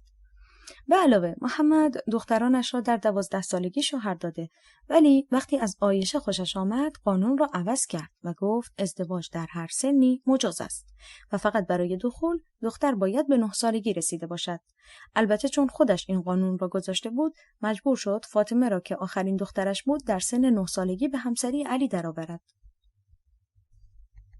جاماسب لحظه ای مکث کرد و سپس ادامه داد: محمد در تمام سفرهای خود حتی وقتی برای جنگ می رفت یکی از زنهایش و معمولاً جوانترینشان را با خودش می برد، چون اعتقاد داشت که حتی یک شب هم نباید بدون زن خوابید. در یکی از این سفرها عایشه جوانترین زن محمد که 46 سال از او کوچکتر بود و محمد به خاطر موهای قرمزش به او همیرا می گفت محمد را همراهی می کرد. در یکی از منزلگاه‌های بین راه عایشه گم می شود. کاروان بدون اینکه متوجه شود که عایشه در کجاوه اش نیست به راه می افتد. فردای آن روز عایشه را با مردی به نام صفوان می‌یابند. صفوان میگوید که این دختر در بیابان گم شده و من او را یافته‌ام. گفتم توجیه عایشه برای این اتفاق چه بود؟ جاماس: عایشه میگوید که برای قضای حاجت رفته و از کاروان عقب افتاده است. حالا تو باور میکنی قضای حاجت آنقدر طول بکشد و عایشه آنقدر از کاروان دور شود که صدای زنگ ساربان را نشنود و خودش را به کاروان نرساند؟ گفتم چه بگویم؟ بعد چه شد؟ جاماس: حرف و حدیث ها شروع شد، اما محمد در مقابل این صحبت ها دفاعی از عایشه نکرد و جوابی به اتهامات نداد. عایشه که بی‌تفاوتی محمد را دید قهر کرد و به خانه پدرش رفت. محمد در این مورد با اطرافیانش مشورت کرد. علی ابن ابی طالب گفت او را طلاق بده، فکر کن کفشت را عوض کرده ای. البته همین حرف باعث شد که بعدها عایشه کینه علی را به دل بگیرد. گفتم نتیجه قهر عایشه چه شد؟ جاماس: چند هفته گذشت. محمد که دلتنگ عایشه شده بود به خانه ابوبکر رفت و دید که عایشه خیلی ناراحت است و مرتب گریه می‌کند. محمد هم که به دنبال راهی بود تا عزیزترین زنش را برای هماغوشی به خانه برگرداند، ادعا می‌کند که آیه‌ای نازل شده است. در واقع در این آیات عایشه را تبرئه می‌کند و دستور می‌دهد هر کسی که به او تهمت زده شلاق بخورد. گفتم خب تا آنجا که میدانم گفته شده که برای اثبات زنا باید 4 شاهد عادل شهادت دهند که دخول به بدن زن را دیده‌اند و باید جداگانه بازجویی شوند. همگی یک حرف را بزنند و همگی دخول را دیده باشند. جاماس: خودت میدانی که هیچ وقت چنین چیزی امکان پذیر نیست. حتی فیلمبردارهای فیلم‌های پورنوگرافی هم نمیتوانند 4 تصویر کاملا یکسان از یک صحنه ارائه بدهند، چه برسد به 4 انسان با چشم غیر مسلح و نیز احتمال اینکه 4 نفر شهادت یکسان بدهند تقریبا محال است. محمد شرایط را سخت کرد تا به این بهانه هر کسی را که پشت سر همسرش صحبت کرده شلاق بزند و مردم دیگر جرأت نکنند که راجع به زنان او حرفی بزنند. اما نکته اینجاست که اگر این آیات از طرف خداست، چرا همان روز اول نازل نشد؟ چرا حدود 6 هفته طول می‌کشید تا این آیات نازل شود؟ این تأخیر 6 هفته‌ای دقیقاً با نظریه کوبلر راس مطابقت می‌کند. یعنی دوره‌ای که انسان از مرحله انکار تا پذیرفتن مسئله ناراحت کننده طی می‌نماید بین 6 هفته تا 6 ماه طول می‌کشد. محمد هم این دوره را طی کرده و به این نتیجه رسیده که نمی‌تواند بدون عایشه زندگی کند. آن وقت اقدام به ساختن آیه کرد. جاماس ادامه داد: در داستان دیگری می‌بینیم وقتی که ابراهیم پسری که حاصل رابطه محمد و برده مصری او ماریه قبطیه بود فوت کرد. محمد خیلی ناراحت شد. عایشه به او گفت چرا ناراحتی؟ ابراهیم که پسر تو نبوده، پسر جریح بوده که با کنیز تو رابطه داشته. محمد عصبانی می شود و علی را برای کشتن جریح می فرستد. اما علی می فهمد جریح اصلاً آلت مردانه ندارد. حالا چطور؟ محمد که علم تمام آسمان ها و زمین را داشته، از اطرافیان خود بیخبر بوده و نمیدانسته آیا کنیزش به او وفادار بوده یا نه و اینکه اصلاً جریح آلت مردانه دارد یا نه. گفتم واقعا نمیدانم چه بگویم. جاماس: راستی میدانستی که چرا پسران محمد میمردند و دخترهایش زنده میماندند؟ گفتم نه. جاماس: من این موضوع را بررسی کرده ام و متوجه شده ام که احتمالاً محمد از این نظر شبیه هنری هشتم پادشاه انگلستان بوده که پسرانش یا سقط میشدند و یا در بچگی میمردند.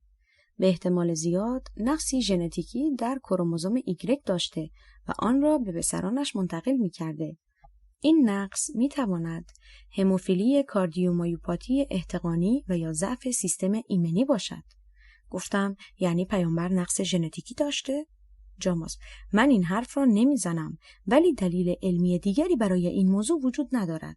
گفتم جالب است. جاماس: میدانستی محمد برای تمام مسلمانان تعیین کرده که حد اکثر 4 زن میتوانند داشته باشند ولی خودش مجاز بوده که 9 زن اختیار کند؟ گفتم بله میدانم. جاماس: اجازه بده مورد دیگری که محمد طبق سلیقه خودش قوانین را عوض کرده برایت بگویم. گفتم بفرمایید. جاماس: همیشه رسم بوده که وقتی مردی بمیرد زنش اجازه ازدواج مجدد داشته باشد. اما وقتی که محمد شنید که طلحه گفته وقتی محمد بمیرد زنهای او را به نکاح خود در می آوریم، رگ غیرتش جنبید بلافاصله آیه نازل کرد که ازواجه امهاتکم، همسران پیغمبر مادران امت هستند. یعنی هیچ کس حق ندارد با آنها ازدواج کند، چرا که هیچ کس با مادر خود ازدواج نمی کند. در جای دیگر محمد به مسلمانان میگوید بین زنانتان به مساوات رفتار کنید و یک اندازه با آنها هم بستر شوید. اما چون عایشه 30 سال از سوده جوانتر بود و محمد بیشتر تمایل داشت نزد او بخوابد، تصمیم میگیرد که سوده را طلاق دهد تا تعداد شب‌هایی که نزد عایشه میخوابد بیشتر شود. ولی سوده میگوید اگر من را طلاق ندهی نوبتم را به عایشه میدهم. محمد که این پیشنهاد را مناسب می‌بیند بلافاصله آیه‌ای نازل می‌کند اگر زنی را نمی‌خواهی می‌توانی طلاقش بدهی، ولی اگر خودش قبول کند که نوبتش را به دیگری بدهد او را نگه دار و طلاقش نده. جاماسب ادامه داد: اما داستان دیگر، یک روز محمد از غیبت همسر عقدیش حفصه که دختر عمر بود استفاده می کند و با ماریه کنیز مسیحی مصریش در اتاق حفصه رابطه جنسی برقرار می نماید. ولی از شانس بعد حفصه زودتر از موعد به منزل برمی گردد و از دیدن این وضع عصبانی شده و از محمد دلگیر می شود. محمد به حفصه قول می دهد که ماریه را بر خود حرام کند و دیگر با او هم بستر نشود و به قولش وفا می کند. اما مدتی بعد دلش برای سکس با ماریه تنگ می شود و آیه‌ای نازل می کند که چرا آنچه که خدا برای تو حلال کرده بر خود حرام می کنی؟ و محمد به استناد این آیه دوباره با ماریه هم بستر می شود. حرفای جاماسب برایم سنگین بود، اما مانع صحبتش نشدم. ادامه داد: زمانی رسید که محمد همسرانش را تکمیل کرده بود و تعدادی کنیز هم داشت که با آنها رابطه جنسی برقرار می‌کرد. اما وقتی که دختری به نام میمونه به محمد علاقه‌مند شد، آیه‌ای جدید آورد تا آیات قبلی خودش را نقض نکرده باشد. آیه جدید می‌گفت: وقتی زنی مؤمن خود را به پیامبر ببخشد، در صورتی که پیامبر راضی به این کار باشد، می‌تواند او را به تصاحب خود درآورد و این روش فقط ویژه پیامبر است و نه دیگران. جاماسب دقایقی ساکت شد و بعد ادامه داد: محمد اجازه داد که مردان بتوانند با دختران اقوام نزدیک خود مثل عمو، خاله، عمه و دایی ازدواج کنند، در صورتی که قبل از اسلام چنین نبود و هنوز هم در بسیاری از ادیان و فرهنگ‌ها ازدواج حتی تا فامیل 6 یا 7 ممنوع است. ولی اسلام اجازه آن را صادر کرده و برای همین است که بیماری‌های ژنتیک در کشورهای اسلامی شایع‌تر است. مثلا تاجیکستان که کشوری مسلمان است اعلام کرده که از 13,000 عقب افتادگی ذهنی 11,000 نفر از آنها نتیجه ازدواج فامیلی هستند. گفتم این درجه بندی فامیلی چگونه است و فامیل 6 و 7 یعنی چه؟ جاماسب: یعنی تعداد افرادی که بین 2 نفر هست تا به جد مشترک برسند. مثلا شما با دختر عمویتان فامیل 4 هستید، یعنی 4 نفر بینتان هست تا به جد مشترک برسید، شما و پدرتان، دختر عمویتان و عمویتان.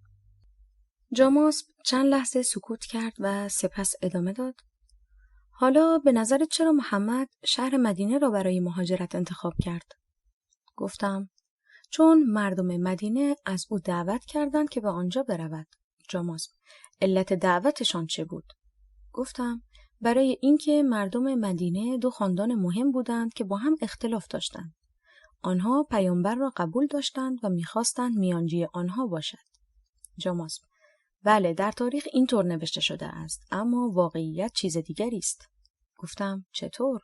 جاماسب: در اصل چنین بوده که در مدینه یهودی‌ها قدرتمند و ثروتمند بودند و مردم عادی مدینه به صورت کارگر روزمزد برای آنها کار می‌کردند. از طرفی مدینه شهرت و اهمیت مکه را نداشت و مردم مجبور بودند برای مناسک حج به مکه بروند، چرا که بت‌های تمام قبایل عرب در مکه قرار داشت. بزرگان مدینه به این فکر افتادند تا از محمد که خاندانش از کلیدداران خانه کعبه بودند و خودش ادعا می‌کرد خدای او در آسمان است و بتی ندارد، حمایت کنند و او را به شهر خود ببرند و برای دینش تبلیغ کنند تا بدین ترتیب اهمیت مدینه بیشتر شود و تجارت رونق گیرد. مگر خودت با چشم خودت ندیده ای که بعد از انقلاب تعداد امامزاده های ایران از 1500 به 11,000 رسیده است در هر نقطه از ایران که می‌خواهند آباد شود، یک امامزاده کشف می‌شود. عده‌ای را هم وادار می‌کنند که بگویند شفا گرفتند تا بدین وسیله مردم را به آنجا بکشانند. گفتم بله، قبول دارم که از این مورد سوء استفاده شده و حتی یکی از مسئولین اوقاف در تلویزیون اعلام کرد که می‌خواهیم امامزاده ها را بر اساس تخصصشان در درمان بیماری‌های مختلف دسته‌بندی کنیم تا هر فردی با توجه به مشکلش بداند به کدام امامزاده مراجعه کند و من خودم بارها شاهد بیمارانی بودم که ادعا می‌کردند از یکی از این امامزاده‌ها شفا گرفتند، اما در اصل بیماری هیستری داشتند و بیماریشان روحی بود. جاماس: به هر حال مردم مدینه می‌خواستند متحد شوند و در مقابل یهودیان بایستند. از طرفی شهر را مرکز تجاری کنند، چرا که مدینه در مسیر کاروانها قرار داشت و کافی بود یک مرکزیت دینی هم در آن ایجاد شود.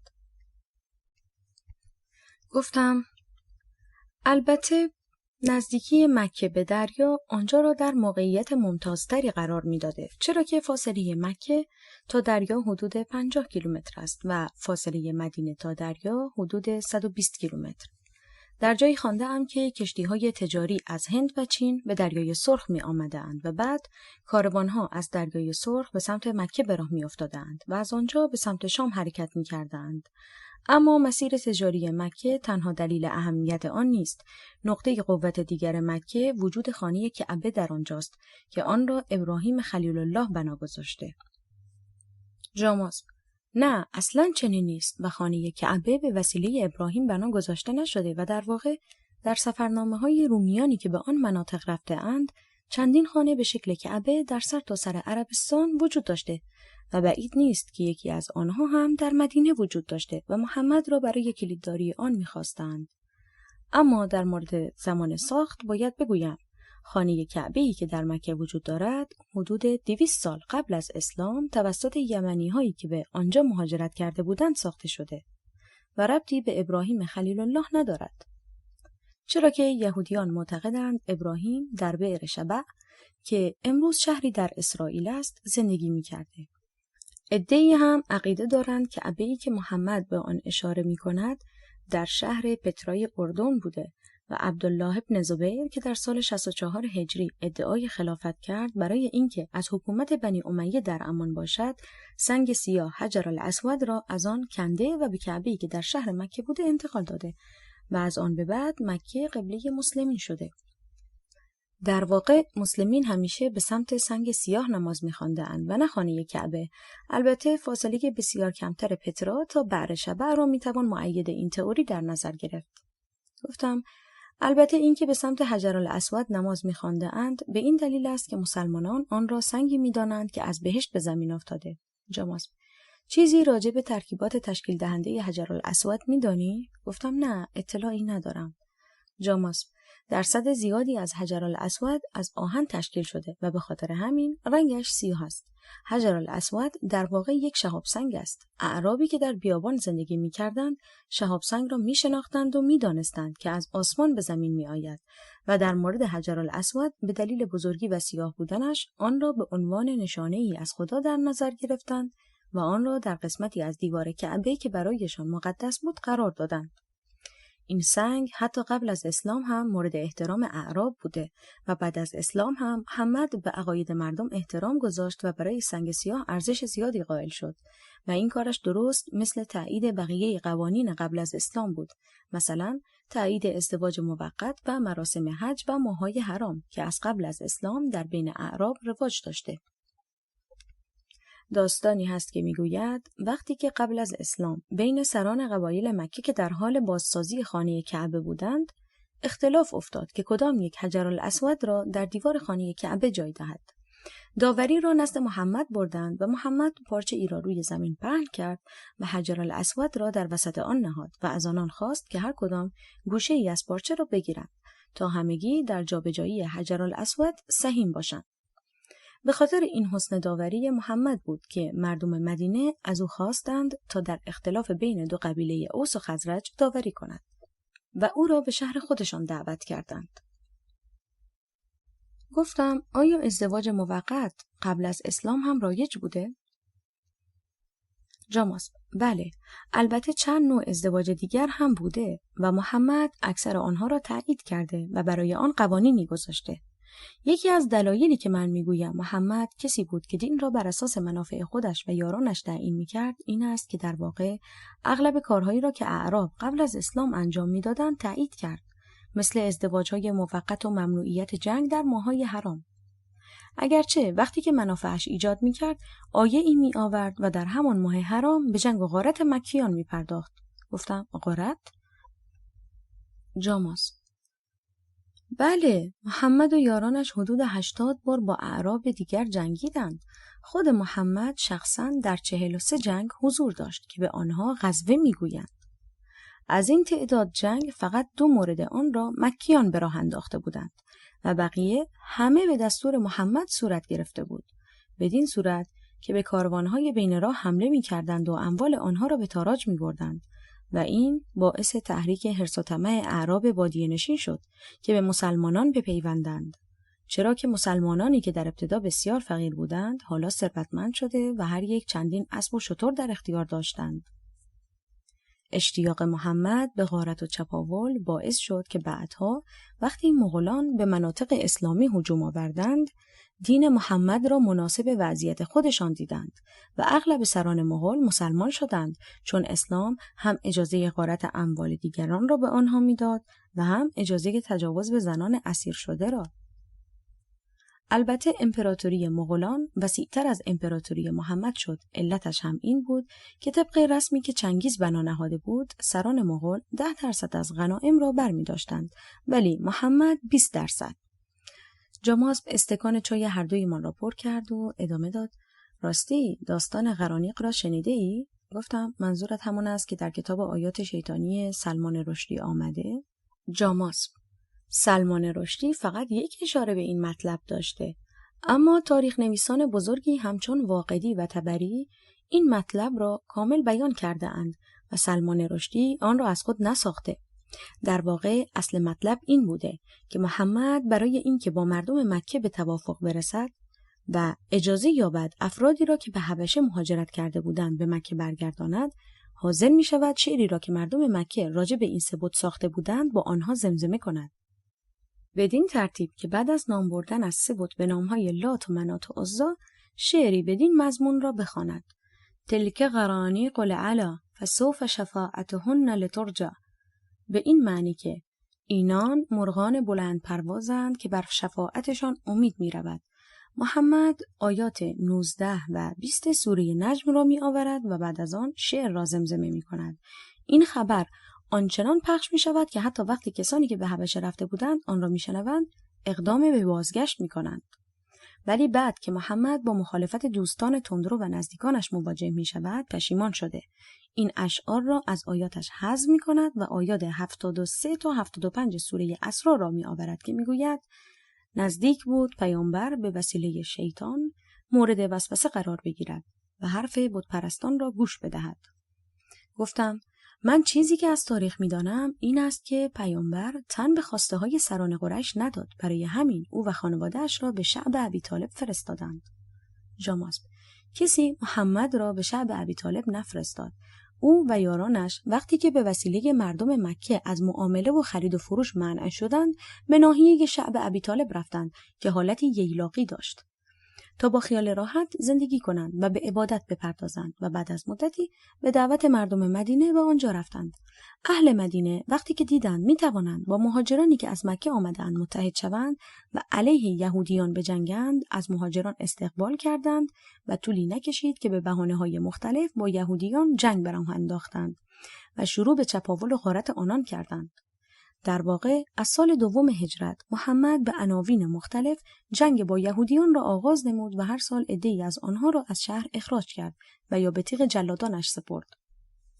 آخرین قبیله یهود که هنوز در حوالی مدینه ساکن بود بنی قریظه نام داشت. محمد بلافاصله بعد از جنگ احزاب به این بهانه که بنی قریظه مکیان را به این جنگ تحریک کرده اند به سمت آنان شتافت. قلعهشان را به محاصره درآورد و نقل‌هایشان را به آتش کشید. در این میان یهودیان چاره‌ای جز تسلیم نداشتند، بنابراین قبول کردند که سرنوشتشان به حکمیت سپرده شود. مسلمانان برای حکمیت علی، زبیر و سعد معاذ را پیشنهاد دادند. یهودیان که می‌دانستند علی و زبیر به خون آنان تشنه هستند و از طرفی امید داشتند سعد معاذ که قبلا با آنها رابطه تجاری داشته لااقل جان و مالشان را حفظ کند، حکمیت سعد معاذ را پذیرفتند. سعد در این جنگ شدیداً مجروح شده بود و محمد به او گفته بود که یهودیان در این جنگ فتنه‌گری کرده اند تا سعد تکلیف خود را بداند و ملتفت شود که چه حکمی باید بدهد. اما باز هم قبل از دادن حکم میخواست نظر محمد را بداند.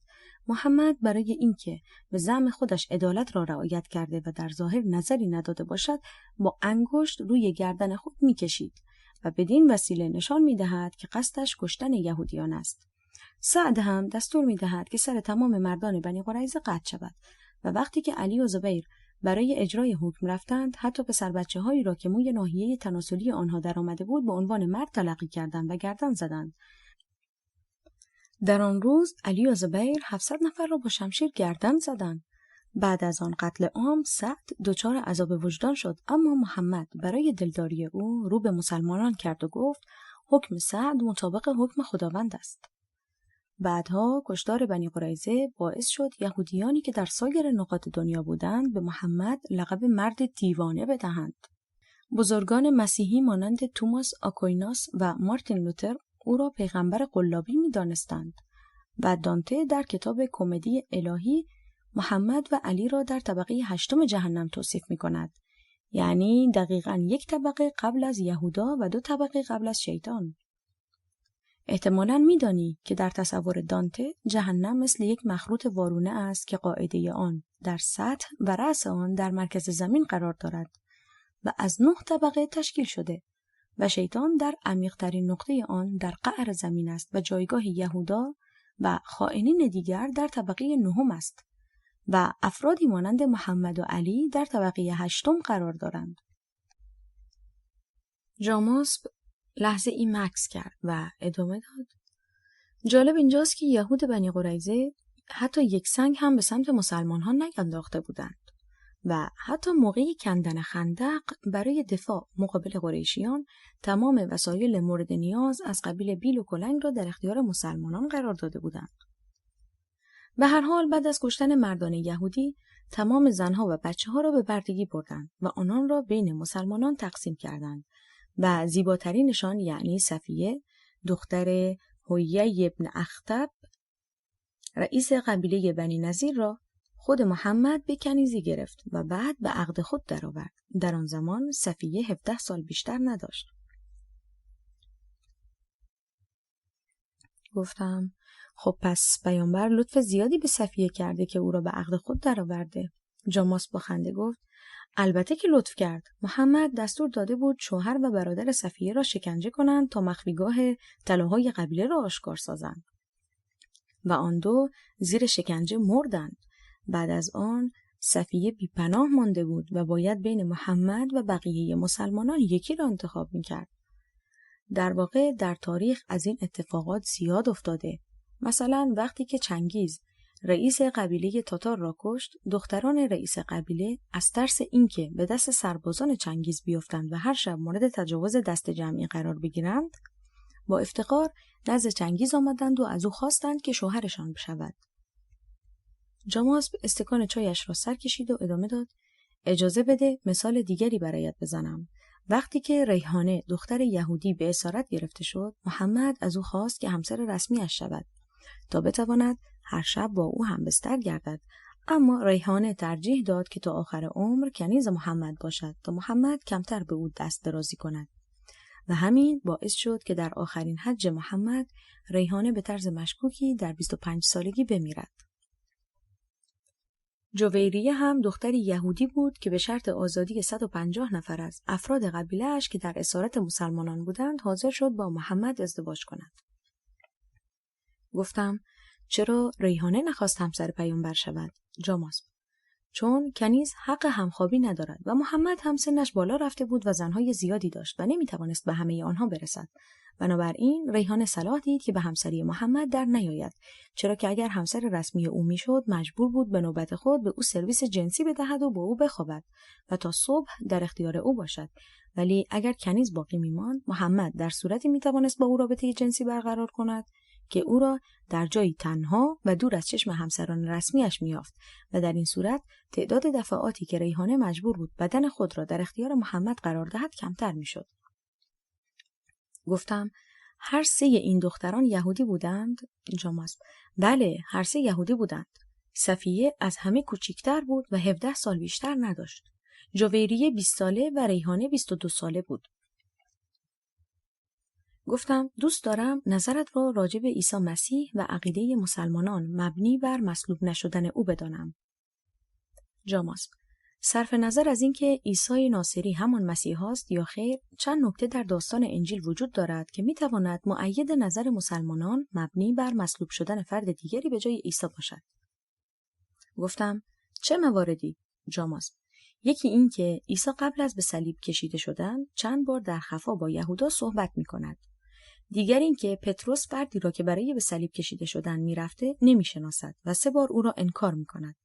طبق این نظریه عیسی و یهودا با هم هماهنگ بودند و یهودا فرد دیگری را به جای عیسی به نگهبانان معرفی کرده و عیسی واقعی هرگز دستگیر نشده. بعداً وقتی از فرد دستگیر شده میپرسند آیا تو خدای یهود هستی؟ میگوید این حرفی است که شما میزنید، نه من. در واقع آن فرد اصلا نمیدانسته که آنها راجع به چه چیز صحبت میکنند. مدتی بعد یهودا به دلیل عذاب وجدان ناشی از مصلوب شدن فردی بیگناه به جای عیسی خودش را به دار می‌آویزد. شاید هم باقی شاگردان عیسی به خاطر خیانتش او را دار زده‌اند. گفتم یعنی اعتقاد داری که پتروس هرگز دروغ نگفته و در واقع فردی که برای مصلوب شدن میرفته عیسی نبوده؟ جاماسپ: دقیقاً. حتی بعد از آن شاگردان عیسی جسد فردی را که به صلیب کشیده شده بود دزدیدند و اعلام کردند که خدا آن را غیب کرده است. چند روز بعد هم خود عیسی دوباره ظاهر شد. در واقع داستان به خاطر زیباییش برای مردم اینگونه بازگو شده، چرا که به صلیب کشیده شدن و زجر روی صلیب یک تراژدی بسیار زیباست و میتواند موجب ایمان آوردن تعداد زیادی از مردم گردد. این داستان بعداً جزو اصول دین مسیحیت شد. اما نکته دیگری که موجب شد عیسی بتواند دینش را در مقابل یهودیان علم کند این بود که در آن زمان یهودیان فقط ظواهر دین را رعایت می‌کردند و در قلبشان هیچ نشانی از ایمان نبود. برعکس عیسی عقیده داشت که باید زنگارها را از دل زدود و با قلب پاک خداوند را پرستید. به طور مثال زمانی که یهودیان می‌خواستند مریم مجدلیه زن تنفروش شهر را سنگسار کنند، عیسی حائل می‌شود. سپس سنگی را از زمین برمی‌دارد و آن را جلوی مردم می‌گیرد و می‌گوید بسیار خوب، چنین کنید، ولی اولین سنگ را کسی بزند که خودش هیچ گناهی نکرده باشد. مردم که خود به گناه آلوده بودند تحت تاثیر قرار گرفتند و از سنگسار کردن مریم مجدلیه منصرف شدند. در داستان دیگری می‌بینیم که عیسی در روز شنبه که روز مقدس یهودیان است به سراغ بیماران می‌رود و می‌گوید کمک به بیماران از انجام مراسم شبات مهمتر است. عیسی در واقع همان یهودیت را تبلیغ می‌کرد ولی تلاش داشت که مردم را به باطن دین سوق دهد. اما چیزی که ما امروزه به عنوان دین مسیحیت می‌شناسیم دینی است که پولس آن را ساخته. گفتم پولس؟ جاماس: بله، پولس که یک راهب یهودی بود و به اذیت و آزار مسیحیان می‌پرداخت. یک روز در نهایت افسردگی و عذاب وجدان ادعا می‌کند که نوری در دلش روشن شده و شبح عیسی را دیده که به او گفته چرا مردم را اذیت می‌کنی؟ بعد از آن پولس به عیسی ایمان می‌آورد و شروع به تبلیغ دین او می‌کند و از اینکه تبعه روم بود و نمی‌توانستند او را به راحتی به زندان بیاندازند و یا بکشند، حداکثر استفاده را کرد و توانست در کارش موفق شود. شاید هم خودش عامل روم بود و می‌خواست دین مسیحیت را جایگزین دین یهود نماید تا دیگر یهودیان بر علیه حکومت روم قیام نکنند. او تمام اعمال سخت شریعت یهود را حذف کرد. اولین کارش هم اختیاری کردن ختنه بود، چرا که در دین یهود پسران بالاجبار ختنه می‌شدند. کار دیگر پولس این بود که به همه اجازه ورود به مسیحیت را داد و مانند یهودیان نمی‌گفت که مؤمنین فقط از نسل یعقوب یعنی همون اسرائیل هستند. پولس میگفت که برای مؤمن بودن ایمان قلبی و رعایت کردن 10 فرمان اصلی موسی کافی است. نکته مهمی که در دین مسیحیت وجود دارد این است که عیسی خودش انسانی صلحجو بود و نهایت خشونتی که نشان داد آن بود که با یک طناب کتانی روی میز صرافان زد و آنان را از رباخواری منع نمود و کلاً عیسی در آموزه‌هایش توصیه به محبت می‌کرد و می‌گفت همسایگان خود و حتی دشمنان خود را دوست بدارید و اگرچه او یک بار در صحبت‌هایش از کلمه شمشیر استفاده کرد ولی در صحبت‌های بعدیش اظهار داشت که منظورش از شمشیر زبان بوده است.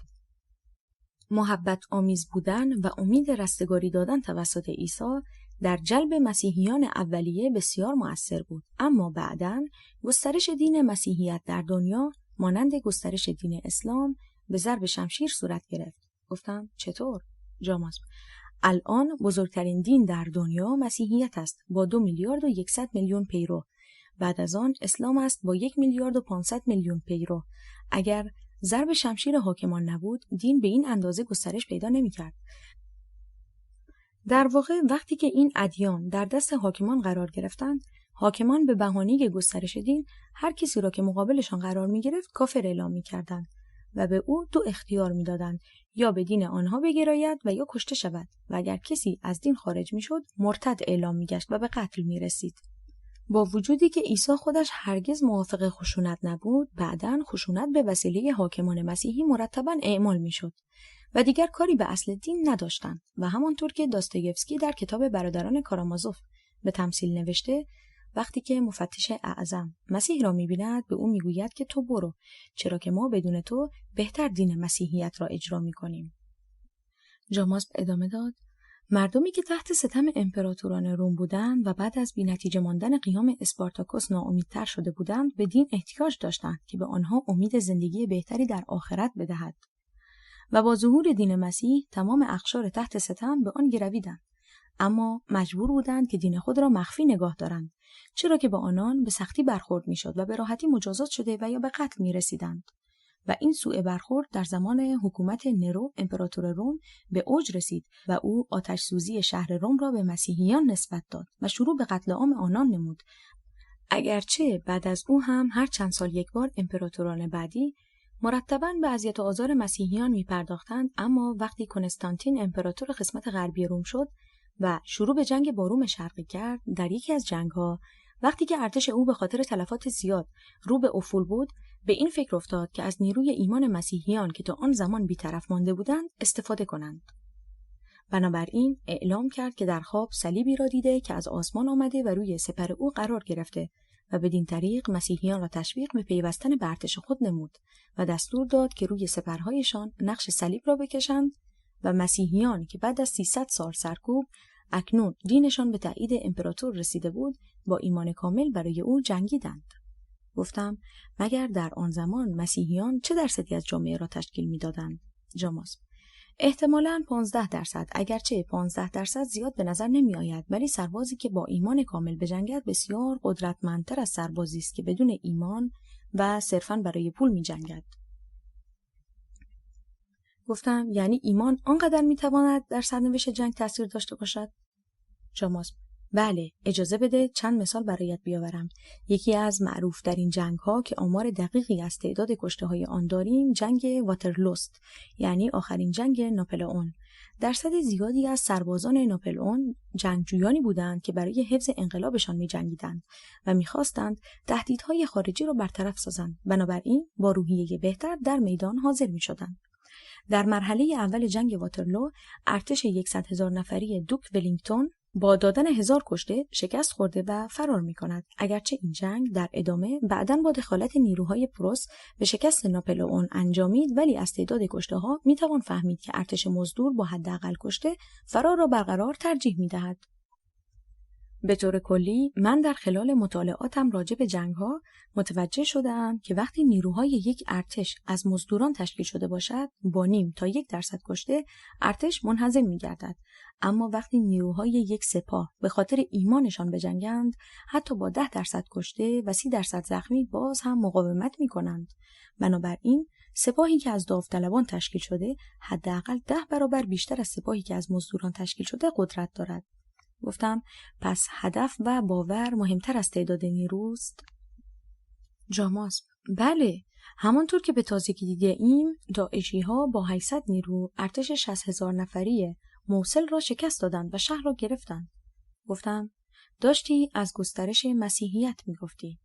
جاماسب: بعد از آنکه کنستانتین با استفاده از نیروهای مسیحی در جنگ پیروز شد، در سال 313 میلادی دین مسیح را به رسمیت شناخت. اما همه بزرگان می‌دانستند که این کار او فقط یک ظاهرسازی برای استفاده از نیروی جنگی مسیحیان بوده و کنستانتین تا آخرین لحظه زندگیش در مقابل اینکه او را غسل تعمید بدهند مقاومت کرد و هیچ کس دقیقاً نمی‌داند که آیا او نهایتاً مسیحی شد یا خیر. البته در حال حاضر کنستانتین یکی از قدیسان مسیحی است و داستانی نقل می‌کنند که وقتی پزشکان هیچ علاجی برای بیماری کنستانتین که به جزام مبتلا شده بود نمی‌یابند، کنستانتین به توصیه فردی به درگاه مسیح دعا می‌کند و بعد از اینکه مسیح بر او ظاهر شده و جزام او را شفا می‌دهد به مسیح ایمان می‌آورد. کنستانتین کم کم پی برد که اگر همزمان هم رهبر سیاسی و هم رهبر مذهبی باشد قدرت بیشتری خواهد داشت. بنابراین اجازه داد تا مسیحیت گسترش پیدا کند. امپراتورهای روم سعی کردند که حتی در یهودیه دین مسیح را بگسترانند تا با این کار جلوی شورش یهودیان را که از سال 150 قبل میلاد تا 70 بعد از میلاد چندین بار اتفاق افتاده بود بگیرند، چون در دین یهود گفته می شود که خود یهودیان باید برای خود حکومت تشکیل بدهند. حرفهای ناگفته تاریخ و نوع روایتگری جاماسب گذر زمان را از یادم برد، اما چشمهایم سنگین شده بود. خسته روی تخت دراز کشیدم. نگاهی به ساعت انداختم. نزدیک 2 صبح بود. چشمانم را بستم و بدون گفتن کلمه‌ای به خواب رفتم.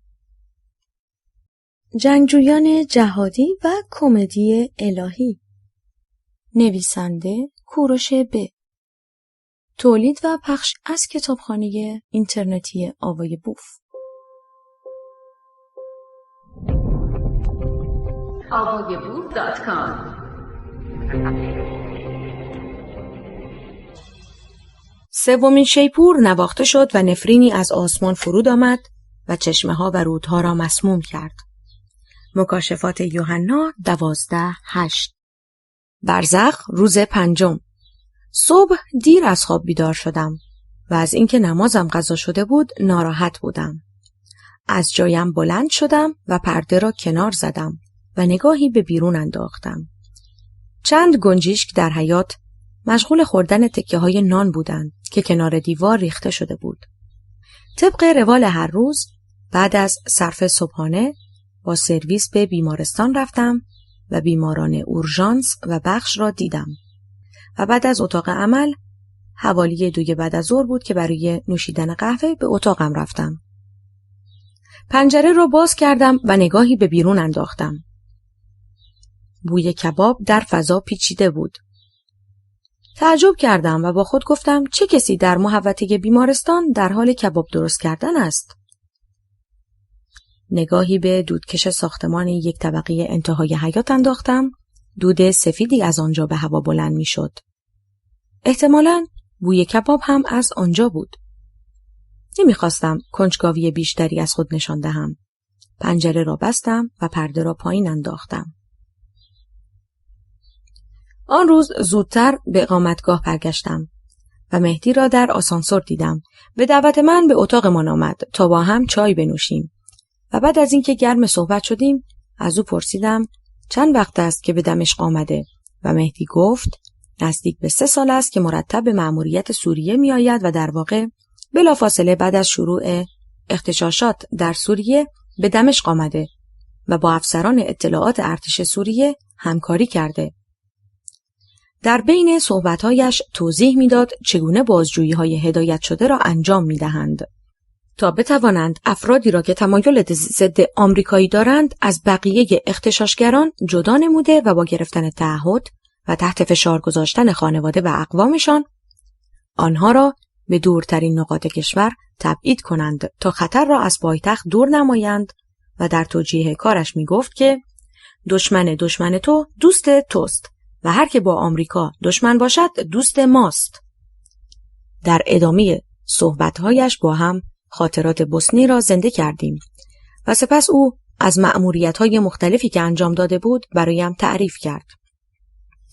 1 ساعتی از آمدن مهدی نگذشته بود که صدای چرخش کلید در قفل صحبتمان را قطع کرد. جاماسب بود. وارد شد و بعد از سلام و احوال پرسی پشت میز کارش نشست. احساس کردم مهدی در حضور جاماسب راحت نیست.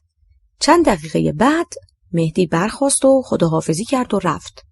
با رفتن مهدی اخمهای جاماسب از هم باز شد. قهوه‌ای برای خودش ریخت و روی صندلی روبروی من نشست. بی مقدمه پرسید: مهدی را از کجا میشناسی؟ گفتم: از بوسنی. جاماسب: مگر به بوسنی هم رفته ای؟ گفتم: بله. جاماسب: انگار دوستت از من زیاد خوشش نمی آید. دستی به موهایم کشیدم و گفتم: به نظرم همینطور است که میگویی. جاماسب لبخندی زد و گفت: خب من هم از او خوشم نمی آید. و سپس مکسی کرد و پرسید: حالا چه می گفت؟ گفتم: از خاطراتش تعریف می کرد. جاماسب: چه خاطراتی؟ گفتم: به نظرم بیشتر لاف می زد. جاماسب: چطور؟ شک داشتم که می توانم صحبت‌های مهدی را برای جاماسب بازگو کنم و یا خیر. ولی با توجه به اینکه مهدی نگفته بود که صحبت‌هایش راز هستند، احساس کردم می توانم آنها را برای جاماسب بگویم. گفتم: می گفت هماهنگی انفجار اتوبوس در بلغارستان کار او بوده. جاماسب: همان اتوبوس یهودی ها را می گویی که 6-7 نفر در آن کشته شدند؟ گفتم: بله همان. جاماسب: می دانی که در آن اتوبوس زن باردار و بچه هم بوده؟ گفتم: بله شنیده بودم. جاماسب خنده تلخی کرد و گفت: چطور توانسته زن باردار و بچه را بکشد؟ گفتم: اتفاقاً این موضوع را پرسیدم. مهدی هم جوابی داد که به نظر خودش قانع کننده بود. می گفت جنگ است و در جنگ نقل و نبات پخش نمی کنند مگر اسرائیلی ها به زن و بچه های فلسطینی رحم می کنند که ما به زن و بچه آنها رحم کنیم. بعد هم از قرآن آیه‌ای آورد که هر طور که کافران با شما رفتار می کنند شما هم با آنها همانطور رفتار کنید. جاماسب: البته حق دارند. یک زمانی من هم خیلی مذهبی بودم به حدی که برای شفای دردهایم و حتی بیماری‌هایی مثل گلودرد عفونی به جای مسکن و آنتی بیوتیک خاک کربلا می‌خوردم. در آن زمان حتی ریشم را هم با تیغ نمی‌زدم و طبق رساله خمینی تلاش می‌کردم که حداقل کمی مو روی صورتم بماند، چون استفاده از هر وسیله‌ای که ریش را از ته بزند ممنوع کرده بود. اگر هم ماشین کوتاه کردن مو در دسترسم نبود، شانه ای را در ریش‌هایم می‌گذاشتم و با قیچی کوتاه می‌کردم. اما یک بار در خارج از کشور چند مأمور اطلاعات را دیدم که ریششان را با تیغ زده بودند و مشروب می‌خوردند. وقتی پرسیدم چرا این کار را می‌کنید، گفتند ما در مأموریت هستیم و هر کاری که انجام دهیم خلاف شرع نیست، چون طبق گفته امام خمینی حفظ نظام اوجب واجبات است. بعد از مشاهده این رفتار و چند حرکت دیگر آنها که علنا خلاف شرع بود، فهمیدم که اینها برای حفظ نظام حاضرند حتی با مادر خودشان هم بستر شوند. گفتم: چطور به یک باره اینطور ضد مذهب شدی؟ جاماسب: آن هم داستان دارد. گفتم: خب برایم تعریف کن.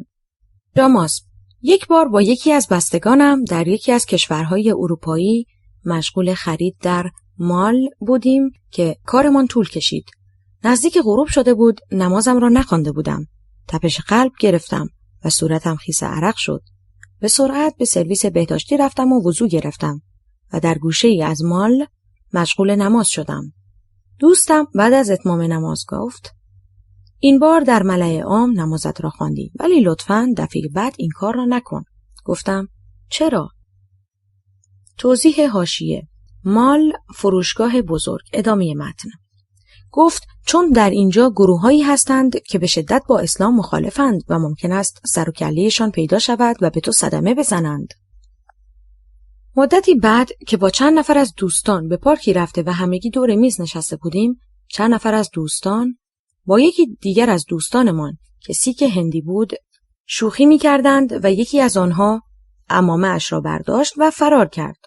آن دوستمان که سیک هندی بود وقتی که تلاشش برای به دست آوردن عمامه اش بی‌نتیجه ماند، عصبی شد و عرق کرد و حالش دگرگون گشت. دوستان عمامه‌اش را آوردند و به او دادند.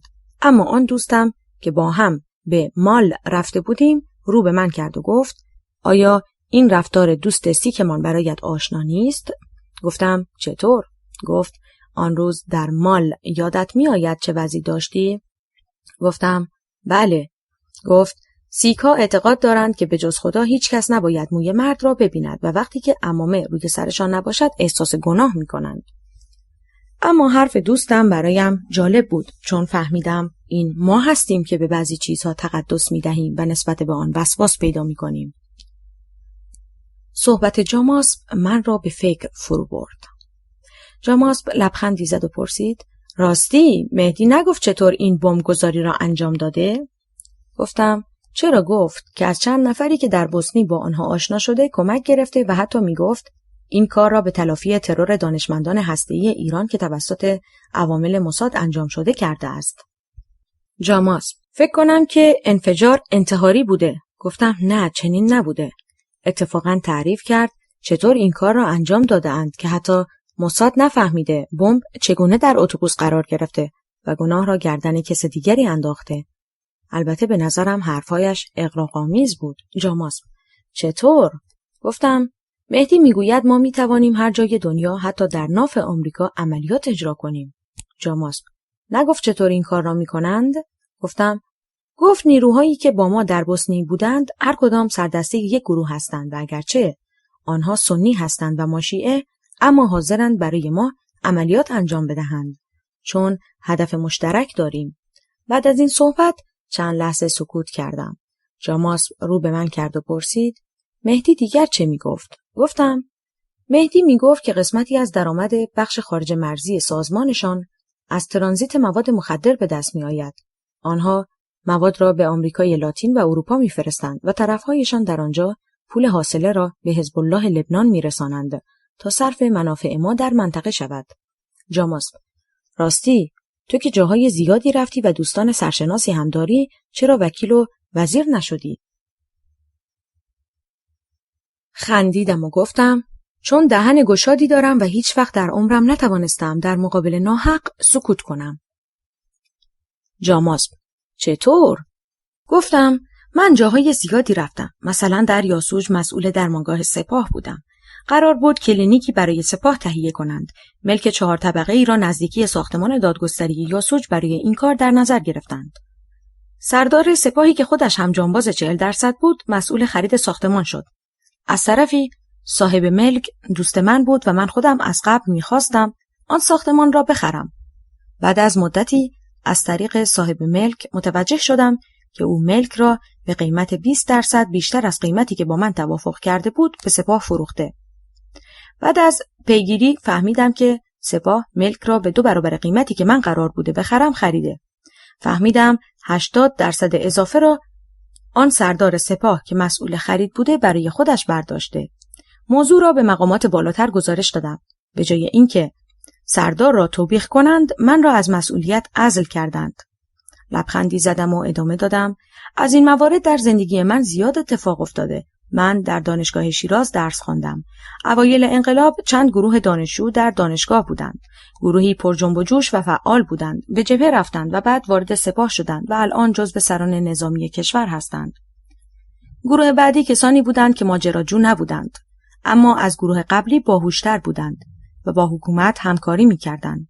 اینها الان وزیر و وکیل هستند و از گروه اول ثروتمندتر شده‌اند، مثل مهندس شورانگیز یا جهرومی که استاندار شدند و بعد به مقام‌های بالاتری رسیدند. حتی بعضی به مقام مدیر کلی بانک‌ها و یا وزارت رسیدند. اما گروه سوم کسانی بودند مانند محسن کدیور که حرف دلشان را می‌زدند. این افراد الان تبعیدی هستند و در خارج از کشور زندگی می‌کنند. کسانی هم بودند که از فرط ایمان به جنون رسیدند، مثل استاد نظربلند که ادعا کرد با امام زمان در ارتباط است و در بخش روانی بستری شد. نمیخواستم بیشتر از این راجع به خودم صحبت کنم. گفتم اجازه بده برگردیم به داستان اصلیمان. جاماسب سری تکان داد و گفت کجا بودیم؟ گفتم راجع به زن گرفتن در اسلام حرف میزدیم. جاماسب اطلاع داری که طبق شرع اسلام میتوانیم دختری که هنوز به دنیا نیامده را به عقد یک مرد بزرگسال در بیاوریم؟ گفتم آن زمان اصلا از کجا معلوم بود که بچه دختر باشد؟ جاماسب: در قدیم شرط می‌کردند که اگر بچه‌ای که به دنیا می‌آید دختر باشد او را به عقد فلان مرد در می‌آوریم و اگر آن مرد شرط را قبول می‌کرد به محض تولد باید چند گاو یا چند شتر به خانواده بچه میداد و او را به عنوان زن تحویل می‌گرفت. حالا این مرد می‌توانست داشته باشد. گفتم: دختر تازه متولد شده برای همسر بودن به چه دردی می‌خورد؟ جاماسب: در اسلام حکمی است به نام تفقیس. توضیح حاشیه: وقتی که مردی بخواهد از دختری که کمتر از 9 سال سن دارد لذت جنسی ببرد، میتواند آلتش را به تمام قسمت‌های بدن او بمالد، ولی بعد از 9 سالگی حتی میتواند به او دخول نماید. تحریرالوسیله آیت الله خمینی. ادامه متن. که میتوان به واسطه آن از دختر زیر 9 سال هم لذت جنسی برد، همان کاری که محمد با عایشه کرد. گفتم: من شنیدم که عایشه هنگام ازدواج سنش بیشتر از 9 سال بوده. جاماسب: نه، اینطور نیست. در کتاب‌های تاریخی نوشته شده که مادر عایشه از قبیله‌ای خارج از مکه بوده که شوهرش در سال 612 میلادی فوت می‌کند. او هم چند ماه بعد با ابوبکر ازدواج می‌نماید. اولین نتیجه آن ازدواج یک بارداری بوده که از آن عایشه و برادر دوقلویش به دنیا می‌آیند و این قطعاً نمی‌تواند قبل از سال 613 میلادی بوده باشد و در زمان ازدواج عایشه با محمد که 2 سال قبل از هجرت یعنی 619 میلادی بوده، عایشه حداکثر می‌توانسته 6 ساله باشد. خود عایشه می‌گوید که محمد او را روی شانه خود می‌نشانده و این طرف و آن طرف می‌برده. جاماسب لبخند زد و ادامه داد: قطعاً می‌دانی که در آن زمان دختر بچه‌ها فقط دامن بلندی می‌پوشیدند و از شورت و شلوار خبری نبود. جوابش برایم سنگین بود. می‌خواستم بحث را عوض کنم. گفتم: به نظرت چرا مهدی از تو خوشش نمی‌آید؟ جاماسب: به خاطر سوالاتی که می‌پرسم.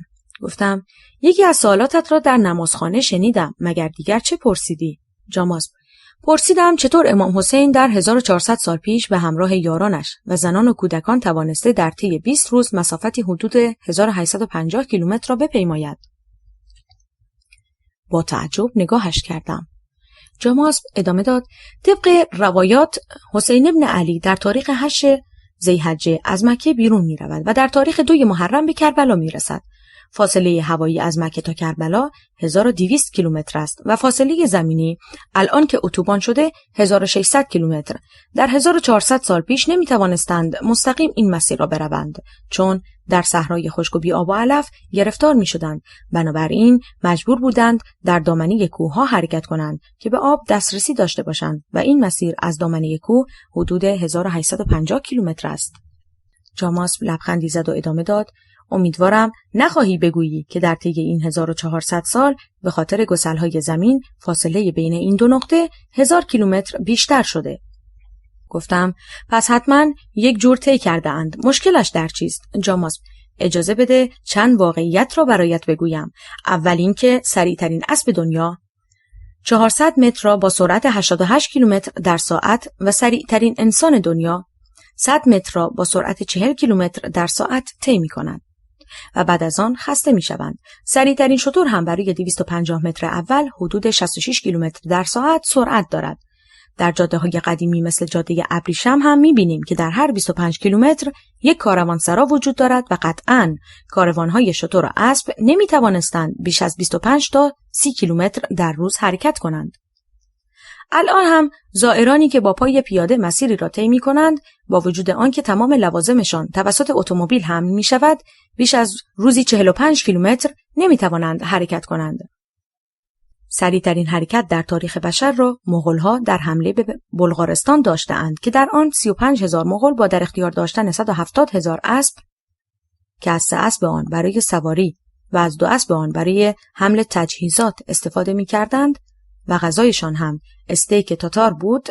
توضیح حاشیه: گوشت خامی که آن را زیر زین اسب می‌گذاشتند و در اثر حرکت گرما و عرق اسب گوشت کوبیده می‌شد و مغولان بدون اینکه از اسب پیاده شوند می‌توانستند آن را تناول نمایند. ادامه متن. توانستند در 36 ساعت 160 کیلومتر راه را طی کنند. ناپلئون هم به خاطر یکی از جنگ‌هایش توانست نیروهای پیاده خودش را بدون تجهیزات در 1.5 روز 90 کیلومتر راه ببرد که قطعاً همه سربازان جوان و قوی‌بنیه بودند. حال سوال این است که چگونه کاروان امام حسین که شامل زنان و بچه‌های کوچک هم می‌شده توانسته روزی 90 کیلومتر جابجا شود؟ گفتم البته من در جایی خوانده‌ام که در یک مسابقه 2 سوپر ماراتون فردی توانسته در 6 روز 1000 کیلومتر راه برود. جاماس: لطفاً شما یک قهرمان 2 ماراتون که در تاریخ نظیر نداشته را با کاروان زن و بچه مقایسه نکنید. چند لحظه چشمهایم را بستم و سعی کردم ذهنم را کاملا آزاد کنم. اما هرچه که سبک و سنگین کردم جوابی نداشتم. لبخندی زدم و گفتم شاید تیول ارز کرده باش. جاماسب: منظورت از تیول ارز همان تلپورشین است؟ گفتم بله. جاماسب: میدانی برای اینکه بتوانیم یک انسان را تلپورت کنیم باید 11,000 ترابایت اطلاعات جابجا شود و در محلی که فرد به آن تلپورت می شود باید مواد اولیه به اندازه کافی و یک پرینتر 3 بعدی موجود باشد و بعد هم باید مثل ویکتور فرانکشتاین از نیروی صاعقه استفاده کنیم تا آن انسان زنده شود. توضیح حاشیه: شخصیت داستانی که با اتصال صاعقه توانست موجودی که با قطعات به هم وصل شده بود جنازه‌های مردگان ساخته بود را زنده کند. ادامه متن.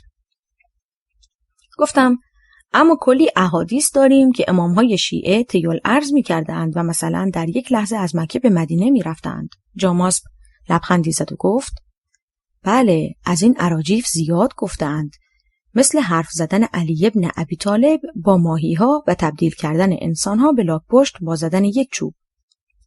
زیاد به کتاب‌های حدیث اعتماد نکن. به طور مثال در کتاب اصول کافی توضیح حاشیه یکی از کتاب‌های 4گانه فقه شیعه که گفته می شود خود امام زمان آن را تایید کرده و گفته این کتاب برای شیعه ما کافی است.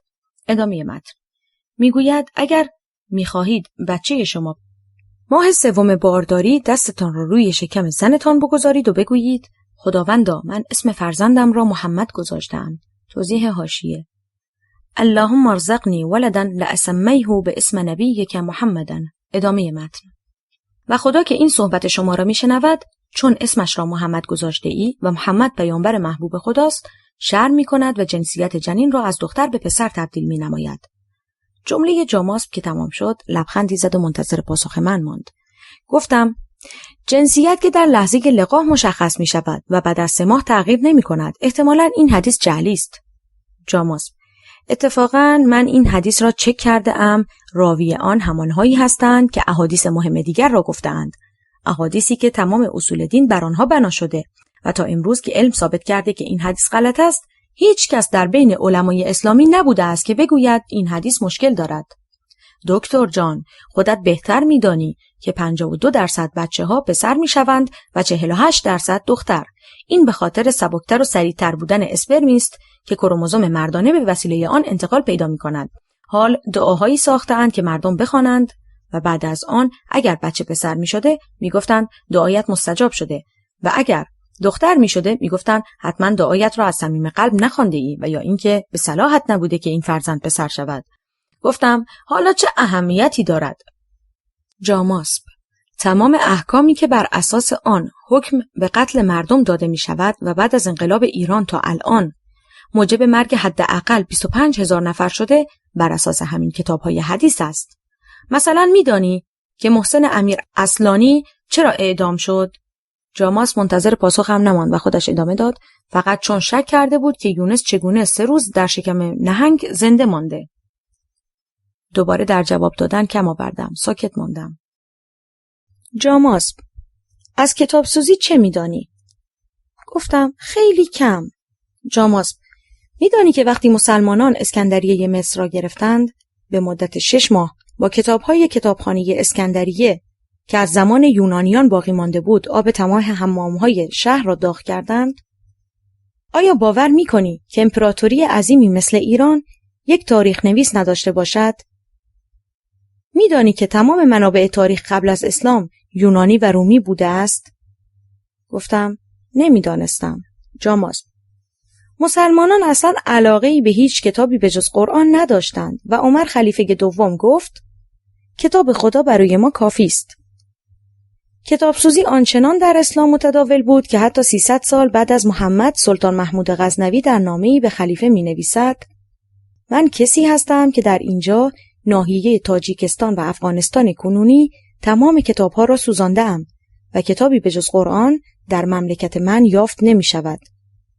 جاماسب ادامه داد: به علاوه مسلمانان با هر گونه نقاشی و مجسمه سازی مخالف بودند و اگر امروزه چیزی به نام تخت جمشید داریم، توضیح حاشیه پرسپولیس.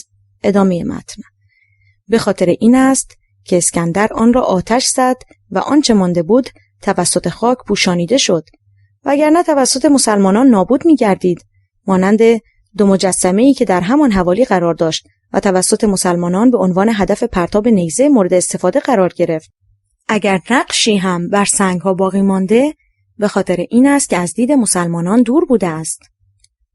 مگر ندیدی که طالبان در افغانستان مجسمه 25 متری بودا را منفجر کردند؟ محمد و جانشینانش علاقه نداشتند که هیچ کس کتابی بنویسد و یا شعری بسراید و یکی از دلایلی که مختار ابو عبیده ثقفی سرنگون شد این بود که دشمنانش شعرهایی را که او می‌سرود دستاویز قرار دادند و گفتند که می‌خواسته قرآن جدیدی بیاورد و بدین وسیله مردم ساده دل را علیه او شوراندند و او را سرنگون کردند. پیروان محمد دشمنی با نویسندگان را از او آموخته بودند، چرا که محمد دستور قتل همه شاعران و نویسندگان زمان خودش را داد. مثلا در مورد اسما بنت مروان، شاعر زن معاصرش، یکی از یارانش را سراغ آن زن فرستاد و او را در حالی که پستانش در دهان بچه شیرخوارش بود به قتل رساند. بعد از فتح مکه هم دستور داد تمام شعرا و نویسندگان را به قتل برسانند. گفتم البته به نظر من قرآن زیبایی خاص و منحصر به فردی دارد و بعید است کسی در طول تاریخ توانسته باشد معادل آن را بسراید. جاماسب: اولاً که هر کتابی به نوبه خود منحصر به فرد است. مثلا کتاب‌های شعر فردوسی، سعدی، حافظ و مولوی هم منحصر به فرد هستند و هیچ کس نمی‌تواند دقیقاً مثل آنها بسراید. ثانیاً معلوم نیست که این متن‌هایی را که محمد بر زبان آورده خودش سروده باشد.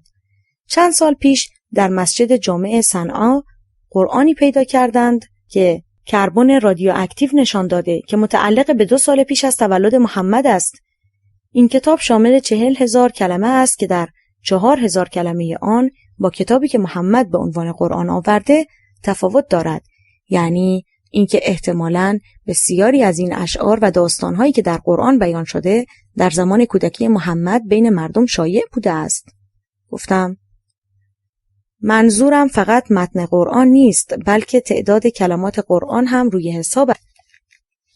جاماسب: اگر منظورت اعدادی است که رشاد خلیفه درآورده، باید بگویم مطلب را کامل مطالعه نکرده ای، چون طبق برآورده او برای اینکه همه اعداد درست در بیاید باید چند آیه از قرآن حذف شود. توضیح حاشیه: رشاد خلیفه یک شیمیدان مصری بود که ادعا کرد قرآن بر اساس قواعد ریاضی نوشته شده. در نهایت رشاد خلیفه اعلام کرد که خودش نبی خداست و جبرئیل به او گفته سوره 36 آیه 3 به خاطر او نازل شده. او ادعا می‌کرد همانطور که بسم الله الرحمن الرحیم از 19 حرف تشکیل شده، آیات و سوره‌های قرآن هم بر عدد 19 بخش‌پذیر هستند. رشاد خلیفه نهایتاً در سال 1990 در مسجدی که خودش در آریزونای آمریکا درست کرده بود، با ضربات متعدد چاقو به قتل رسید. ادامه متن: گفتم این که میگویی دلیل گسترش اسلام شمشیر بوده را نمیتوانم کاملا بپذیرم، زیرا در کشورهای تحت کنترل مسلمانها مردمی با ادیان دیگر هم حق زندگی داشتند. جاماسب: بله، حق زندگی داشتند، ولی به چه شرطی؟ اول اینکه حق هیچ گونه تبلیغی برای دینشان را نداشته باشند و نباید اجازه میدادند فرد جدیدی به دینشان وارد شود. ثانیاً باید جزیه میپرداختند و حکومت اسلامی میتوانست تا 40% درآمد فرد غیر مسلمان را به عنوان جزیه از او بگیرد، در صورتی که برای یک مسلمان مالیات سالیانه که همان زکات است 2.5% از درآمد بوده است. حالا از تو میپرسم، اگر برای هفته ای 2 ساعت کار اضافی 40% به حقوقت اضافه شود، آن را قبول نمی کنی؟ گفتم چرا قبول می کنم، ولی این موضوع چه ربطی به بحث ما دارد؟ جاماسب: الان برایت توضیح میدهم. مسلمان شدن که کاری نداشت، فقط گفتن شهادتین و هفته‌ای 2 ساعت رفتن به نماز جمعه کافی بود. توضیح حاشیه: شهادتین اشهد ان لا اله الا الله، اشهد ان محمدن رسول الله، اشهد ان علی ولی الله. ادامه متن. آن هم نه همه افراد خانواده، بلکه فقط مرد سرپرست خانوار. با مسلمان شدن این مالیات 40% حذف میشد و آن فرد اگر هم میخواست از اسلام خارج شود به عنوان مرتد اعلام میگشت. سپس جاماس لبخندی زد و گفت: عبید زاکانی میگوید از یک تازه مسلمان شده پرسیدند اسلام چگونه دینی است؟ گفت: اسلام دینی است که چون وارد شوی سر آلتت را برند و چون خارج شوی سر خودت را. چند دقیقه خندیدیم و بعد جاماس ادامه داد: به هر حال نسل بعدی آن فردی که به زور مسلمان شده بود خودش را مسلمان زاده می‌دانست و حاضر می‌شد که برای اسلام بجنگد و شهید شود. به طور مثال کسی که بابک خرمدین. توضیح حاشیه: بابک خرمدین به خاطر تحقیر ایرانیان توسط عوامل خلیفه اسلام مأمون عباسی قیام کرد.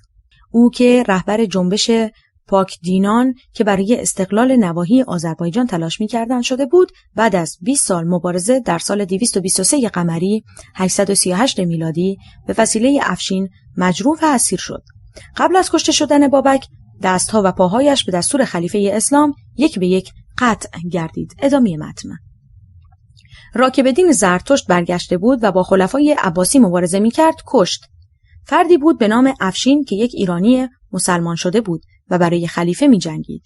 در اروپا بازماندگان قبایل ساکسون آلمان که به دلیل ایمان نیاوردن به مسیح به وسیله شارلمان سرکوب و قتل عام شده بودند. توضیح حاشیه: در این قتل عامل 4500 نفر از ساکسون‌ها به وسیله نیروهای شارلمان با شمشیر گردن زده شدند. ادامه متن.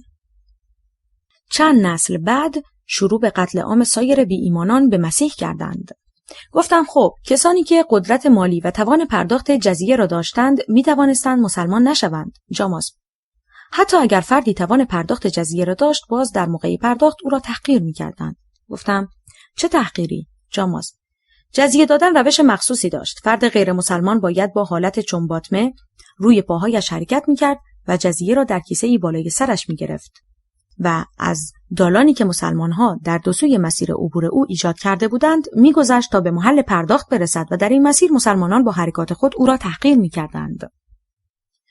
علاوه بر این محمد قوانین دیگری وضع کرد که غیر مسلمانان را تشویق به مسلمان شدن کند. برای مثال اگر یک فرد غیر مسلمان می‌مرد حتی اگر 20 وارث داشت کافی بود یکی از وارثین مسلمان شود تا دیگر هیچ ارثی به بقیه نرسد. بنابراین وقتی که یکی از وارثین مسلمان میشد بقیه برای اینکه از ارث سهمی ببرند مجبور بودند مسلمان شوند. قوانین دیگری هم بود که به موجب تأخیر غیر مسلمانان میشد. مثلا یک غیر مسلمان در روز بارانی حق نداشت بیرون برود چرا که ممکن بود سبب نجس شدن مسلمانان گردد. غیر مسلمان حق نداشت با مسلمانان دست بدهد چون اگر دست او خیس بود و یا عرق داشت موجب نجاست مسلمانان می‌گردید. دیگر اینکه غیر مسلمان حق نداشت در حضور یک مسلمان سوار اسب شود و حتی اگر یک نجیب زاده غیر مسلمان با اسب به جایی میرفت و در آنجا یک مسلمان عامی حضور داشت باید اسب خود را به او میداد و لگام اسب را در دست میگرفت و حرکت میکرد. گفتم یعنی همه اینها در حکومت پیامبر اجرا میشد؟ جاماس: بله به طور کامل اجرا میشد. گفتم باز هم هست؟ جاماس: شهادت یک غیر مسلمان علیه یک مسلمان در دادگاه مورد قبول نیست. اگر یک مسلمان غیر مسلمانی را بکشد حکم قصاص برای او اجرا نمی شود و نمی توان فرد مسلمان را به خاطر کشتن یک غیر مسلمان قصاص کرد. دیه مرد مسلمان 10,000 سکه نقره و دیه زن مسلمان 5,000 سکه نقره و دیه مرد غیر مسلمان 800 سکه نقره و دیه زن غیر مسلمان 400 سکه نقره بود. یعنی دیه مسلمانان 12.5 برابر دیه غیر مسلمانان بود. نهایتاً اینکه در آن دوره با تحقیر و بستن مالیات‌های سنگین غیر مسلمانان را مجبور به مسلمان شدن می‌کردند. جاماس لبخندی زد و گفت راستی می‌دانستی اسلام راجع به آدم و حوا چه می‌گوید؟ گفتم اطلاعاتم در همان حد است که در قرآن آمده. جاماس: می‌دانی که طبق روایت‌های اسلامی حوا در جده و آدم در سریلانکا حبوط می‌کنند و آب زیاد رودهای سریلانکا از اشک‌های آدم است که در فراق هوا می‌گریسته، به علاوه قد آدم حدود 60 متر بوده و قد هوا حدود 30 متر و زمانی که آدم می ایستاده سرش نزدیک به آسمان بوده، یعنی امامان شیعه فکر می‌کردند که آسمان در فاصله 60 متری زمین قرار دارد و زمانی که خداوند می‌بیند سر آدم نزدیک به خورشید است و ممکن است در آفتاب بسوزد، از جبرائیل می‌خواهد که او را فشرده کند و قدش را کوتاه سازد. به علاوه آدم به دنبال حوا به راه می‌افتد تا او را در ناحیه‌ای به نام مزدلفه پیدا می‌کند، جایی که امروز محل احرام پوشیدن زائران حج است. گفتم چه جالب، اما راستی جمعیت دنیا در زمان کنستانتین چقدر بوده؟ جاماس: طبق برآوردی که دانشمندان کرده اند در 2000 سال پیش جمعیت دنیا حدود 215 میلیون نفر بوده که در 1000 سال پیش به 265 میلیون رسیده و رشد اندکی داشته، اما در سال 1500 میلادی جمعیت روی زمین حدود 500 میلیون شده و بعد از آن هر سال 100 میلیون نفر به این جمعیت اضافه شده تا اینکه در سال 1800 به حدود 800 میلیون نفر بالغ می‌گردد. از سال 1800 رشد جمعیت صعودی شده و در 1900 به 1 میلیارد و 700 میلیون نفر میرسد. الان هم که حدود 7 میلیارد نفر روی زمین زندگی می‌کنند. گفتم چه چیز باعث افزایش جمعیت در 500 سال اخیر شده؟ جاماس: در قرن 16 میلادی اروپاییان با غذاهایی مثل ذرت و سیب زمینی که از قاره جدید آورده شده بود آشنا شدند و با کشت آن توانستند غذای کافی به دست آورند، چرا که میتوان از هر هکتار زمین 15 تن ذرت و یا 50 تن سیب زمینی برداشت کرد، در صورتی که قبل از آن از هر هکتار زمین به طور متوسط 2 تا 3 تن گندم برداشت میشد. افزایش صعودی جمعیت در سال 1800 هم به خاطر بهبود وضعیت بهداشت بوده. کشف واکسن. توضیح حاشیه: ادوارد جنر در سال 1796 اولین بار واکسیناسیون را انجام داد.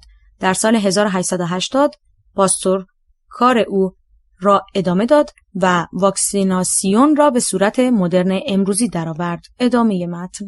در قرن 19 و کشف آنتیبیوتیک در قرن 20 سبب بالا رفتن امید به زندگی شد. دکتر جان، قطعاً خودت می‌دانی که آنتیبیوتیک ها تا 1928 کشف نشده بودند.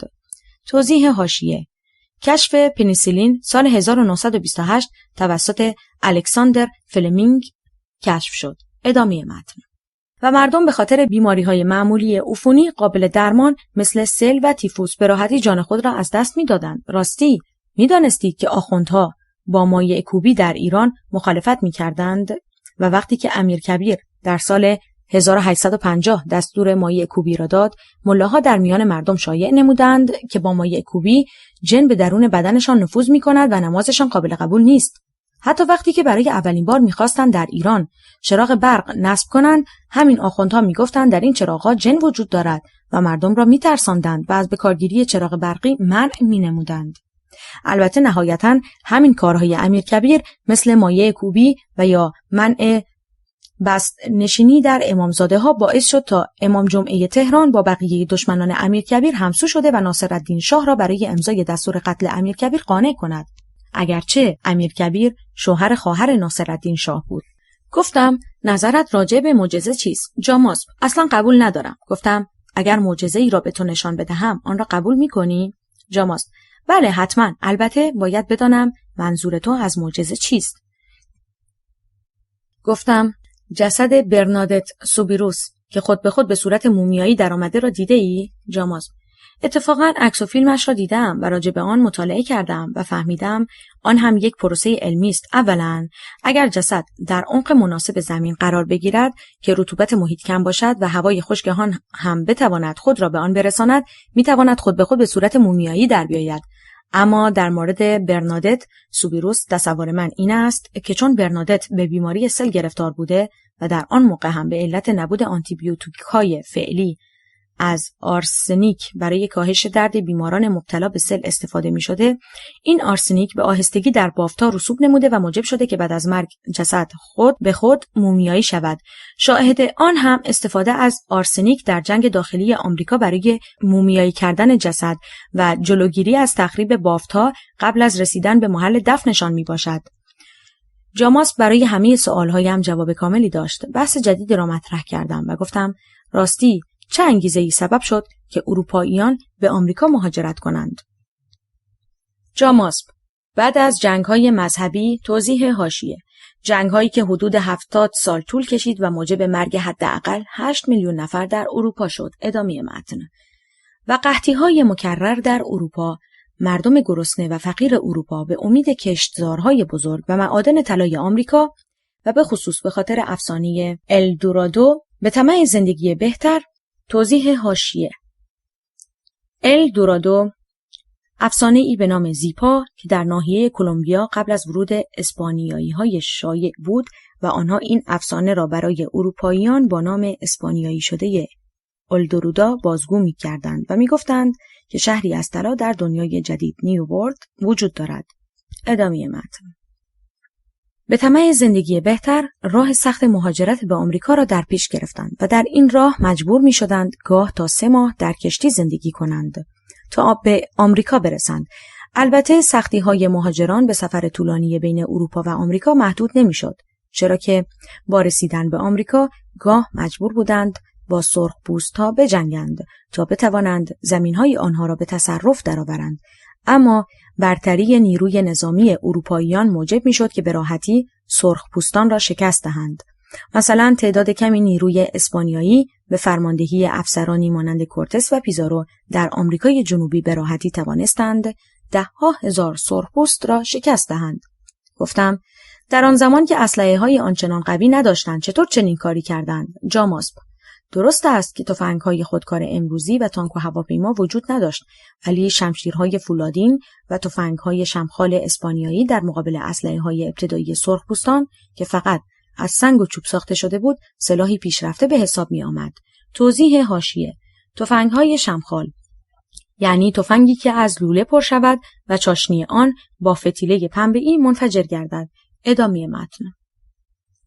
چرا که سرخپوستان حتی نمی‌دانستند چگونه باید آهن را از سنگ استخراج کنند.